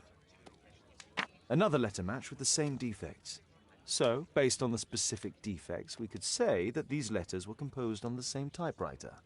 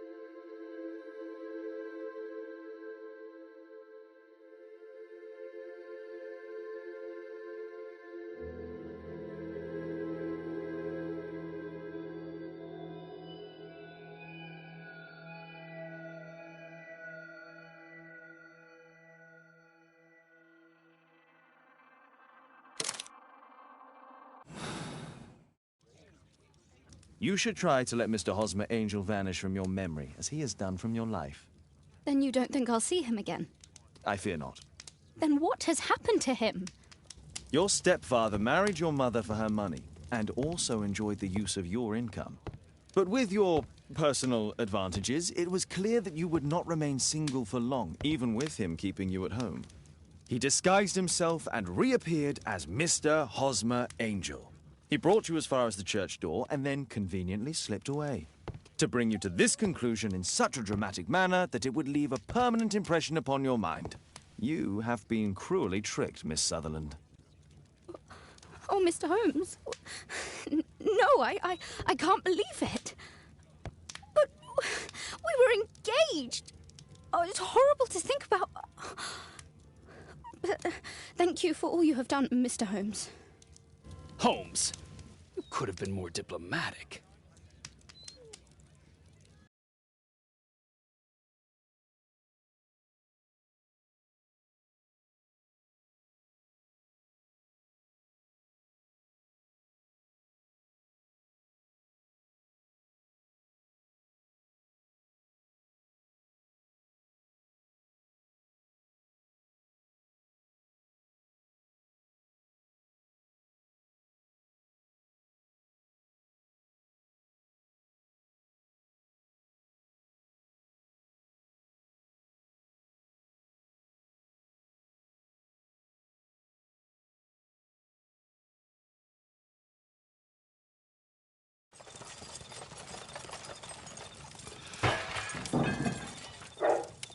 What is going on?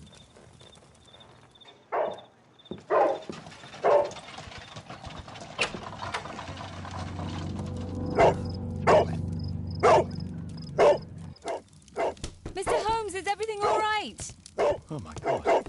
Go back to your flat and stay there with Kate.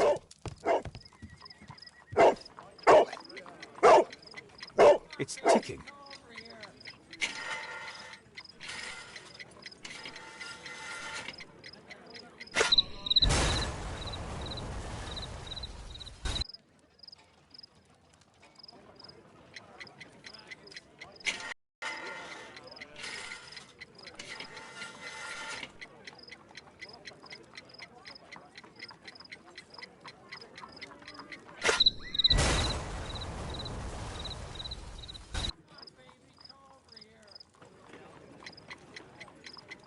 It's ticking.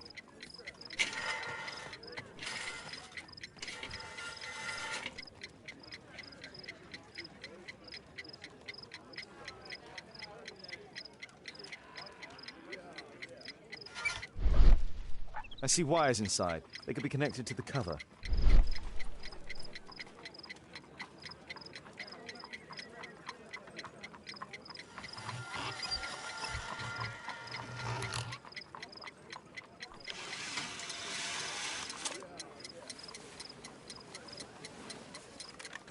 A fancy ticking homemade gift from a secret admirer. I have 2 minutes to defuse it.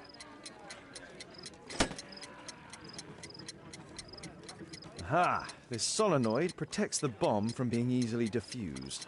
If it loses its power supply, it will close contact between the secondary chain wires and the bomb will explode. A source of electricity for the detonation.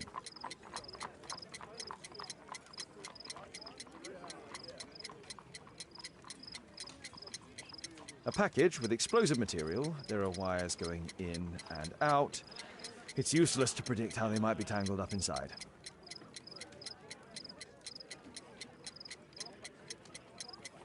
There are wires attached to the bell and hammer. When the alarm triggers, the bomb will explode. A source of electricity.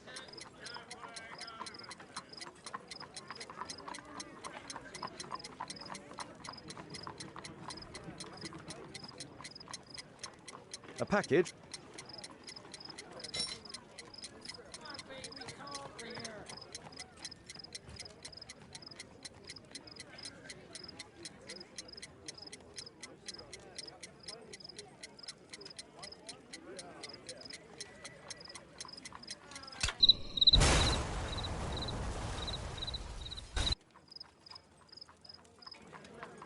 A fancy ticking homemade gift from a secret.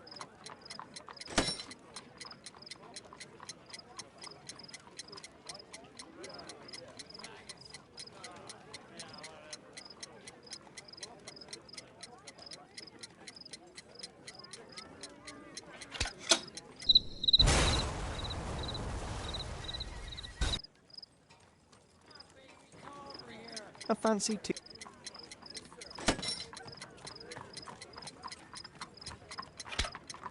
Whew.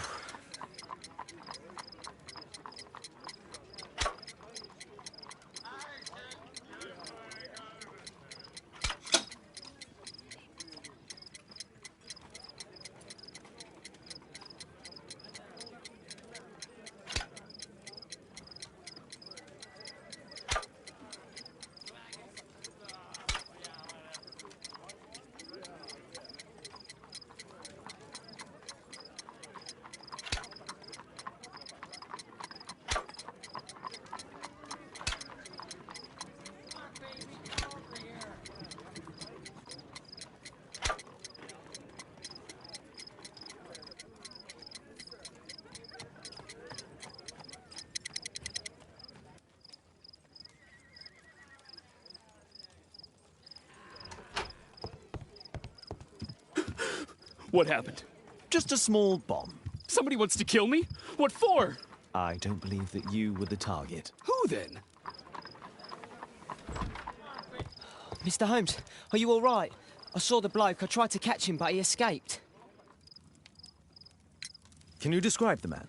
He was thin, about 5'5", with black hair and a hair lip. Wiggins, tell us everything you saw. The fellow was watching your place, so I thought maybe he's a client. But then he took something out of his jacket and threw it, smashing your window. I shouted at him and he took off. I grabbed him by the sleeve, but he wriggled out of his jacket and left it. I'm sorry I didn't catch him, Mr. Holmes. You did very well, Wiggins. Now, let's take a look at that jacket. Here it is. Good job, Wiggins. Here's a penny. Oh, thanks, Mr. Holmes.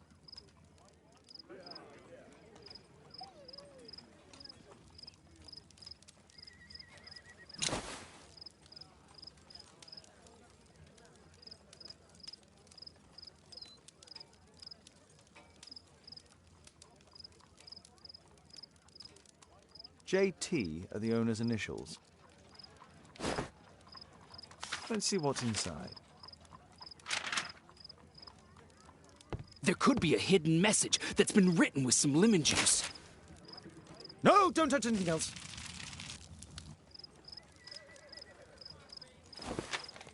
There are ink stains on this piece of paper. I could read the text with the help of my analysis table if Wilde hadn't already destroyed it.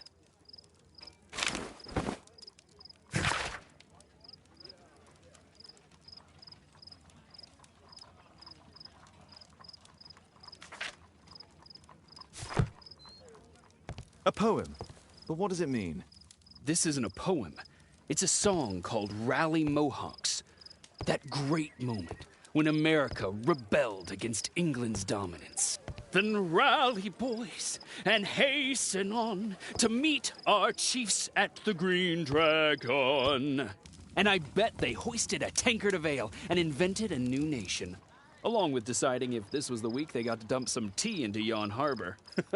Why ever did he keep such a song in his pocket?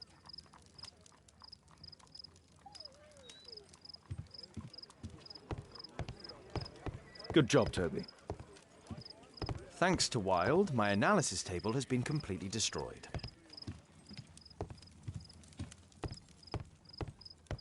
Who tried to kill me, Mr. Holmes?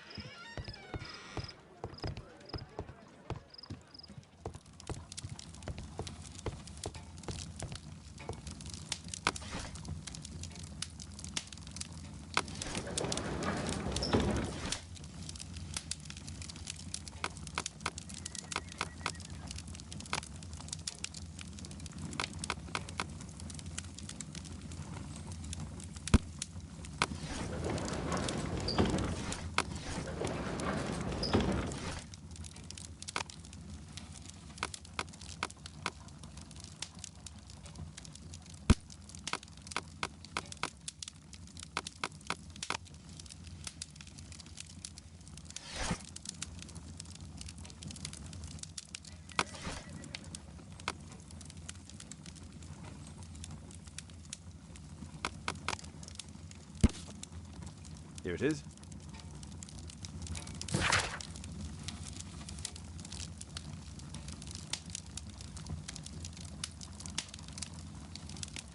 That's all I can do for now.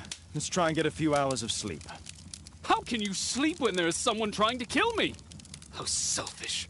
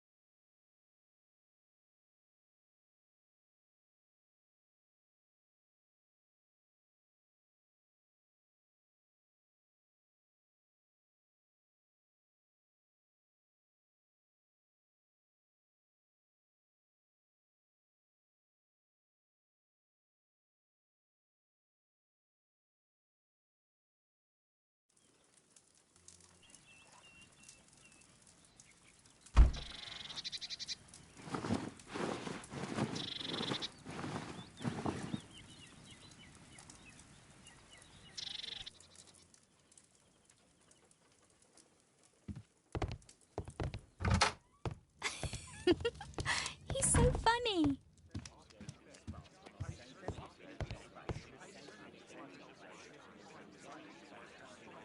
Did you sleep well, Kate? Very well, thank you, Father. Is that Wilde? Whatever is he doing now?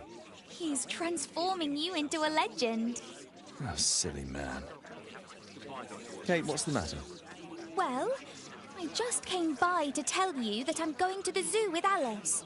We'll be having lunch in town. The zoo? What on earth for? Perhaps because it is my birthday today?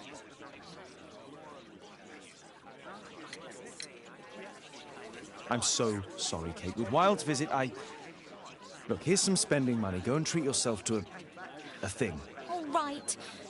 I'll go then. Kate. You never do anything right. All right. Come here. I've had enough of you not caring about me. I do care.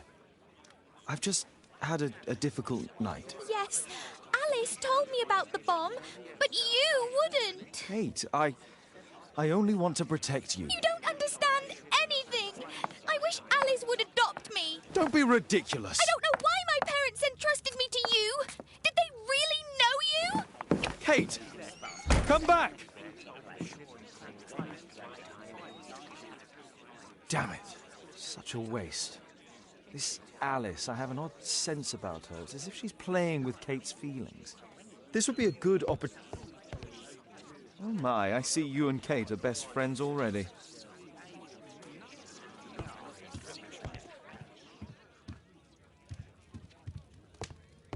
A map of London and its surroundings. Could be useful.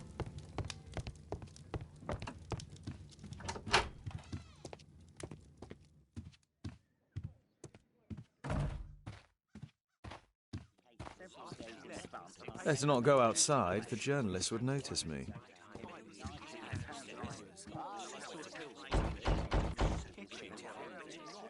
Mrs. Hudson is not at home. Force is not an option. I should find a back room.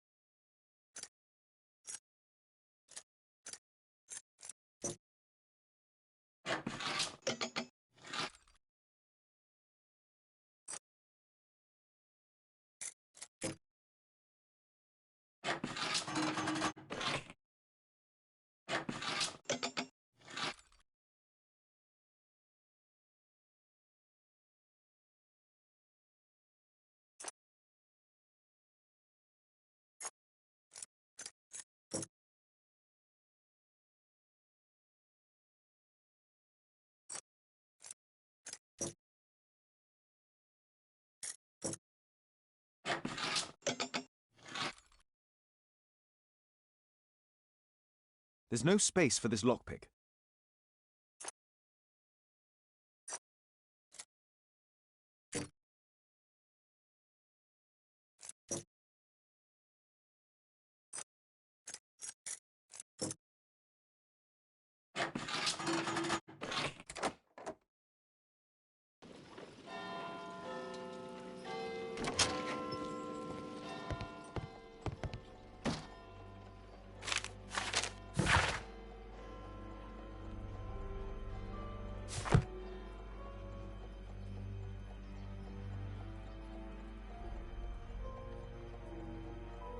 Alice has recently used this.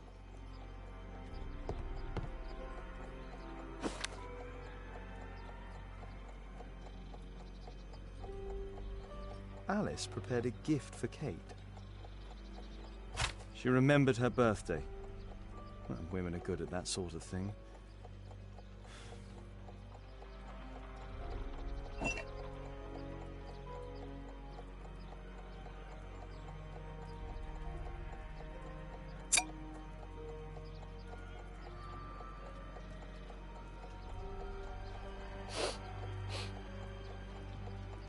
It has no smell.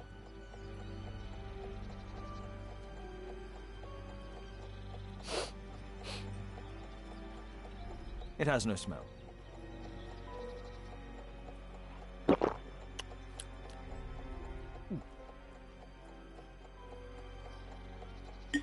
No smell, a bitter taste. It's a tincture of barbiturate. A soothing drug to aid sleep. It looks as though Alice has not slept here for a long time.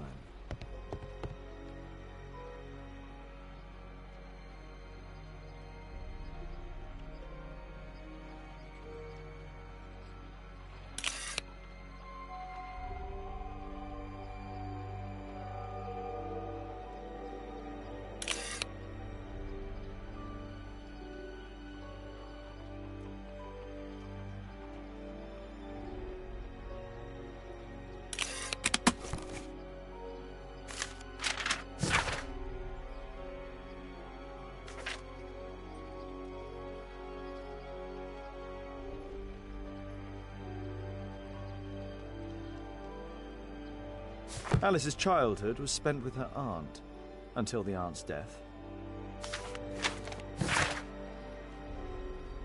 Alice was unhappy with all of her adopted.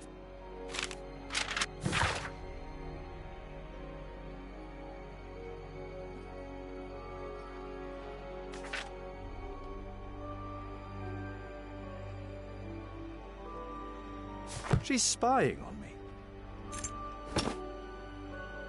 A phonograph cylinder.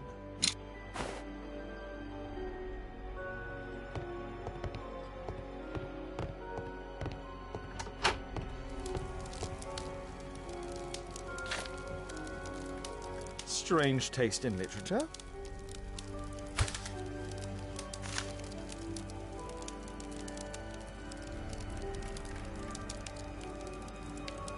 Her full name is Alice Floella Hamilton.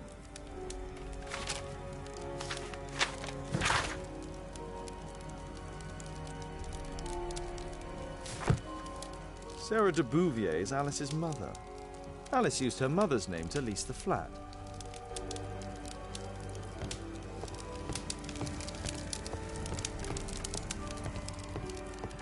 Kate probably sleeps here.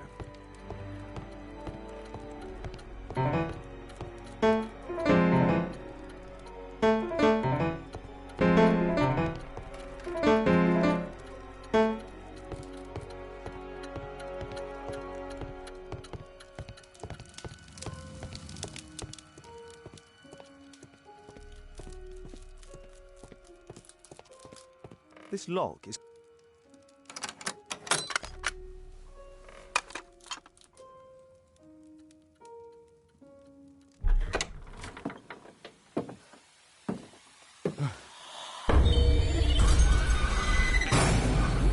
Oh my God.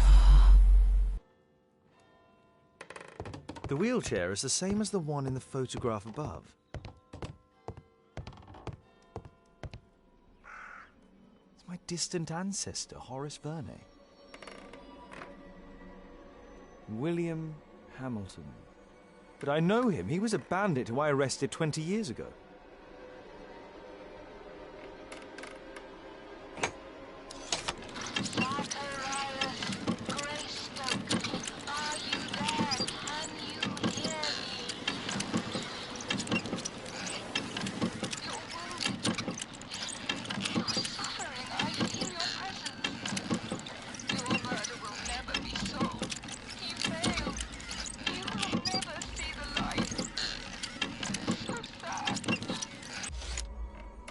Alice knows about Zacharias Greystoke, the victim from the bowling club.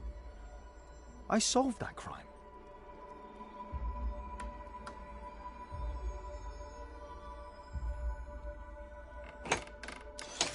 Zacharias! Alice knows about Zacharias Greystoke, the...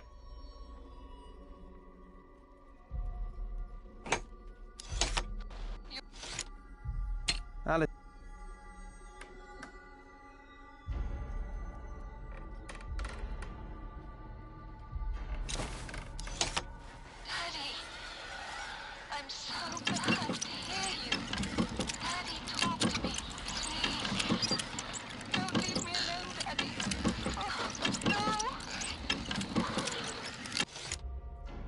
Alice is talking with her father, William Hamilton.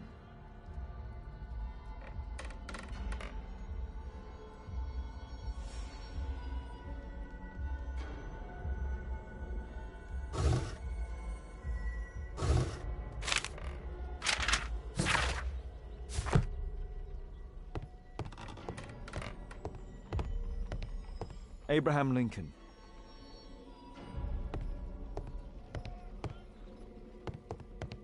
My word, look at this setup. Alice practices spiritualism.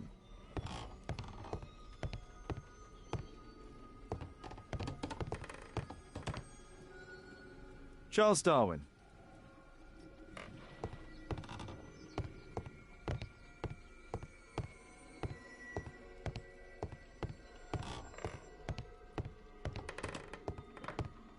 Louis Napoleon.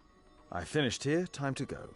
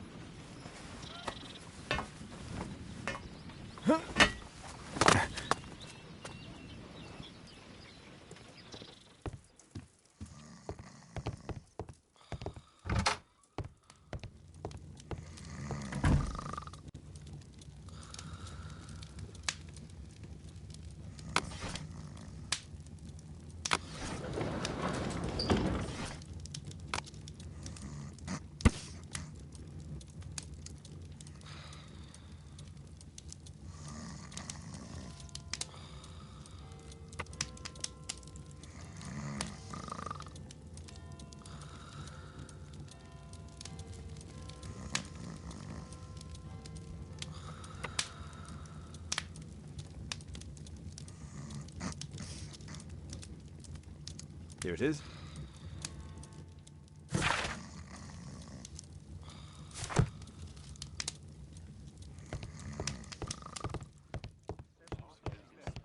Thanks to Wilde, my analysis table has been completely destroyed.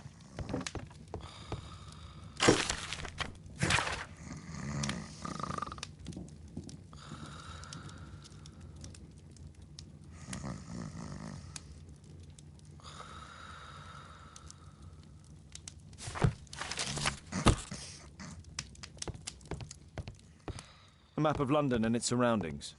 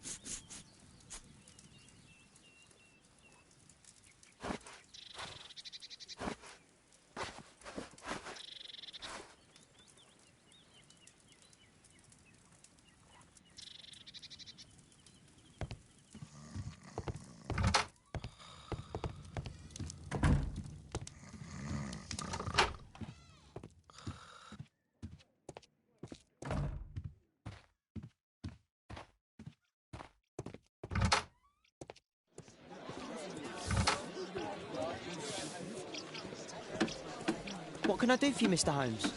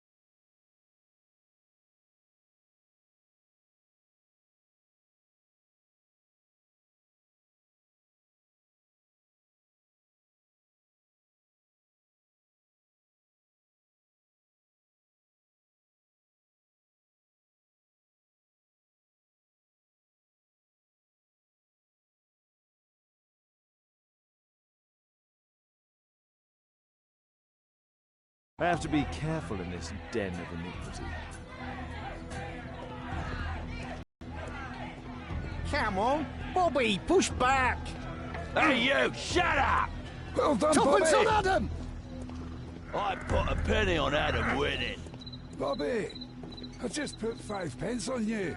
Hey, you, Tuppence shut on up! Adam! Well done, Bobby!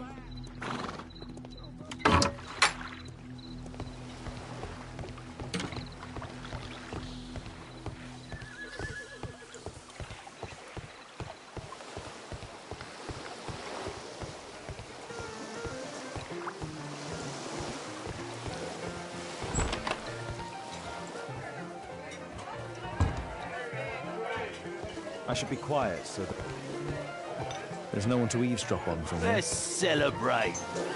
Sod off. Bottoms up.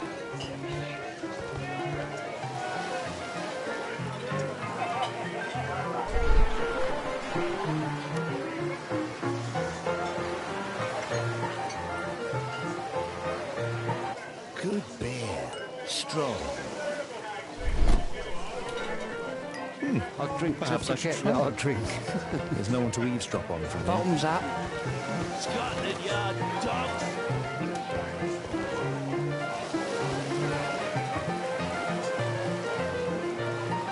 I can hear nothing from here. I'll drink to forget that I drink. I can hear nothing from here.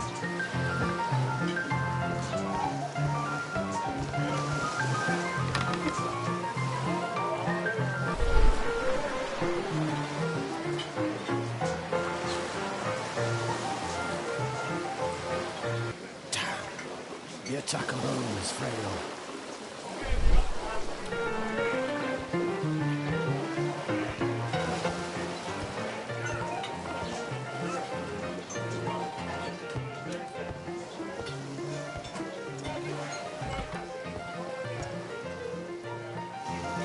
Interesting. They have some kind of pass for I need a getting refill.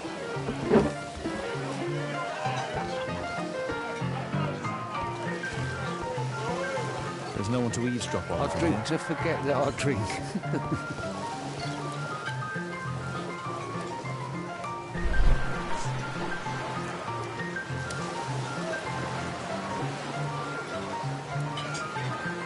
I've lost too much here. Damn poker. There's an illegal gambling den here. Let's celebrate. I'll drink to forget that I drink.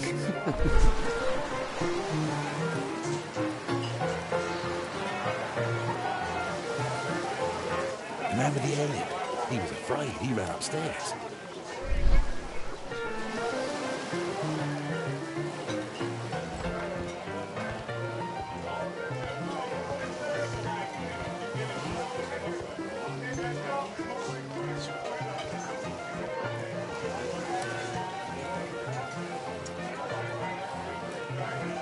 A man with a head. He could be my attacker. I should find a way to go I'll upstairs. drink to forget that I drink. Bottoms up. Hey, mug hunter, what do you think you're doing? Get out of here.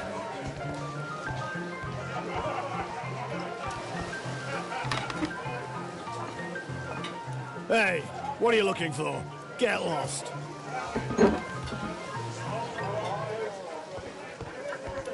Let's celebrate. Cheers. Bottoms up. I need a refill. Hey, Let's celebrate. this is my table.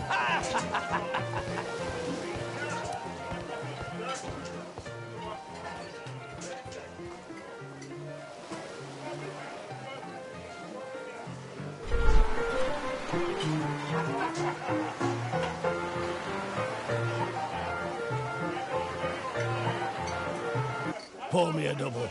I'm going outside for a cigarette.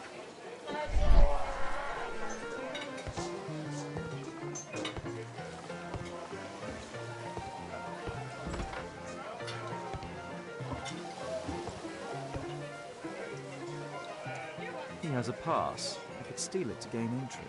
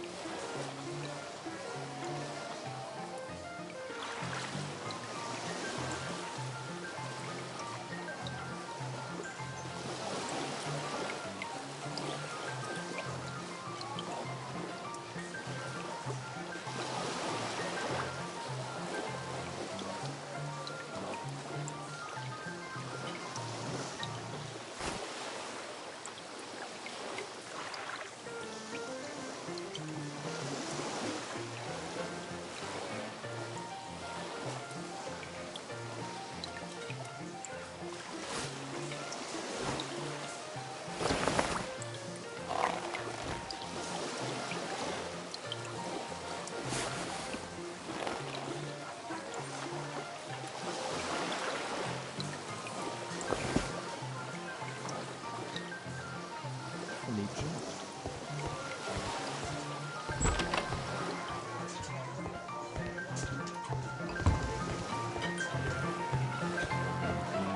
Let's celebrate. You can get in. Cheers! You're still here? Bottoms up.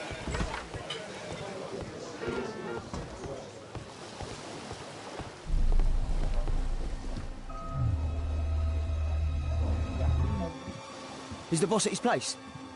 Yeah, he's waiting for you.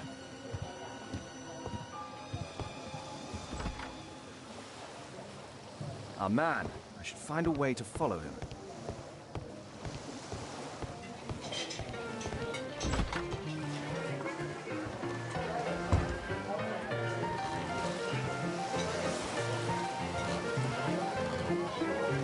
Cheers! Bottoms up.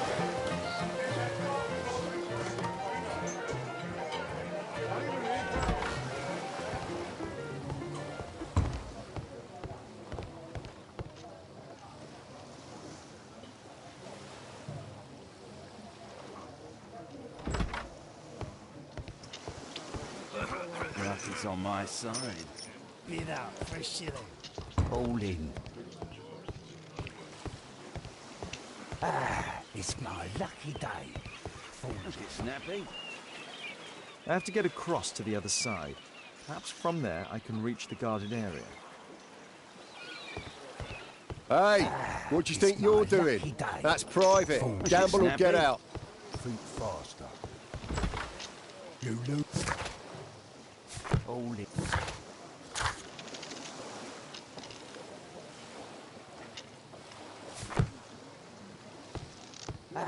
It's my lucky day.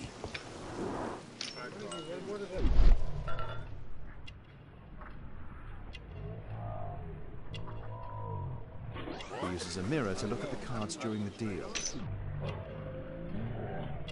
He uses the extra cards to cheat. A button for a mechanism.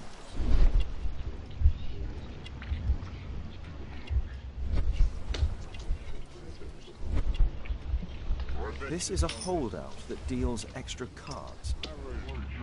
The rope leads from one sleeve to the other. If the rope's cut, it will release the hidden cards and expose his trick.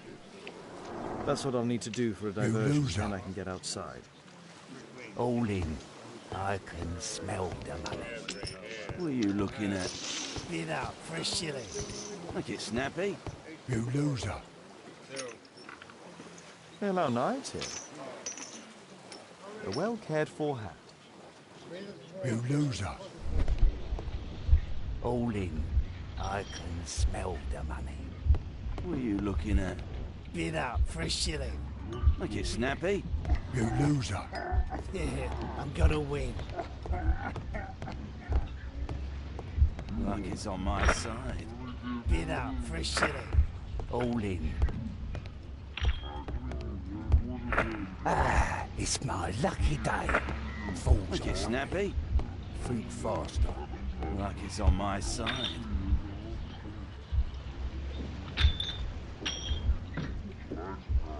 No, such a diversion will Luck is on my side. Bid out for a shilling. All in. It's my lucky day. Make it snappy. Think faster.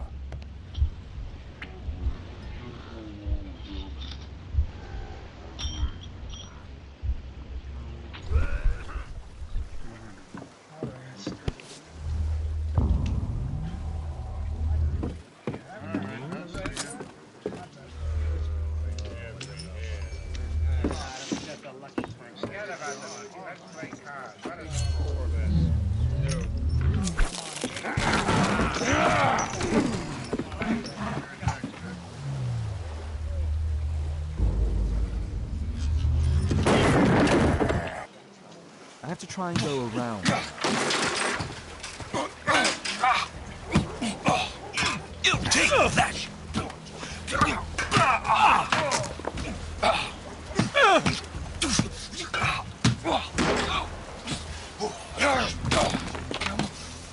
Get off me! You villain! You bad boy!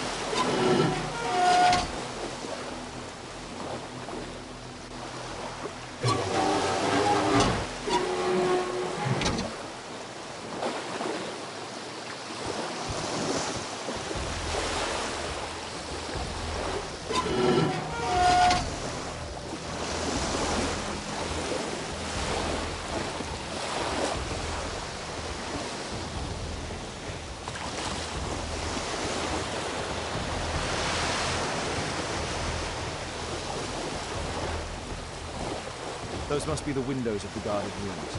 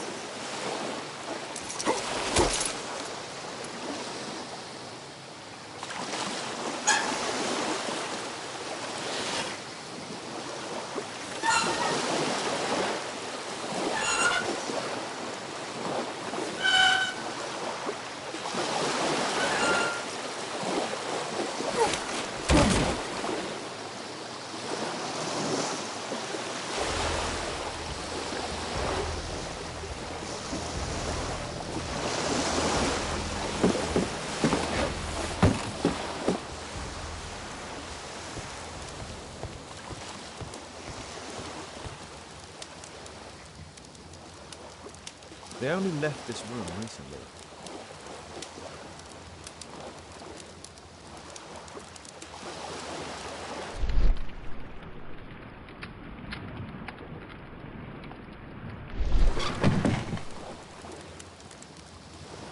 Clever invention for hiding gambling items in the event of a police raid.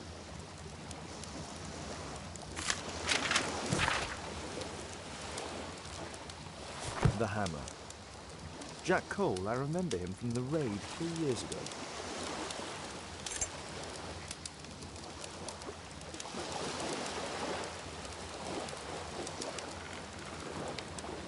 Doesn't look like a key from an ordinary door.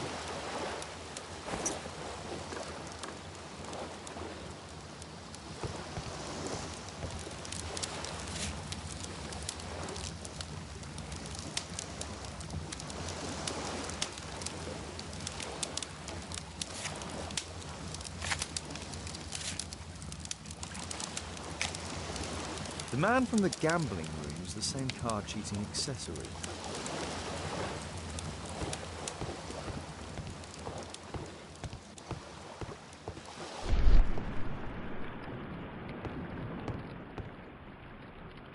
A crack. There might be something behind the cupboard.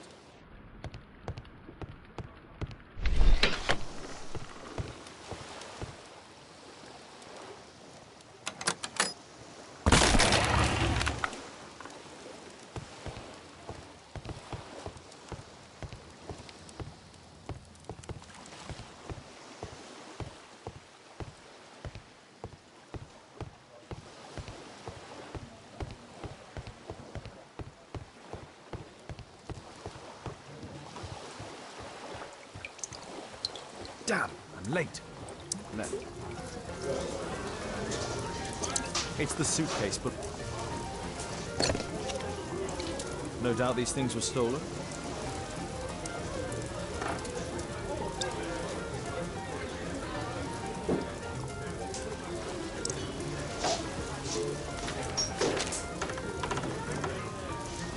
Our man, most likely with his family. After moving into our new home.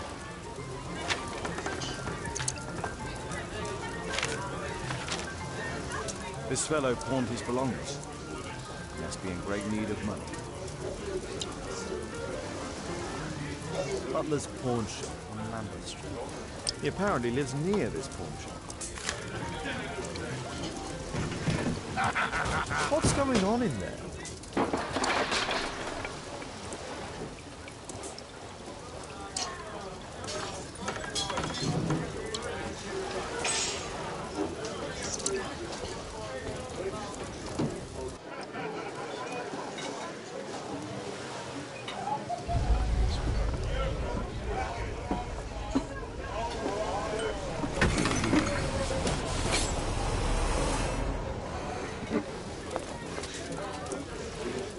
save Orson quickly.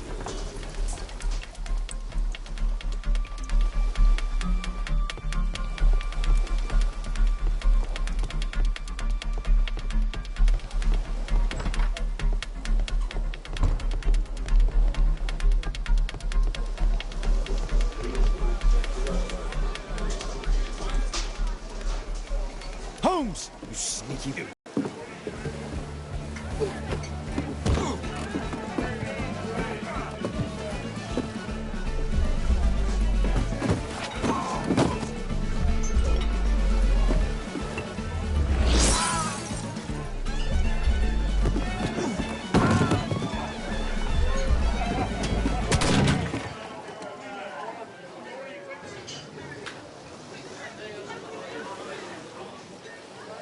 Holmes! You sneaky bastard, I'll kill you!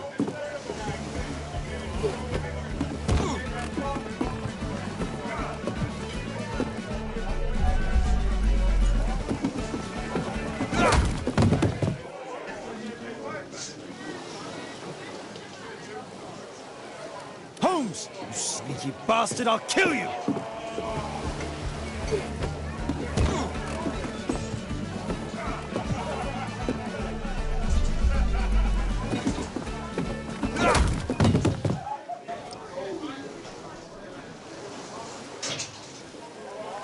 Holmes! You sneaky bastard, I'll kill you!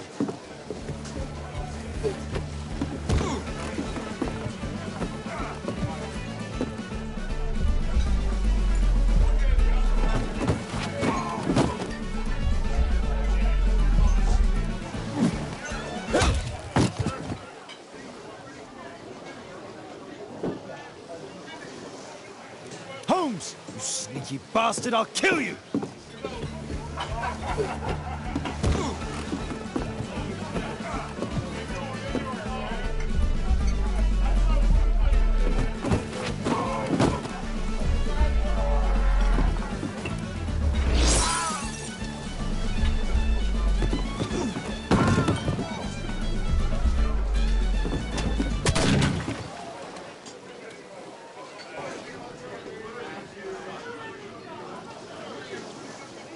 Holmes! You sneaky bastard, I'll kill you!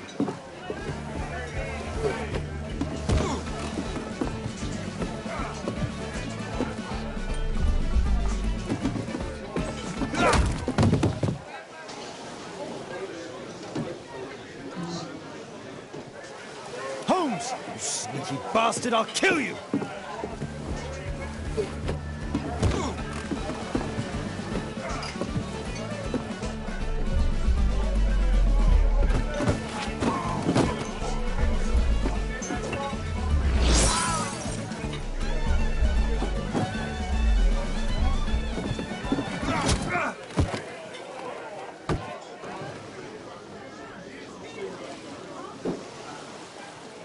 Holmes! You sneaky bastard, I'll kill you!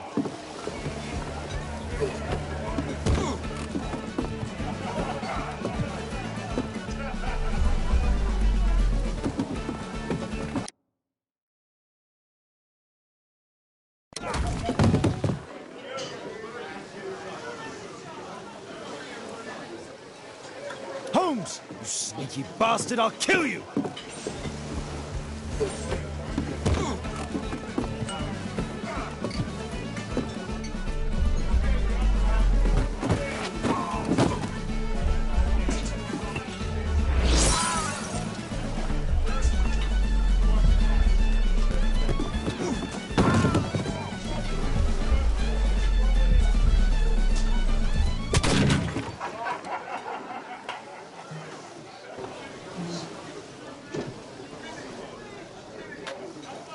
Holmes! You sneaky bastard, I'll kill you!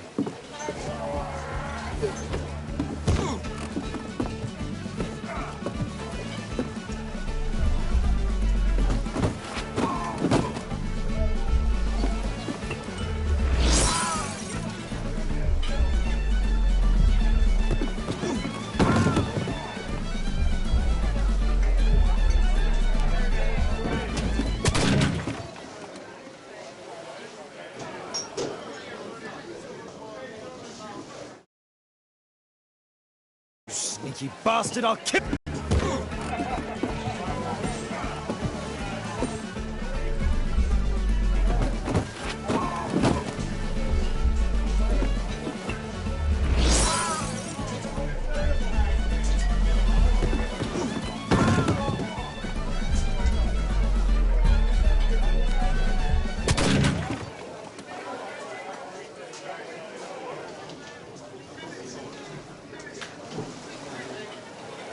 Holmes! You sneaky bastard, I'll kill you!